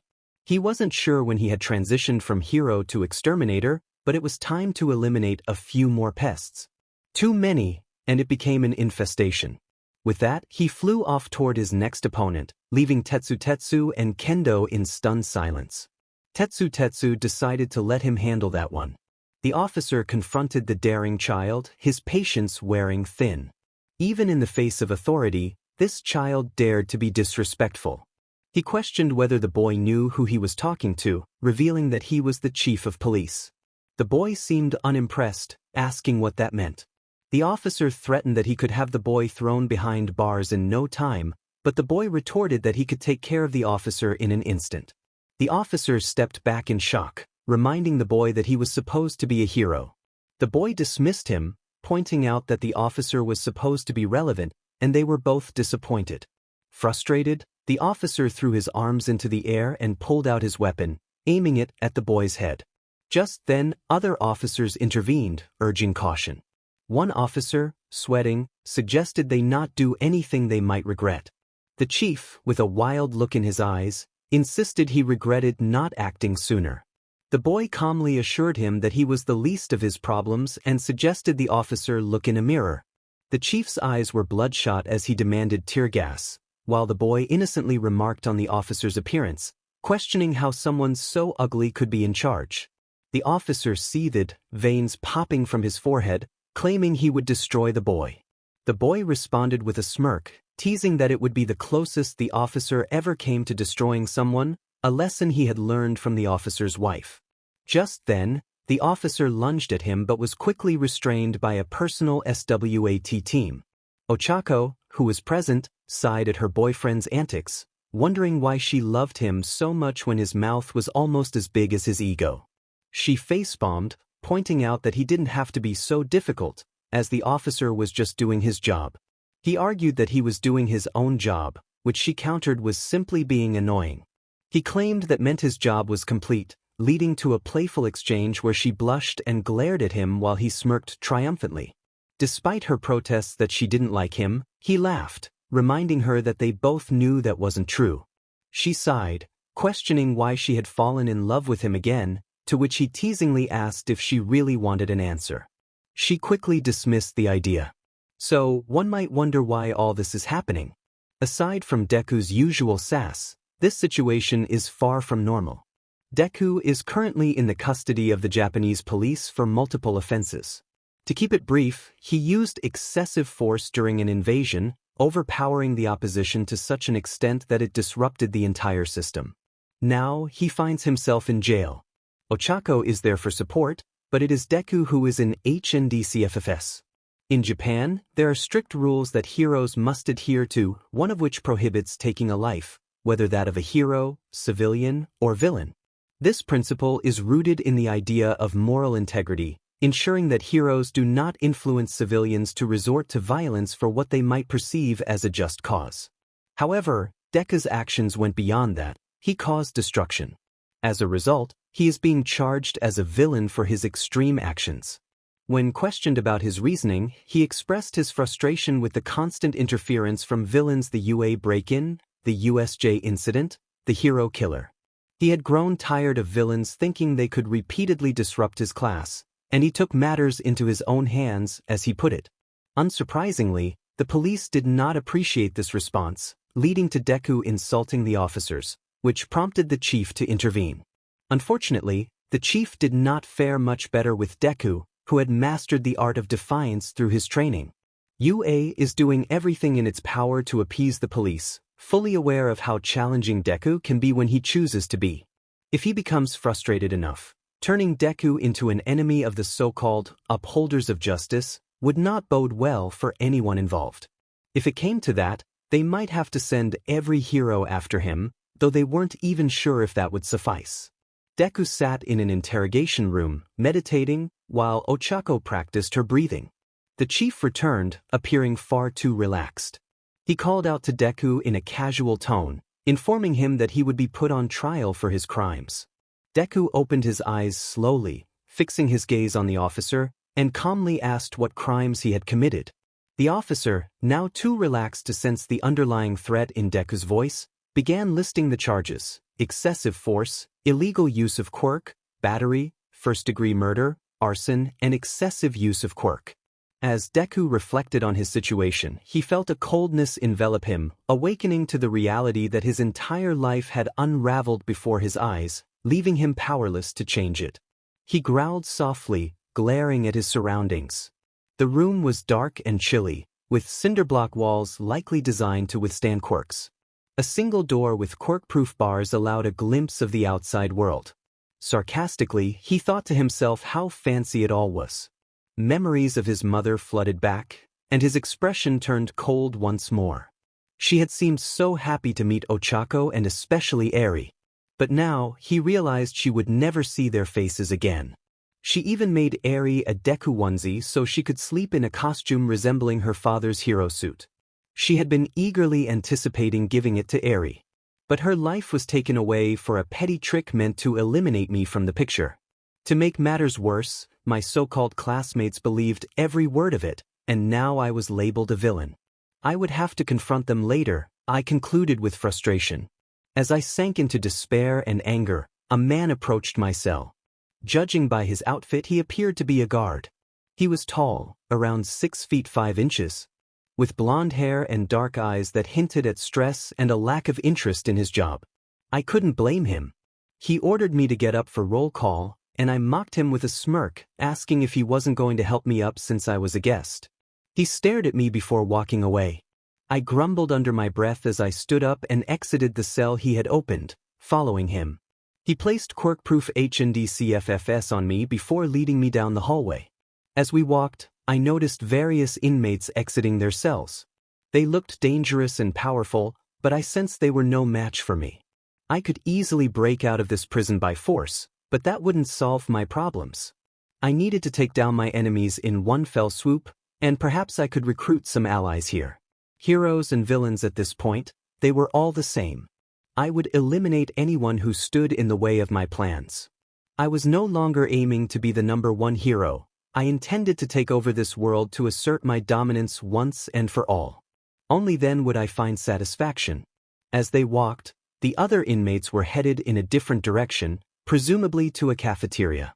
I wondered where the guard was taking me. I tried to extract some information from him, but he flatly refused to engage. I felt offended as an esteemed guest. After a few minutes, they reached a pair of double doors made of iron. The guard opened them, and bright light flooded my vision. The room beyond was vast, resembling a mini-stadium for society's misfits. It was as large as an auditorium, filled with tables and chairs along the sides, leaving plenty of space in the center, which was currently occupied by a large number of prisoners who turned their attention to me as the doors opened. Everything was gray and unvaried. The guard wished me good luck before leaving with a loud slam of the doors. I faced my new companions for the time being. A large, burly man with tan skin and long red hair mocked me, questioning what someone like me was doing there. He cackled, suggesting I must have stolen from my mother too many times. I coldly replied that my mother was dead. The man's demeanor shifted as he warned me not to test him, expressing a desire to avoid a rude and ignorant roommate. He locked eyes with me, his expression turning serious. I retorted that he must have something else between his ears because it certainly wasn't a brain. He threatened me, and in response, I asserted my dominance, my eyes turning silver as I met his gaze. The man's pupils vanished as he ripped off his HNDCFFS, transforming his arms into gigantic blades. He charged at me with lethal intent, moving with incredible speed that blurred him to the other prisoners. He crossed his arm blades into an X position, preparing for a powerful attack. But just as he launched it towards me, I stood my ground, my piercing gaze unwavering. The room fell silent as I moved my arm through his chest, stopping his attack in its tracks. I yanked my arm back, leaving him to collapse to the ground. I turned my gaze to the surrounding prisoners, who were in shock. Whispers filled the air as they processed what had just happened. I had defeated Chainsaw, a notorious inmate. Some expressed surprise at my strength and youth, while others commented on my appearance. In another part of the prison, a young man named Josh inquired about the upcoming tournament. Amanda informed him he had 2 weeks before it began and asked what he planned to do in the meantime. He replied that he would pray, not for himself, but for anyone foolish enough to face him in battle. As he left her, he noted her bewildered expression and sensed her underlying issues. He decided to search the prison for more information about the tournament. Upon exiting the mini-stadium, quirk-proof HNDCFFS appeared and locked onto his wrists. He realized the door was left unlocked because no one could escape anyway. He found the concept interesting but futile. He burned the HNCFFS to free himself, only for them to reappear moments later. He contemplated raising the heat of his arms to prevent any HNCFS from forming. He decided to save that idea for later. Right now, more information is needed. The protagonist heads to the cafe for lunch, where the menu features prime rib and shrimp, quite classy for a special case loony house. Looking around, the protagonist scans the crowd, noting that the people here resemble average criminals so unremarkable they could be labeled simply as idiots. Yet, they manage to end up in this prison, indicating they must possess some level of danger. Still, the protagonist doubts any of them can provide the necessary information. As the search continues, a solitary figure catches the protagonist's eye. The sharpness of his gaze complements the eerie aura surrounding him, causing others to deliberately avoid him. It feels as if his presence is ready to pounce on anyone who approaches. The protagonist decides to take that risk. With each step toward the man, the intensity of his gaze sharpens, daring the protagonist to come closer. A smirk forms as the protagonist senses the man's aura spike, almost as if it were preparing to crush anyone who dared to approach. Undeterred, the protagonist takes another step until standing face to face with him. The man's aura intensifies, taking on a demonic shape that seems ready to consume. However, with a single glare, the protagonist counters, dwarfing the man's aura with their own. The man leans back in surprise, and the protagonist smiles mischievously, lowering the intensity of their aura. Turning around, the protagonist notices that nearly everyone is watching in shock. None have fainted, indicating they are indeed a step above the rest. This situation grows even more intriguing. The mysterious man inquires about the protagonist's intentions. Though he attempts to mask his apprehension, the protagonist can read him easily. The protagonist reassures him that they are not interested in him in that way, explaining that they simply want to know why he is alone. The man softens his gaze, closes his eyes, and scoffs, claiming that the others cannot handle his power. The protagonist remarks on his arrogance but acknowledges that they may not be in a position to judge. The man sizes up the protagonist, questioning how someone so young ended up in prison. The protagonist shrugs, admitting that they never listened to their mother's advice about staying out of trouble. Changing the subject, the protagonist mentions an upcoming tournament and asks if the man plans to enter. The man responds cautiously, curious about the protagonist's intentions. The protagonist confirms their participation and reveals plans to break out of prison, capturing the man's full attention. Intrigued, the man repeats the idea of breaking out, expressing disbelief that the protagonist has just arrived. The protagonist confirms their intention to leave and suggests building an army before escaping, inquiring if the man is interested. The man scoffs, pointing out that joining would mean serving under the protagonist. The protagonist shrugs in agreement but is met with a firm refusal. Amused, the protagonist proposes a deal. If they defeat the man in the tournament, he will become their subordinate. The man, skeptical, asks what happens if he wins. The protagonist confidently assures him that he won't, prompting a scowl from the man. After a moment of contemplation, he agrees to the deal. The man has jet black hair styled in spikes, a scar under his eye, and lightly tanned skin. He wears a dark overcoat and gray boots, suggesting that prisoners have some freedom in their attire, though escape remains impossible due to the prison's security. Before leaving, the protagonist asks about a figure named King. The man's demeanor shifts to serious, indicating that King has a formidable reputation. He explains that only a select few know about King, who is the top authority in the prison. If the protagonist is serious about escaping, they will have to confront him. The man continues, warning that there are 4 other high-ranking prisoners to consider. He reveals that he ranks 5th among them, and if the protagonist wishes to break out, they must defeat him and the 4 above him. The protagonist, intrigued, inquires about the names of the top 4. The man introduces himself as Slade, smirking as he acknowledges their meeting. With that, Slade declares that the protagonist has received all the information he is willing to share, waving them away. If there was a genuine interest in the names of the others, it was time to start searching. As the individual turned away, refusing to engage any further, a small smirk appeared. That would suffice for now. With the information gathered, the focus shifted to the upcoming tournament rather than identifying the remaining members of the prison top 5. The anticipation for battle was palpable. 2 weeks had passed, and the tournament had finally arrived. Deku had spent this time meditating in his cell, preparing for the impending battle. He realized that strengthening his quirk further was unnecessary. His primary goal was to master his full power and become the ultimate force he aspired to be. Previously, Deku had concentrated on enhancing specific levels of his quirk to adapt to the limitations imposed by UA during events like the sports festival and final exams.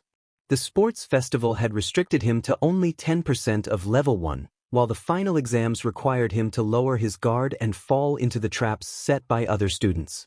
Now, those concerns were behind him. This time, it was all about him. Earlier in the year, Deku had expressed difficulty in controlling his full power at level 3, the true Ultra Instinct.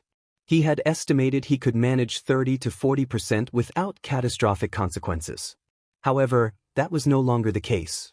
Behind the scenes, Deku had been diligently training to gain control over this level since entering UA. Although he had to balance training with Ochako and other aspects of his quirk, he had made progress. Now, with 2 weeks of solitude in his cell, he devoted himself entirely to mastering his power. During this time, he engaged in meditation, allowing him to connect deeply with his body, soul, and spirit. This practice enhanced his ability to control his quirk. After 2 weeks of continuous training, Deku achieved far more than he had ever anticipated. Previously, he had reached 50 to 60% control, but now he had mastered level 11. Years of effort culminated in Deku finally gaining control over his quirk. Mastery of his abilities brought unexpected advantages. Level 1 now allowed for instantaneous movements and energy attacks, while level 2 no longer sacrificed speed for power. With level 3 mastered, he could utilize its powers at all times, enhancing his abilities across levels 1 and essentially, he could access the full power of level 3 whenever needed. Deku stepped out of his cell with his eyes closed and hands in his pockets, feeling a tranquility he had never experienced before. He felt a sense of shame for his earlier outburst during the trial. The red-haired figure he had encountered was merely a manifestation of his quirk, reflecting his inner turmoil. The silver and white hues associated with Ultra Instinct symbolized the calmness required to unleash its full potential. Without that serenity, his power was diminished. As he approached the elevator leading to the tournament arena, he reflected on the trial that had raised numerous concerns. The judge had been unfamiliar, and the promise of legal representation felt more like a setup than a safeguard. It was clear someone wanted him out of the way, wielding enough influence to manipulate many into compliance. There was only one person he could think of who fit that description. The elevator arrived at the designated floor, and Deku opened his eyes, revealing a determined gaze that spoke of his trials. The final battle was drawing near. As he stepped out, the cacophony of voices from the surrounding prisoners filled the air. The arena was astonishing, with 2 lines leading into it, one for competitors and the other for spectators. Deku joined the line for competitors, taking the opportunity to observe the vast structure around him. The walls were made of rock, stretching far apart, enclosing a grand stadium filled with lights, hundreds of seats, and a commentator's box perched high above. It resembled UA's stadium for the sports festival. Deku was pulled from his thoughts as he approached the desk. The woman at the desk instructed him to fill out his name and draw a lot. He complied, writing down his alias and selecting a crumpled piece of paper. When he opened it, it read, 1-1. Deku looked at the woman, his expression neutral. He lowered the paper, focusing his attention on her as he asked again what the numbers meant. The woman hesitated, then explained that the numbers represented his placement in the tournament. The first 1 indicated his bracket, meaning he would compete in a battle royale with others in that group. The second 1 indicated he would fight first if he won the battle. Deku pondered this, stroking his chin thoughtfully. The woman reminded him that winning was a prerequisite for fighting first. He chuckled lightly, amused by the prospect, and walked away toward the stadium. Upon entering, he found a waiting room filled with hundreds of participants. Remaining calm, he made his way to a corner, where others noticed him and began to smirk. They exchanged banter about their chances against a competitor named King, with some dismissing Deku as a mere child. Deku struggled to contain his laughter as he listened to their arguments about who was weaker. It was the little things in life that brought him joy, he thought, smiling to himself. However, his smile caught the attention of the others. One of the prisoners, still fuming from their earlier exchanges, confronted Deku, asking what was so funny. Deku dismissed their question with a chuckle, joking that he had never seen live human toilets before. The prisoners glared at him, their tempers flaring. Deku continued to tease them, claiming that one of them spoke better than the other. They threatened him, but before things escalated, an announcement came over the intercom, calling for the members of Bracket 1 to step forward. The prisoners exchanged glances, revealing their cards, and noticed Deku's card with a smirk. They promised to settle things in the ring, with one of them declaring he would defeat Deku with his bare hands. Deku feigned fear, mockingly shivering as he laughed at their threats. They glared at him once more before leaving the room, and Deku followed them out. As he walked through the hallway, he emerged into the massive stadium, filled with thousands of cheering spectators. The sight was overwhelming, but Deku figured the high-security prison had its connections. The arena floor was covered in grass, and the center opened up to reveal a giant ring for the battle royale. All 80 competitors entered the ring, awaiting further instructions.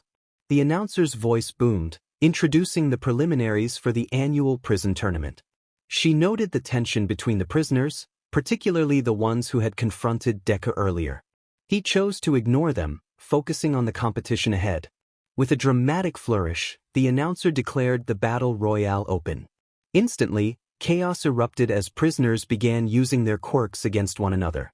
The ring, vast enough to accommodate the frenzy, showcased the power of the prison's resources. The two prisoners from earlier flanked Deku, taunting him about his earlier bravado. One began to activate his quirk, transforming into a beast made of rock. He boasted about his ability to absorb rock and use it as armor, clearly confident in his strength. The more rocks he absorbed, the stronger he became. True to his word, it seemed he was drawing power from the ground, enhancing his armor even further. The prisoner then activated his quirk, transforming both his arms into mud. He boasted about his ability, claiming he could turn any part of his body into mud. If he touched someone and held on for 5 seconds, he could turn them into mud and absorb their strength.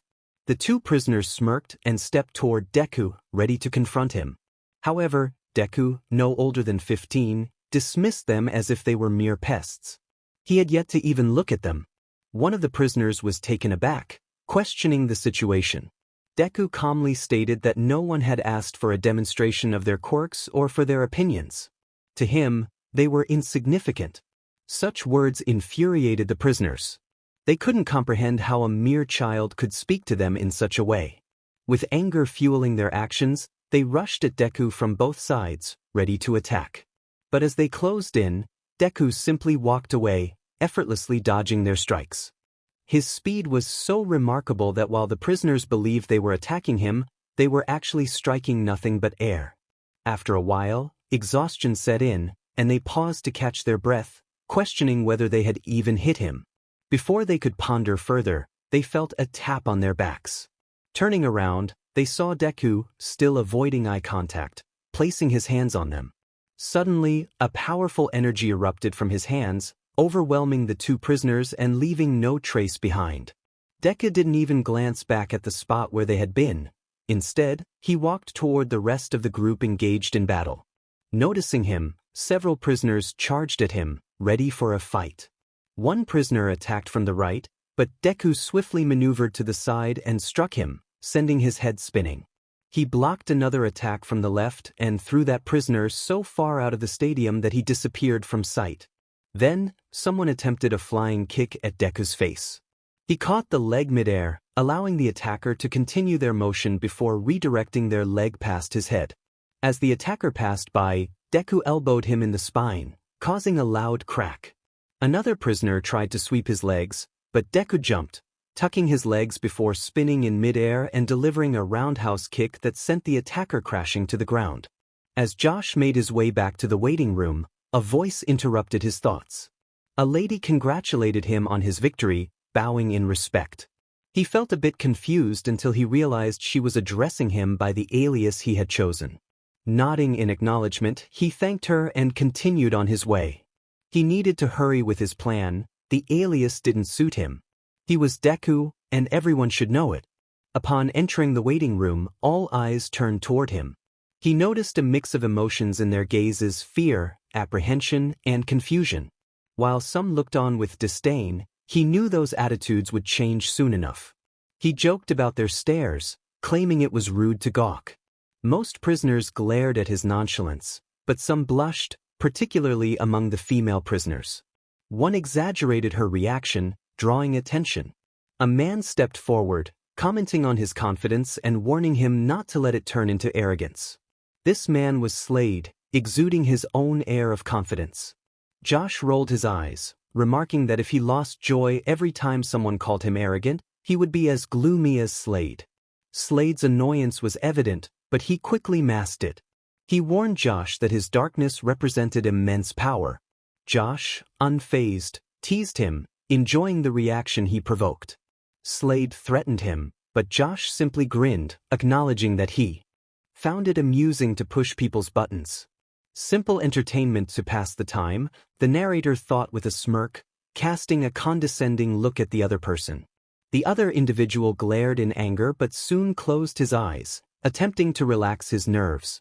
The loud announcement echoed through the arena, calling for the contestants of the second bracket to come forward. Slade turned back, narrowing his eyes at the narrator. He approached slowly, filled with anticipation, until he stood directly in front of them. They locked eyes for a brief moment before he continued on, seemingly unfazed. The narrator mused that they would see each other again soon. With that, Slade made his way toward the arena, followed by the other contestants. There were 10 brackets with 80 participants each, totaling 800 at the tournament start. However, after the narrator's recent victory, the number had dwindled to 721. Finding a corner of the room, the narrator settled in for some mental training, hoping for solitude. The other prisoners had left them alone after the earlier display, creating a sense of peace. But that tranquility was short-lived. Sensing 3 figures approaching, the narrator opened their eyes to see some intriguing individuals. One of them was Amanda, a girl the narrator had met 2 weeks prior. Now, standing in front of them, her appearance was hard to ignore. She was fairly tall for a girl, around 5 feet 8 inches, with dark hair and striking crystal blue eyes. Her slender yet curvy figure was notable, and while she was attractive for a prisoner, the narrator felt indifferent to her physical appearance. The other 2 figures were unfamiliar. The one closest on the left had blonde hair, thick yellow eyebrows, and light blue eyes, wearing a scowl that suggested he was not in a good mood. He was slightly taller than Amanda, standing at about 5 feet 11 inches. The man in the middle, with red hair and dark eyes, wore a confident smirk and matched the others in attire. The 3 stood silently, staring at the narrator, who took a moment to analyze their presence. Breaking the silence, the narrator remarked that they were not interested in a foursome. This comment seemed to snap the trio out of their trance, leaving them shocked. Amanda covered her cheeks, her face turning red, while the 2 men appeared taken aback. The blonde shouted in disbelief, expressing his shock and embarrassment. The redhead echoed his disbelief, questioning why such a thought would even cross the narrator's mind. The narrator shrugged off their reactions and shifted focus to Amanda, asking what brought them to their presence and inviting them to join in the revolution. The blonde, regaining composure, mentioned that Slade had informed them about the narrator's plans, shaking his head in mock pity and declaring that it would never work. The narrator awoke that day with thoughts of revolution. Changes were necessary, and they were determined to be the catalyst. After completing their morning routine, they felt ready for the important meeting ahead. 2 months had passed since everything had changed, and the time for action had finally arrived. The narrator left their quarters, knowing who would be present at the meeting, having personally invited them. They intended to ensure that no one would miss it. Upon arrival, the narrator found everyone gathered. An impatient voice remarked on their tardiness, suggesting that they had begun to doubt the narrator's appearance. The narrator retorted with sarcasm, reminding the hot-headed individual that they had called the meeting. Tension rose as the hothead prepared to retaliate, but a female voice intervened, urging everyone to remain calm. Another male voice chimed in, suggesting that there were better ways to spend their time. The hothead snapped back, accusing the other of being arrogant, to which the other responded with a smirk. A more authoritative voice then called for silence, prompting both the hothead and the arrogant one to scowl. The narrator stepped in, asserting that they all knew the reason for their gathering and urging them to focus. The hothead calmed down slightly, acknowledging the 2 months that had passed. A mutual understanding filled the room, and the narrator felt the weight of that time. One of the males commented that it felt like 2 decades, but the narrator concealed their own feelings of weakness. The female in the room turned to the narrator, asking how they were feeling. The narrator coldly replied that they were fine, avoiding eye contact. The arrogant one then addressed the narrator directly, affirming that they knew the truth about the situation. The narrator remained resolute, ready to lead the charge for change. But it doesn't change the fact that it happened, and we are still in this situation, one of them stated. I already checked, and he's not at Tartarus, Bakugo began. So where is he? Who knows? Ida chimed in. He can take care of himself, for sure. But who knows how this has affected him? Ida's right, Momo added. I doubt anyone could harm him physically, but the emotional and mental stress could be detrimental. Midoriya is strong, both in body and mind, Kirishima interjected. That's my exact fear, I admitted. This caused everyone in the room to turn their attention to me. I stood my ground, looking down slightly with a frown and furrowed eyebrows. Deku is strong, too strong. There's no way he just let everything happen to him. He probably blocked off all emotion. He might have become emotionless. What are you talking about? Bakugo rolled his eyes. I'm saying he's changed. I shot back at Bakugo, glaring at him. You haven't seen him in 2 months, he retorted. And the last time I did, I saw the look in his eyes. Bakugo. Something was wrong. I would think so if his mom was killed right before his eyes, Todoroki replied with a sigh. She isn't dead though. We checked on her, didn't we? Momo asked the group. Yes, but he doesn't know that, Ida declared, arms crossed and eyes closed. No, he does, I argued. He's fully aware. What makes you so sure? Bakugo challenged, raising an eyebrow. I'd like to think I know my boyfriend, I said, still glaring at Bakugo. After 2 months of no communication? You can think what you like, but let's not be delusional here, he scoffed. We have to be prepared for any scenario. He could be an emotional wreck who's out for revenge, or he could have given up completely on being a hero or villain. Maybe he lost all feeling and has no light left in him. Is that not what I said? I face-bombed, eyes closed.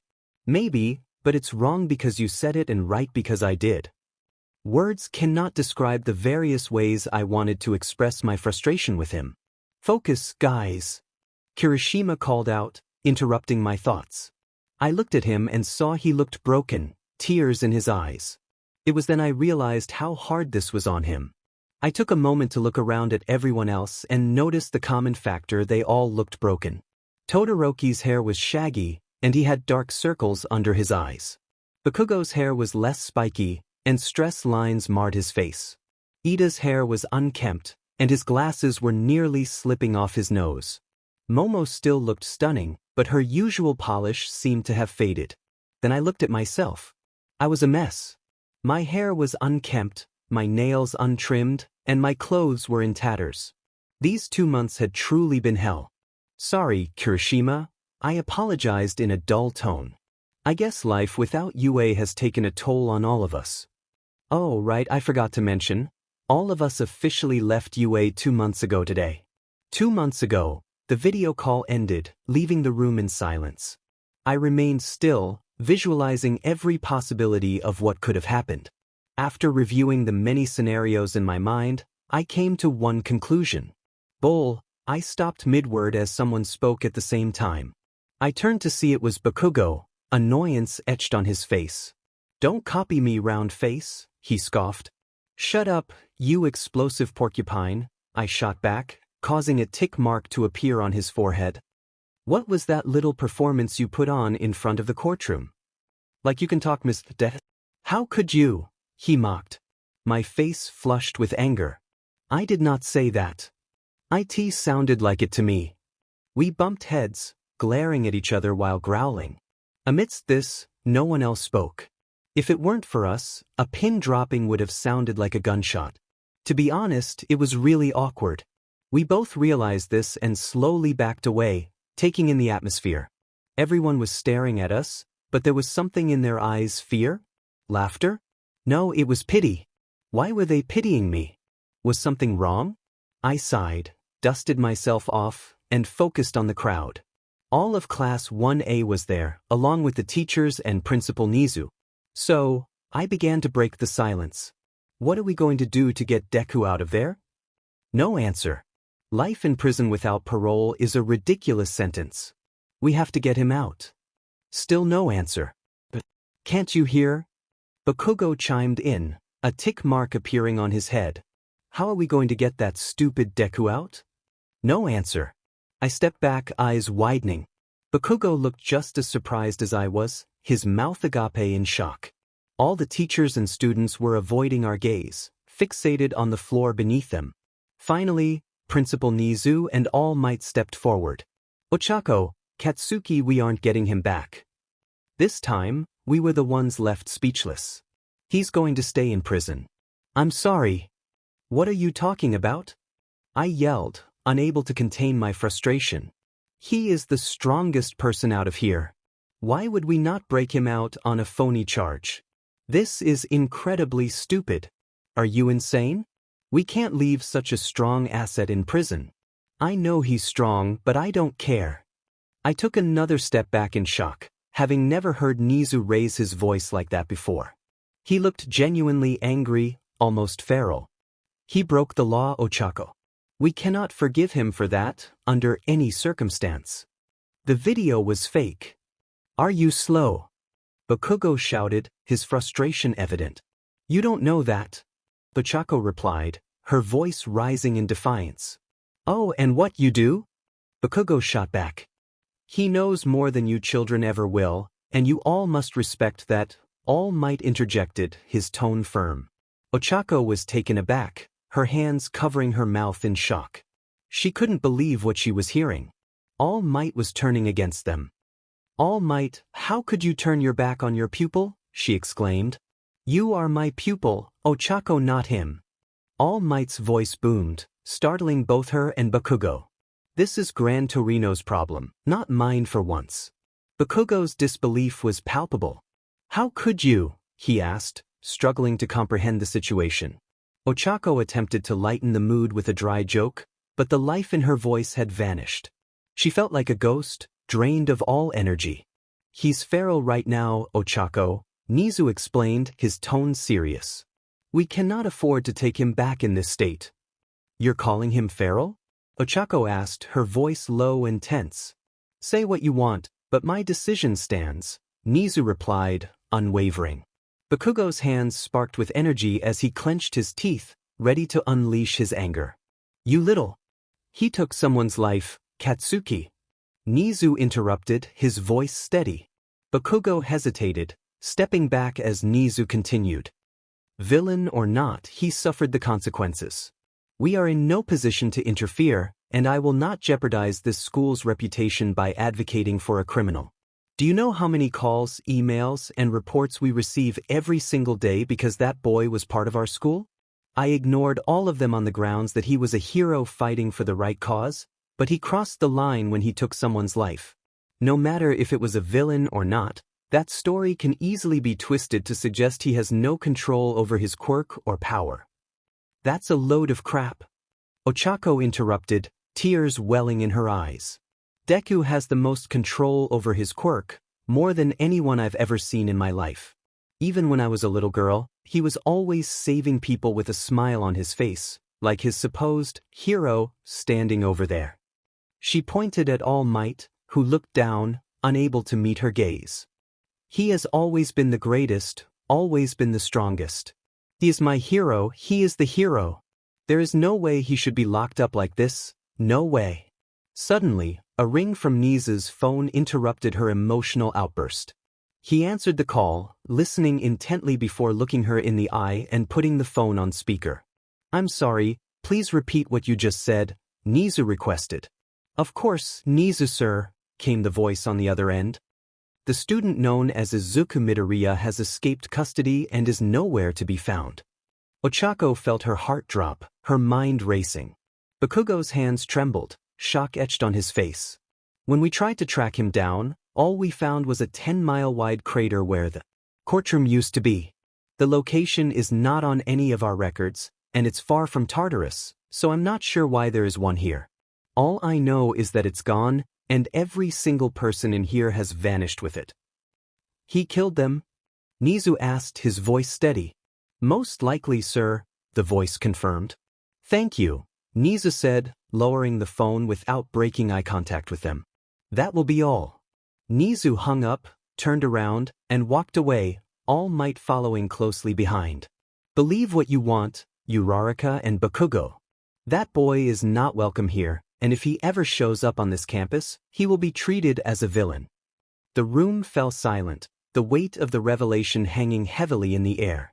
Deku finally broke the silence, confusion evident on his face. What? He asked, looking around at the stunned expressions. He had instructed Slade to warn the heroes of their declaration of war, but he had not anticipated that it would be against the entire world. He had assumed it would only involve heroes and villains in Japan, leading to the confusion in the room. Care to elaborate? Slade replied, rolling his eyes, sarcasm dripping from his voice. What's there to explain? We're declaring war on the world, Deku stated, his annoyance growing. Slade rolled his eyes again and pulled his chair closer to the table. I don't know if you realize this, but the world is really big. You can't just go out one day and say, "Hey world, let's go to war." And I don't know if you realize this, Deku began, narrowing his eyes at Slade and flaring his power to ensure everyone was paying attention. Slade immediately dropped his sarcastic demeanor. You're speaking to me as if we're equals. Make no mistake, you are below me. You are my subordinate, and it's high time you start acting like it.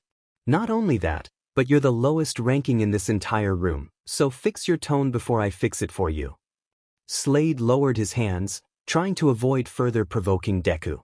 The nerve, Deku scoffed. The only one in this room who has the right to think they're on equal speaking terms with me is Amanda. But I'm the highest ranking here, King interjected. In power maybe, Agnes said, crossing his arms and closing his eyes. But in the war zone that is your relationship, I'd say you're losing badly. Amanda nodded enthusiastically, her grip on Walter's knee tightening. Walter, ironically the most fearful in the room, quickly fell silent, chuckling nervously. Anyways, Leor chimed in, eager to steer the conversation. Slade is right, you should elaborate further on your plans, Deku. A god such as myself has no need to beat around the bush. Deku glared at Leor for placing himself above him by calling himself a god. Leor raised his hands in surrender but did not retract his statement. Deku accepted the gesture as sufficient. We are going to declare war on all heroes, Deku finally explained, the tension in the room palpable. Why don't we call it war on the heroes then?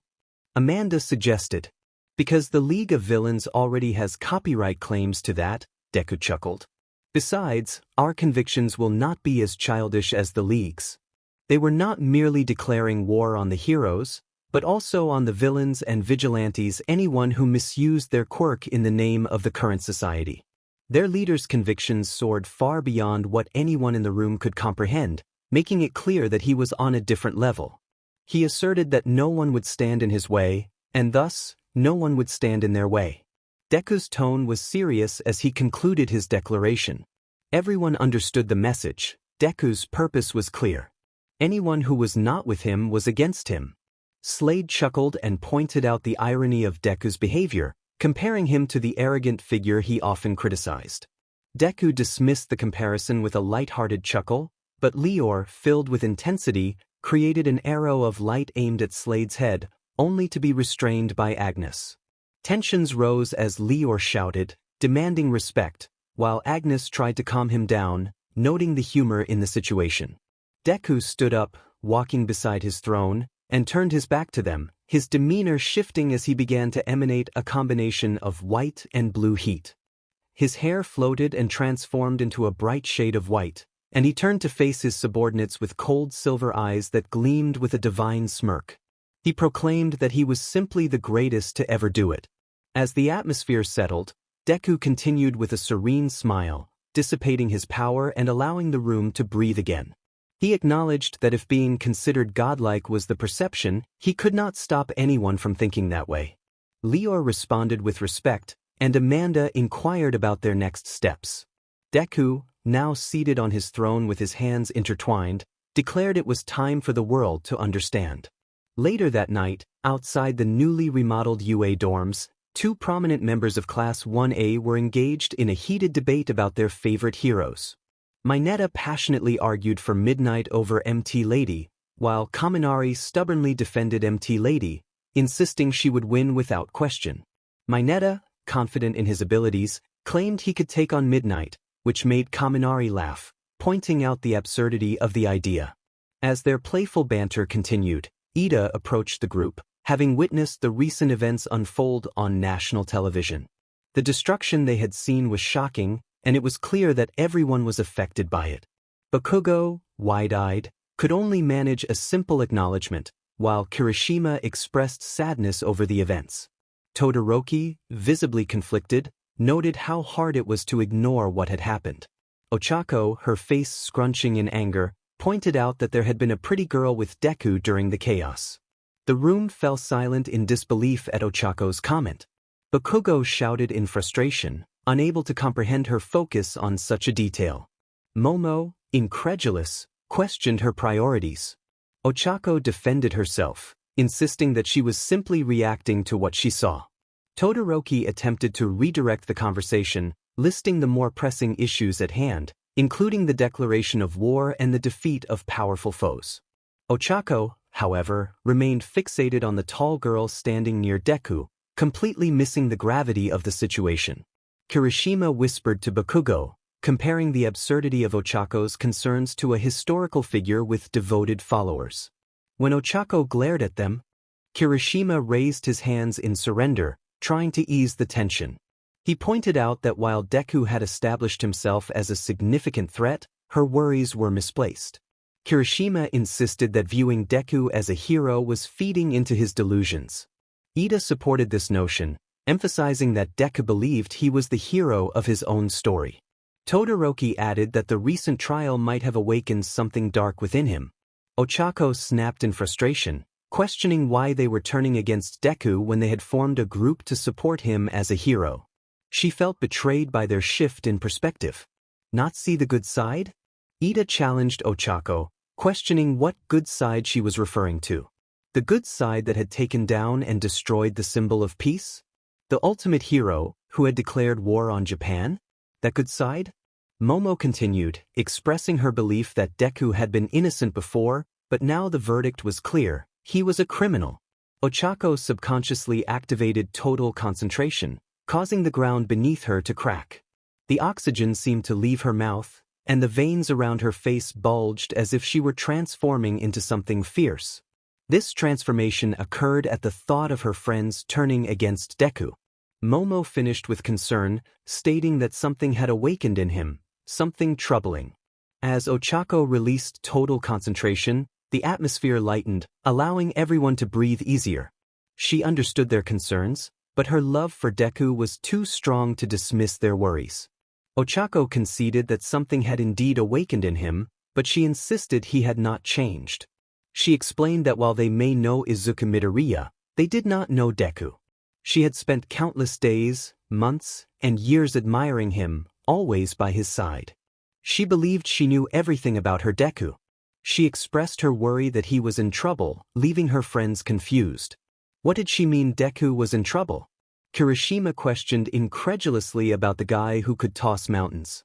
Ochako rolled her eyes and clarified that it was not physical trouble but psychological. She felt deep down that he needed someone to save him from his despair.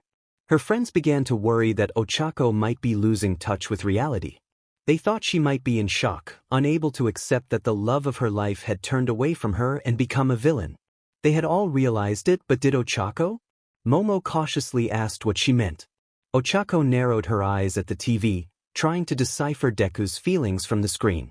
She stated that the only way to truly understand how to help him was face to face. With conviction, Ochako concluded that Deku needed help, and she would be the one to help him, even if it meant confronting the woman who had come between them. At that, her friends face-bombed, shifting their thoughts to concern over her obsession with getting this woman away from Deku.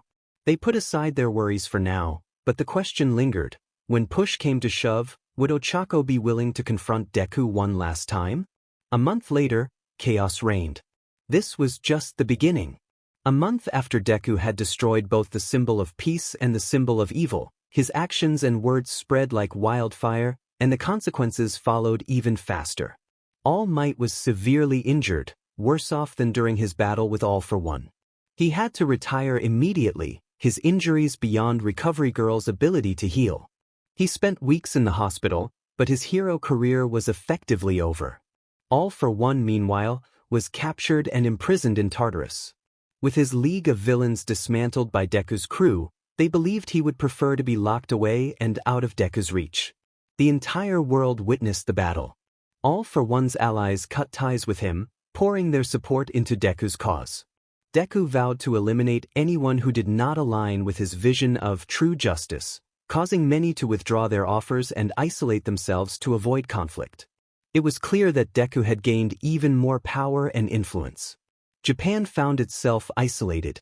The world's powers America, India, Russia, Canada, Mexico, England abandoned Japan. America's #1 hero, Star and Stripe, was restrained and sedated to prevent her from intervening. Japan was on its own. The situation within Japan was dire. The country was divided into factions, resembling a civil Cold War among heroes. No one fought openly, but the threat loomed large.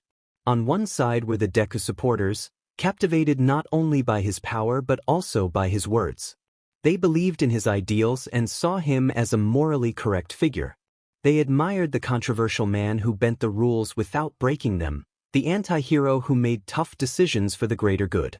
Despite the crimes Deku had committed, these supporters viewed him as justice itself, the one willing to sacrifice his own morality for the sake of what he deemed right. Just as Deku had planned.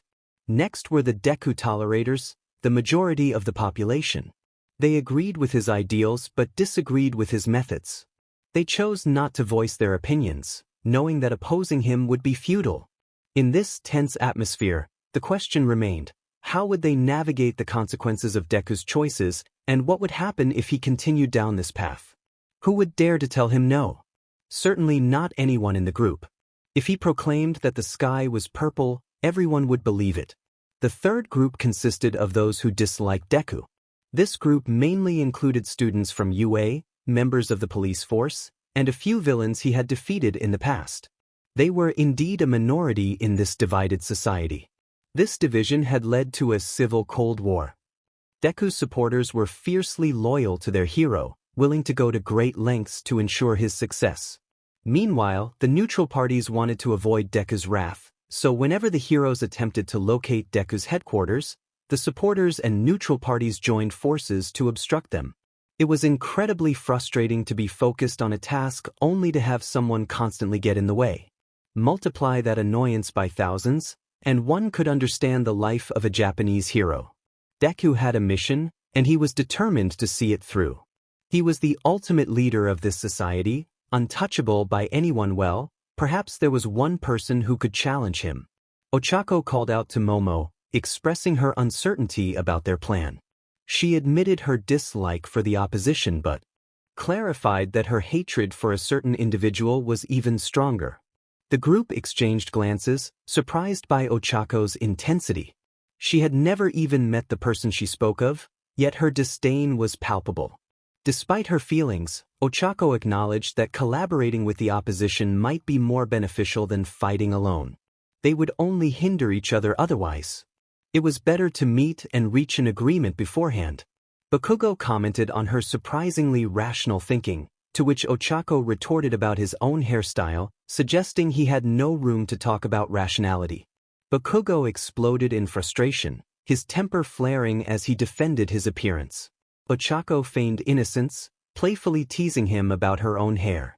Ida, embarrassed, attempted to redirect the conversation, urging them to focus on their mission.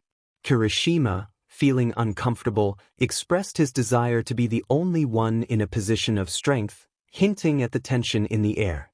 As they approached UA, they were struck by the state of the school. It was a shadow of its former self, with broken windows, litter strewn about, and students in disheveled uniforms. The once great institution had fallen into disrepair.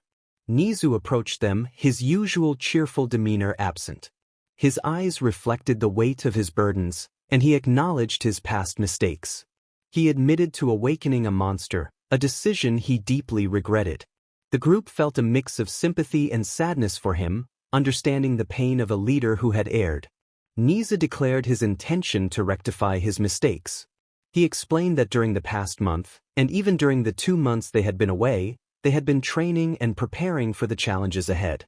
The events of the previous month had only fueled their determination.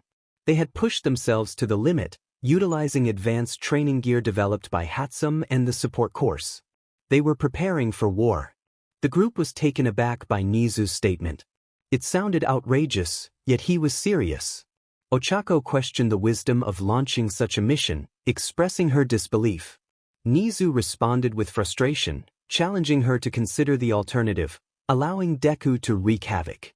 Ochako scoffed at the idea of destroying UA as a solution, questioning Nizu's judgment. Bakugo interjected, agreeing that a direct confrontation with Deku was unwise. Nizu explained that Deku had become a force beyond traditional strategies. The best option was to confront him head-on, even if the odds were stacked against them. The group took a moment to process Nizu's desperation. Pro-heroes were abandoning their posts, unwilling to face Deku, and the public had turned against them. All they had left was their dignity and their resolve to fight. At the very least, Deku couldn't take that away from them. Todoroki spoke up after the silence, expressing his understanding, while Kirishima nodded in agreement. Ida, filled with pride, declared his support for Principal Nizu, questioning why Ochako had been upset with him. They had come to suggest the very same thing. Nizu's eyes widened in shock as he processed this information. Ochako explained that it had felt like a suicide mission because they would be facing Deku without his closest companions and her by his side. It was a risky endeavor. Momo chimed in, sharing that they had gained invaluable experience in the real world, far beyond what could be achieved through training. They had significantly enhanced their abilities and had come to utilize Hatsum, the support course, and any available pro-heroes to continue their growth. Todoroki continued, building on Momo's words. Their plan was not about securing an instant victory, it was straightforward. They intended to collaborate with the police force to form a united front, gathering intelligence on Deku and his top officers, dividing their forces to engage him effectively. Bakugo added that Deku would never back down from an open challenge, no matter how much he had changed. Ochako interrupted, insisting that he hadn't changed at all. Bakugo dismissed her comment, continuing with his point that Deku wouldn't waste his time fighting them alone, as he had no deep connections with them. However, with their group involved, things would be different. They had all faced Deku before, especially Ochako, in ways that had pushed them to their limits. Ida, feeling the tension rise, shouted to regain focus. Bakugo cleared his throat and emphasized that with their combined efforts, they could utilize UA and all opposing forces to handle Deku's men, while the 6 of them, who knew Deku best, confronted him and his top officers. Nizu listened to their proposal, finding it made sense, considering the challenge of facing the most powerful man in the world. Their goal was not only to defeat Deku but also to reach him on an emotional level, something they couldn't achieve alone. Nizu agreed to their plan and asked how they would proceed. Ochako raised her hands, questioning Nizu's interpretation of taking him down. Nizu blinked in confusion, realizing the gravity of her words. Ochako insisted that no one would be harmed unless it was a specific target, making it clear that they were not there to hold back. Nizu understood that they had returned not to team up with old friends but to utilize the resources available, prepare for the confrontation, and ensure no one interfered. It became evident that they saw him as a side character in their fight. Ochako's power was palpable, and Nizu recognized the intensity she was holding back. When Momo had mentioned their growth, he hadn't fully grasped it until now. Ochako declared that she would be the one to face Deku, emphasizing her connection to him as his mentor and her responsibility. As she spoke, the ground beneath her cracked, and a familiar aura enveloped her. Her physical form transformed, revealing a power they had never witnessed before. She approached Nizu closely, her determination clear in her eyes, asserting that she would save him. Nizu, sensing the overwhelming power she possessed, felt a mix of fear and understanding. Ochako's serene smile contrasted sharply with the intensity of her presence, assuring everyone that they were safe. Her group exchanged glances, some chuckling nervously at her antics. They had grown close over the past months, knowing that if anyone could reach or even confront Deku, it was her. Ochako turned back to her group, her expression shifting from tranquil to serious, ready to face whatever came. Conviction burned in her eyes as she was willing to go to hell and back to save Deku, and take another trip as well to confront Amanda. Chapter End. Third-person POV. Deku sat on his throne when he heard a messenger announce that he had a package. He lifted his head slightly to look at the messenger.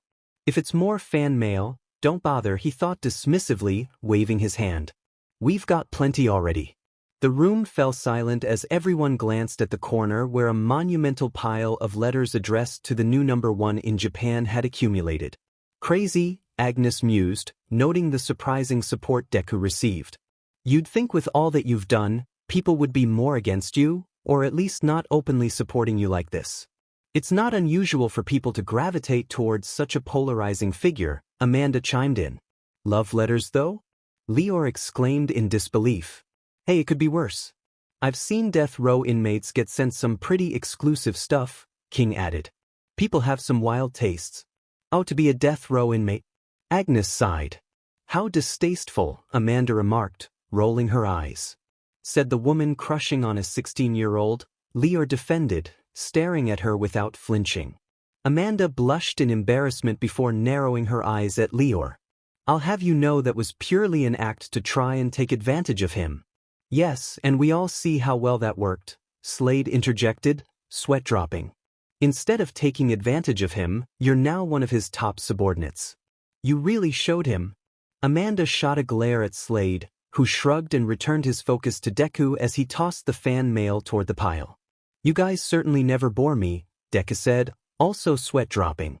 Anyway, it's been a while, so give me some details on the status of current society. Well, Slade began, conveniently ignoring Amanda's glare. All Might has officially retired due to the injuries he sustained during your battle. All for One and the League of Villains are in Tartarus and don't look like they'll be getting out anytime soon. They seem capable of breaking out if need be, but I highly doubt they want anything to do with you anymore. Japan is officially yours. The 5 subordinates seemed satisfied with the report, as did their leader. However, he closed his eyes and looked down in thought, a frown on his face. All Might? It was rare for Deku to falter like this, especially when receiving news of the success of his plans. He may have been all-powerful, but he wasn't heartless. All Might had meant something to him at one point, and maybe he still meant something to him even now. Regardless, Deku did what he needed to do. With all the adrenaline of battle, it was difficult to step back and truly realize that the fight had not only ended All Might but also marked the end of his childhood. Everything he once stood for had changed, reformed, and altered into this new grand plan. A new world.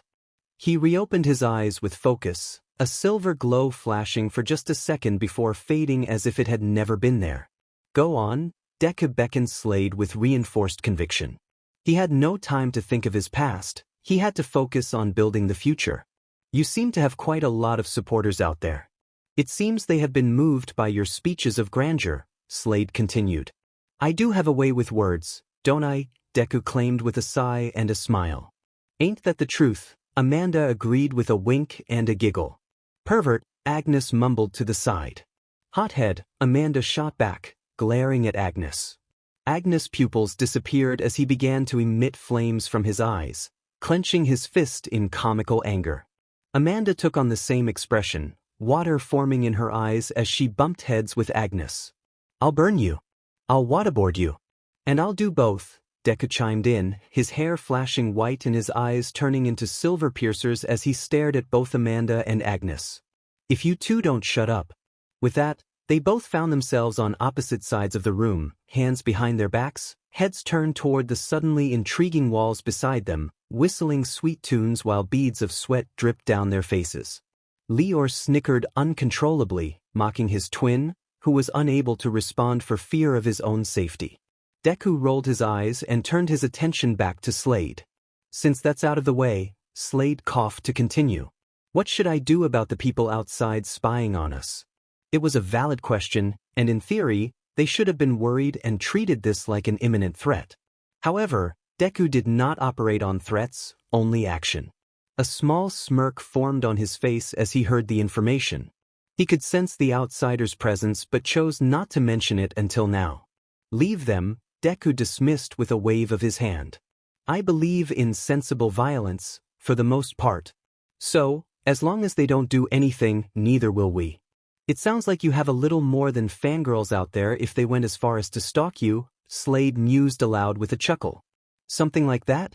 Deku trailed off, looking to the side in wonder. It seems the opposing side is preparing for battle. And I happen to find their leader quite attractive, if I do say so myself. Amanda immediately returned from her position next to the wall, visibly shaken by what she heard.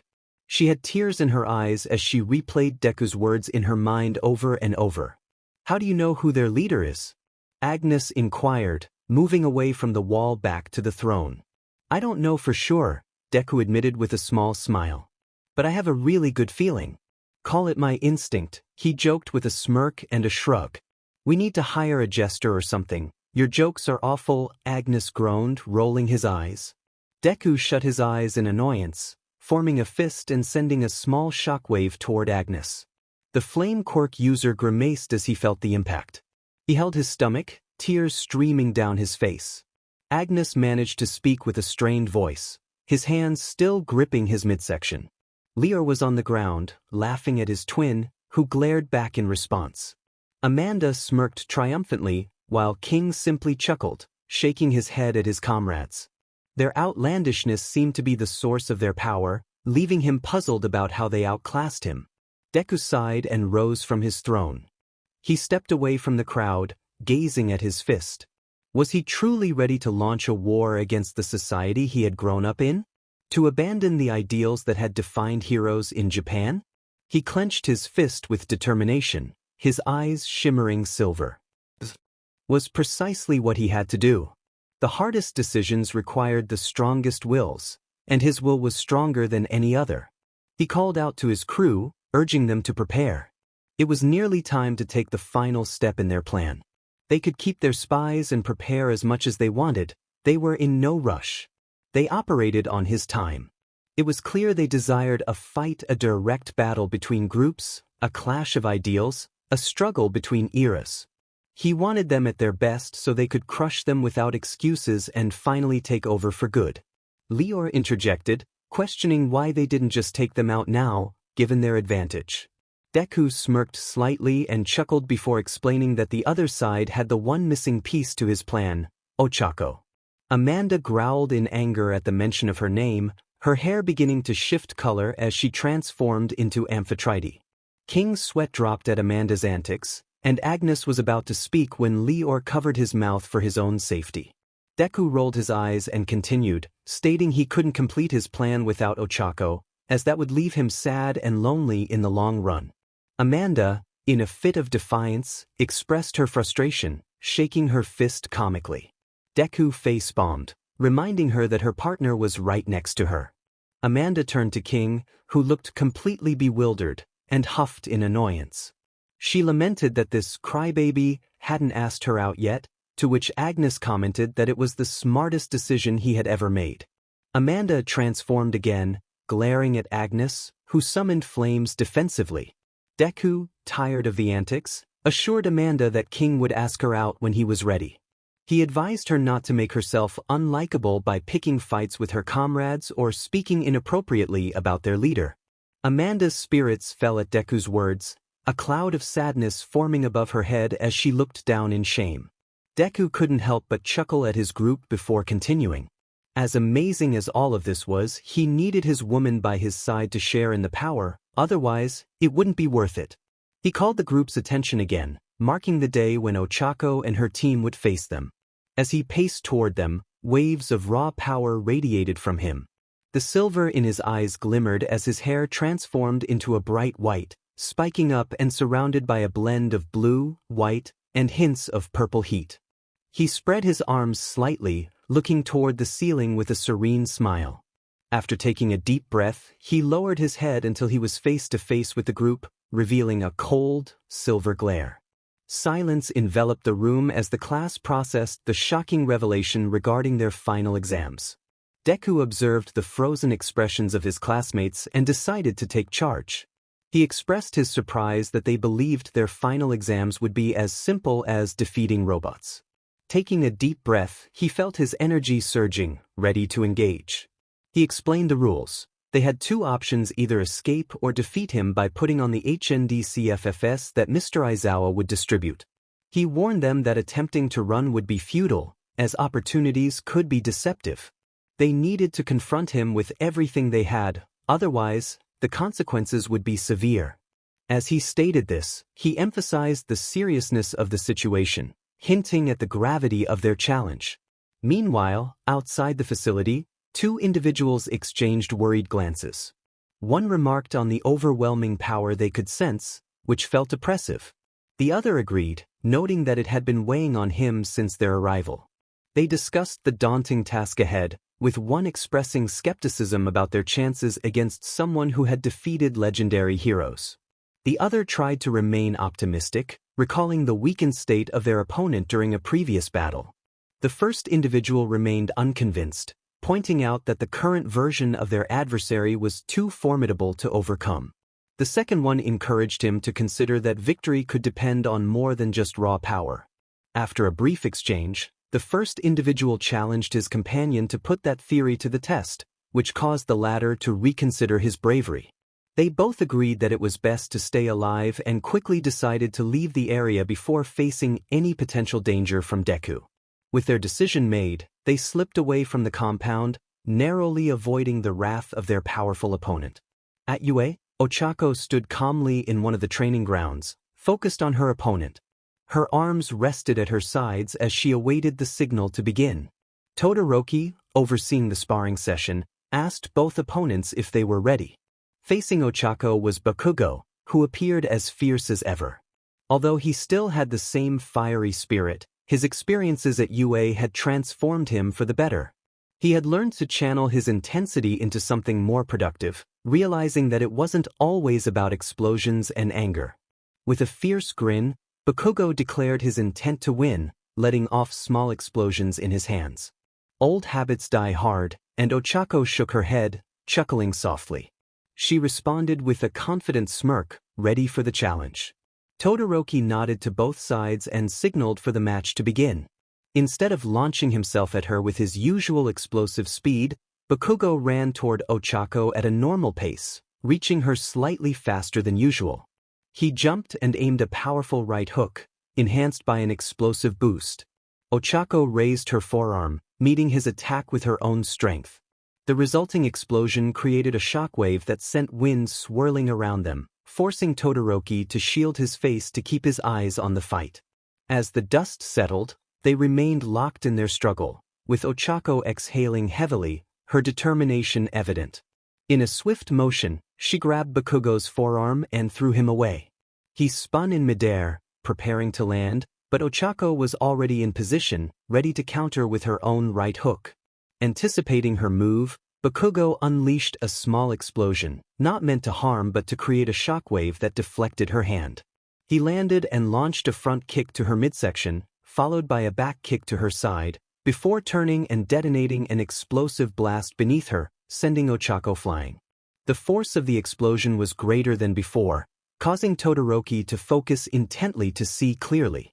Smoke and dust filled the air, but when it cleared, Ochako stood with her. Arms crossed in an X formation, her gaze intense and focused. She began to heal the minor scratches she had sustained, using her breathing techniques. After a moment, she closed her eyes, lowered her arms, and took a deep breath. Bakugo watched with anticipation, sparks dancing between his hands. Just as his smirk was about to widen, it vanished in an instant. In a flash, Ochako opened her eyes and, before Bakugo could react, she was on his left side, airborne and ready to deliver a powerful kick to the side of his head. Her expression was eerily calm, her focus unwavering. This all transpired in less than half a second, and just as the kick was about to connect, they were interrupted. Ida rushed into the training ground, announcing the return of their spies with his characteristic enthusiasm. Todoroki glanced at Ida before returning his attention to the sparring match. Ochako had shifted her stance, her left leg grounded for balance while her right leg remained poised to strike. Bakugo stood frozen, his palm facing her leg, small sparks crackling from his hand. Their eyes locked, the tension of battle still palpable between them. Todoroki called out that it was time to end the match. Bakugo lowered his guard and let his hand drop, acknowledging the interruption with a huff. He remarked that Ochako had been saved this time. Ochako relaxed her stance and exhaled, responding with a playful jab at his ego. Bakugo rolled his eyes as he turned to join Ida and Todoroki. Ochako glanced at her hand for a moment, then smirked before following to catch up with them. They all walked purposefully to the entrance of the school, where they saw the two spies waiting for them. The first spy greeted them with a nod. The second spy began to share their findings, explaining that Deku had a considerable number of strong individuals under his command. Over time, it became clear that these were not ordinary goons, they were exceptionally powerful. The most impressive aspect was Deku's complete control over them, with no subgroups or internal conflicts, just one united organization. The first spy continued, pointing out that the real threats were clearly Deku's top 5 officers. They had managed to gather information about their abilities, but knowing what they could do didn't guarantee they could stop them. The second spy introduced the first officer, Slade, whom they had already encountered. Slade possessed a quirk related to darkness, allowing him to emit darkness, absorb light, and create weapons from it. Ochako commented that he was like Tokoyami but even more powerful. The second spy warned that despite being the lowest-ranked officer, Slade was extremely powerful. The first spy moved on to the next officer, who had a god complex but was also incredibly strong. His quirk was light-focused, allowing him to emit light, form weapons, and absorb it. However, he was overshadowed by his twin brother, Agnes. The second spy explained that Agnes had a fire quirk, which was monumental in power. His flames were nearly unstoppable, capable of melting surrounding objects just by being in proximity. The students were intrigued, recalling their own experiences with Deku's heat and wondering if Agnes could surpass it. The first spy then mentioned Amanda, prompting an intense reaction from Ochako, who was furious and imagined various ways to confront this woman. The others watched her with concern as she expressed her anger. Momo tried to calm Ochako, emphasizing the importance of understanding their enemies before rushing into action. After a moment of contemplation, Ochako reluctantly allowed the spies to continue. The first spy explained that Amanda's quirk was water, and she could manipulate it in ways that made her one of the strongest. She could extract water from any source and turn it into a dangerous weapon. Ochako muttered that she could take Amanda, prompting another round of concerned glances from the group. The second spy concluded by introducing the final member of the group, named King. Bakugo speculated that King's quirk would likely be another elemental power, recognizing the pattern among the officers. If only that were the case, the first spy admitted with a shiver. This revelation caused the group to raise their eyebrows in confusion. Their curiosity piqued about this King. He was the top-ranking officer among a group of individuals with elemental quirks, yet he possessed no element quirk himself. His quirk is fear, the second spy explained. He can manipulate the concept of fear and use it to his advantage. He can instill fears within others, turn their fears against them, and even transform fear into tangible forms to create weapons. He has the most terrifying quirk I've ever encountered, no pun intended, of course. This was certainly a problem. They had no idea such a quirk even existed. A man like that serving under Deku made it clear that this battle would be unlike any they had faced with their former classmate. It would be a fight for survival. Though they tried to ignore it, the possibility of failure loomed larger with each passing moment. This only strengthened their resolve to focus on their training. Then, last but not least, they had the leader, Izuku Midoriya, also known as Deku. The first spy continued, expressing his thoughts about Deku's reputation. He had heard much about him during his time at UA, having watched the sports festival and read about the USJ incident. Deku seemed incredibly powerful. While he may not be a fighter himself, he could tell that the boy he had seen in that organization was leagues above the one he had witnessed long ago. As demonstrated by his defeat of the two top quirk users in Japan, Deku was clearly the most formidable individual alive. Regardless of what transpired with the army or the 5 commanders, one thing was certain: if they wanted any chance of saving Japan, they would have to confront him. The spies concluded their report, laying the groundwork for their objective. They had their mission set before them, and as the spies had explained, it was an exceptionally daunting task. They needed to occupy the many soldiers of the Celestial Dragon, fight and subdue the organization's extremely powerful commanders, and most importantly, uncover the one thing they had never managed to do: find a way to defeat Deku. This would prove to be a challenge more difficult than any final exam could ever be. This was the real deal. It was all or nothing from here. Thank you, boys. That information was invaluable, Ochako praised as the two spies scratched their heads, slightly embarrassed. After their departure, Ochako turned to her group. It seems we were right to come to UA to train, Ida stated, nodding in confirmation of his own words. What's the plan from here? I suggest we head over to Deku's and start making a real impact, Bakugo said with a smirk, small explosions igniting in his hands. Not yet, Ochako replied with a small, understanding smile. If those descriptions were even half accurate, we have our work cut out for us. But I know how Deku operates. Much like his quirk, he doesn't act first, he reacts first. He'll wait before launching his plan. More specifically, he'll wait for us. Ochako looked at her group, nodding as she continued. It seems our training plans are effective. Let's prepare for 1 more month, and then we'll make our move. The group nodded in agreement. Bakugo exchanged a glance with Ochako, and she returned it with understanding. They both headed back toward the training ground to continue their spar, while the rest of the group parted ways to focus on their own training, each developing their own special conditions for the upcoming battle. 1 month later, at Celestial Dragon HQ, Deku sat on his throne, sweat beading on his forehead as he watched Leor and Agnes bicker. The reason for their dispute was simple: Agnes had lost to Leor in rock, paper, scissors. Agnes roared in frustration, claiming Leor had cheated. Leor retorted, insisting that it was just a game and that cheating was impossible. The argument escalated, with accusations flying back and forth, fists clashing in a playful yet heated exchange. Deku turned his attention to his other subordinates, adopting a serious expression before eventually speaking. Pay up. The 3 individuals grumbled as they reached into their pockets to pay Deku the money he had won. Deku had placed a bet on whether Agnes and Leor would get into a fight during rock, paper, scissors, with the over-under set at 5.5 seconds. King and Amanda took their bets, while Slade regretted betting against a fight altogether. Slade berated himself, face-palming and sighing, while money signs flashed in Deku's eyes. Agnes and Lior were preparing to escalate their game with their ultimate moves when an unexpected surge of power interrupted them. They initially thought it was their leader, accustomed to similar occurrences, but when they turned to him, they found him gazing upward, as if the sky were above them instead of the underground setting. Deku wore a focused expression, his eyes already shimmering silver. A smirk crossed his face as he rose from his throne. "Let's go." No further words were needed. In an instant, they all stood and followed their leader to the surface.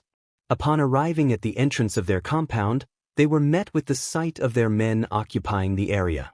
People were drinking, talking, fighting, and enjoying various forms of entertainment, seemingly unaware of the approaching figures.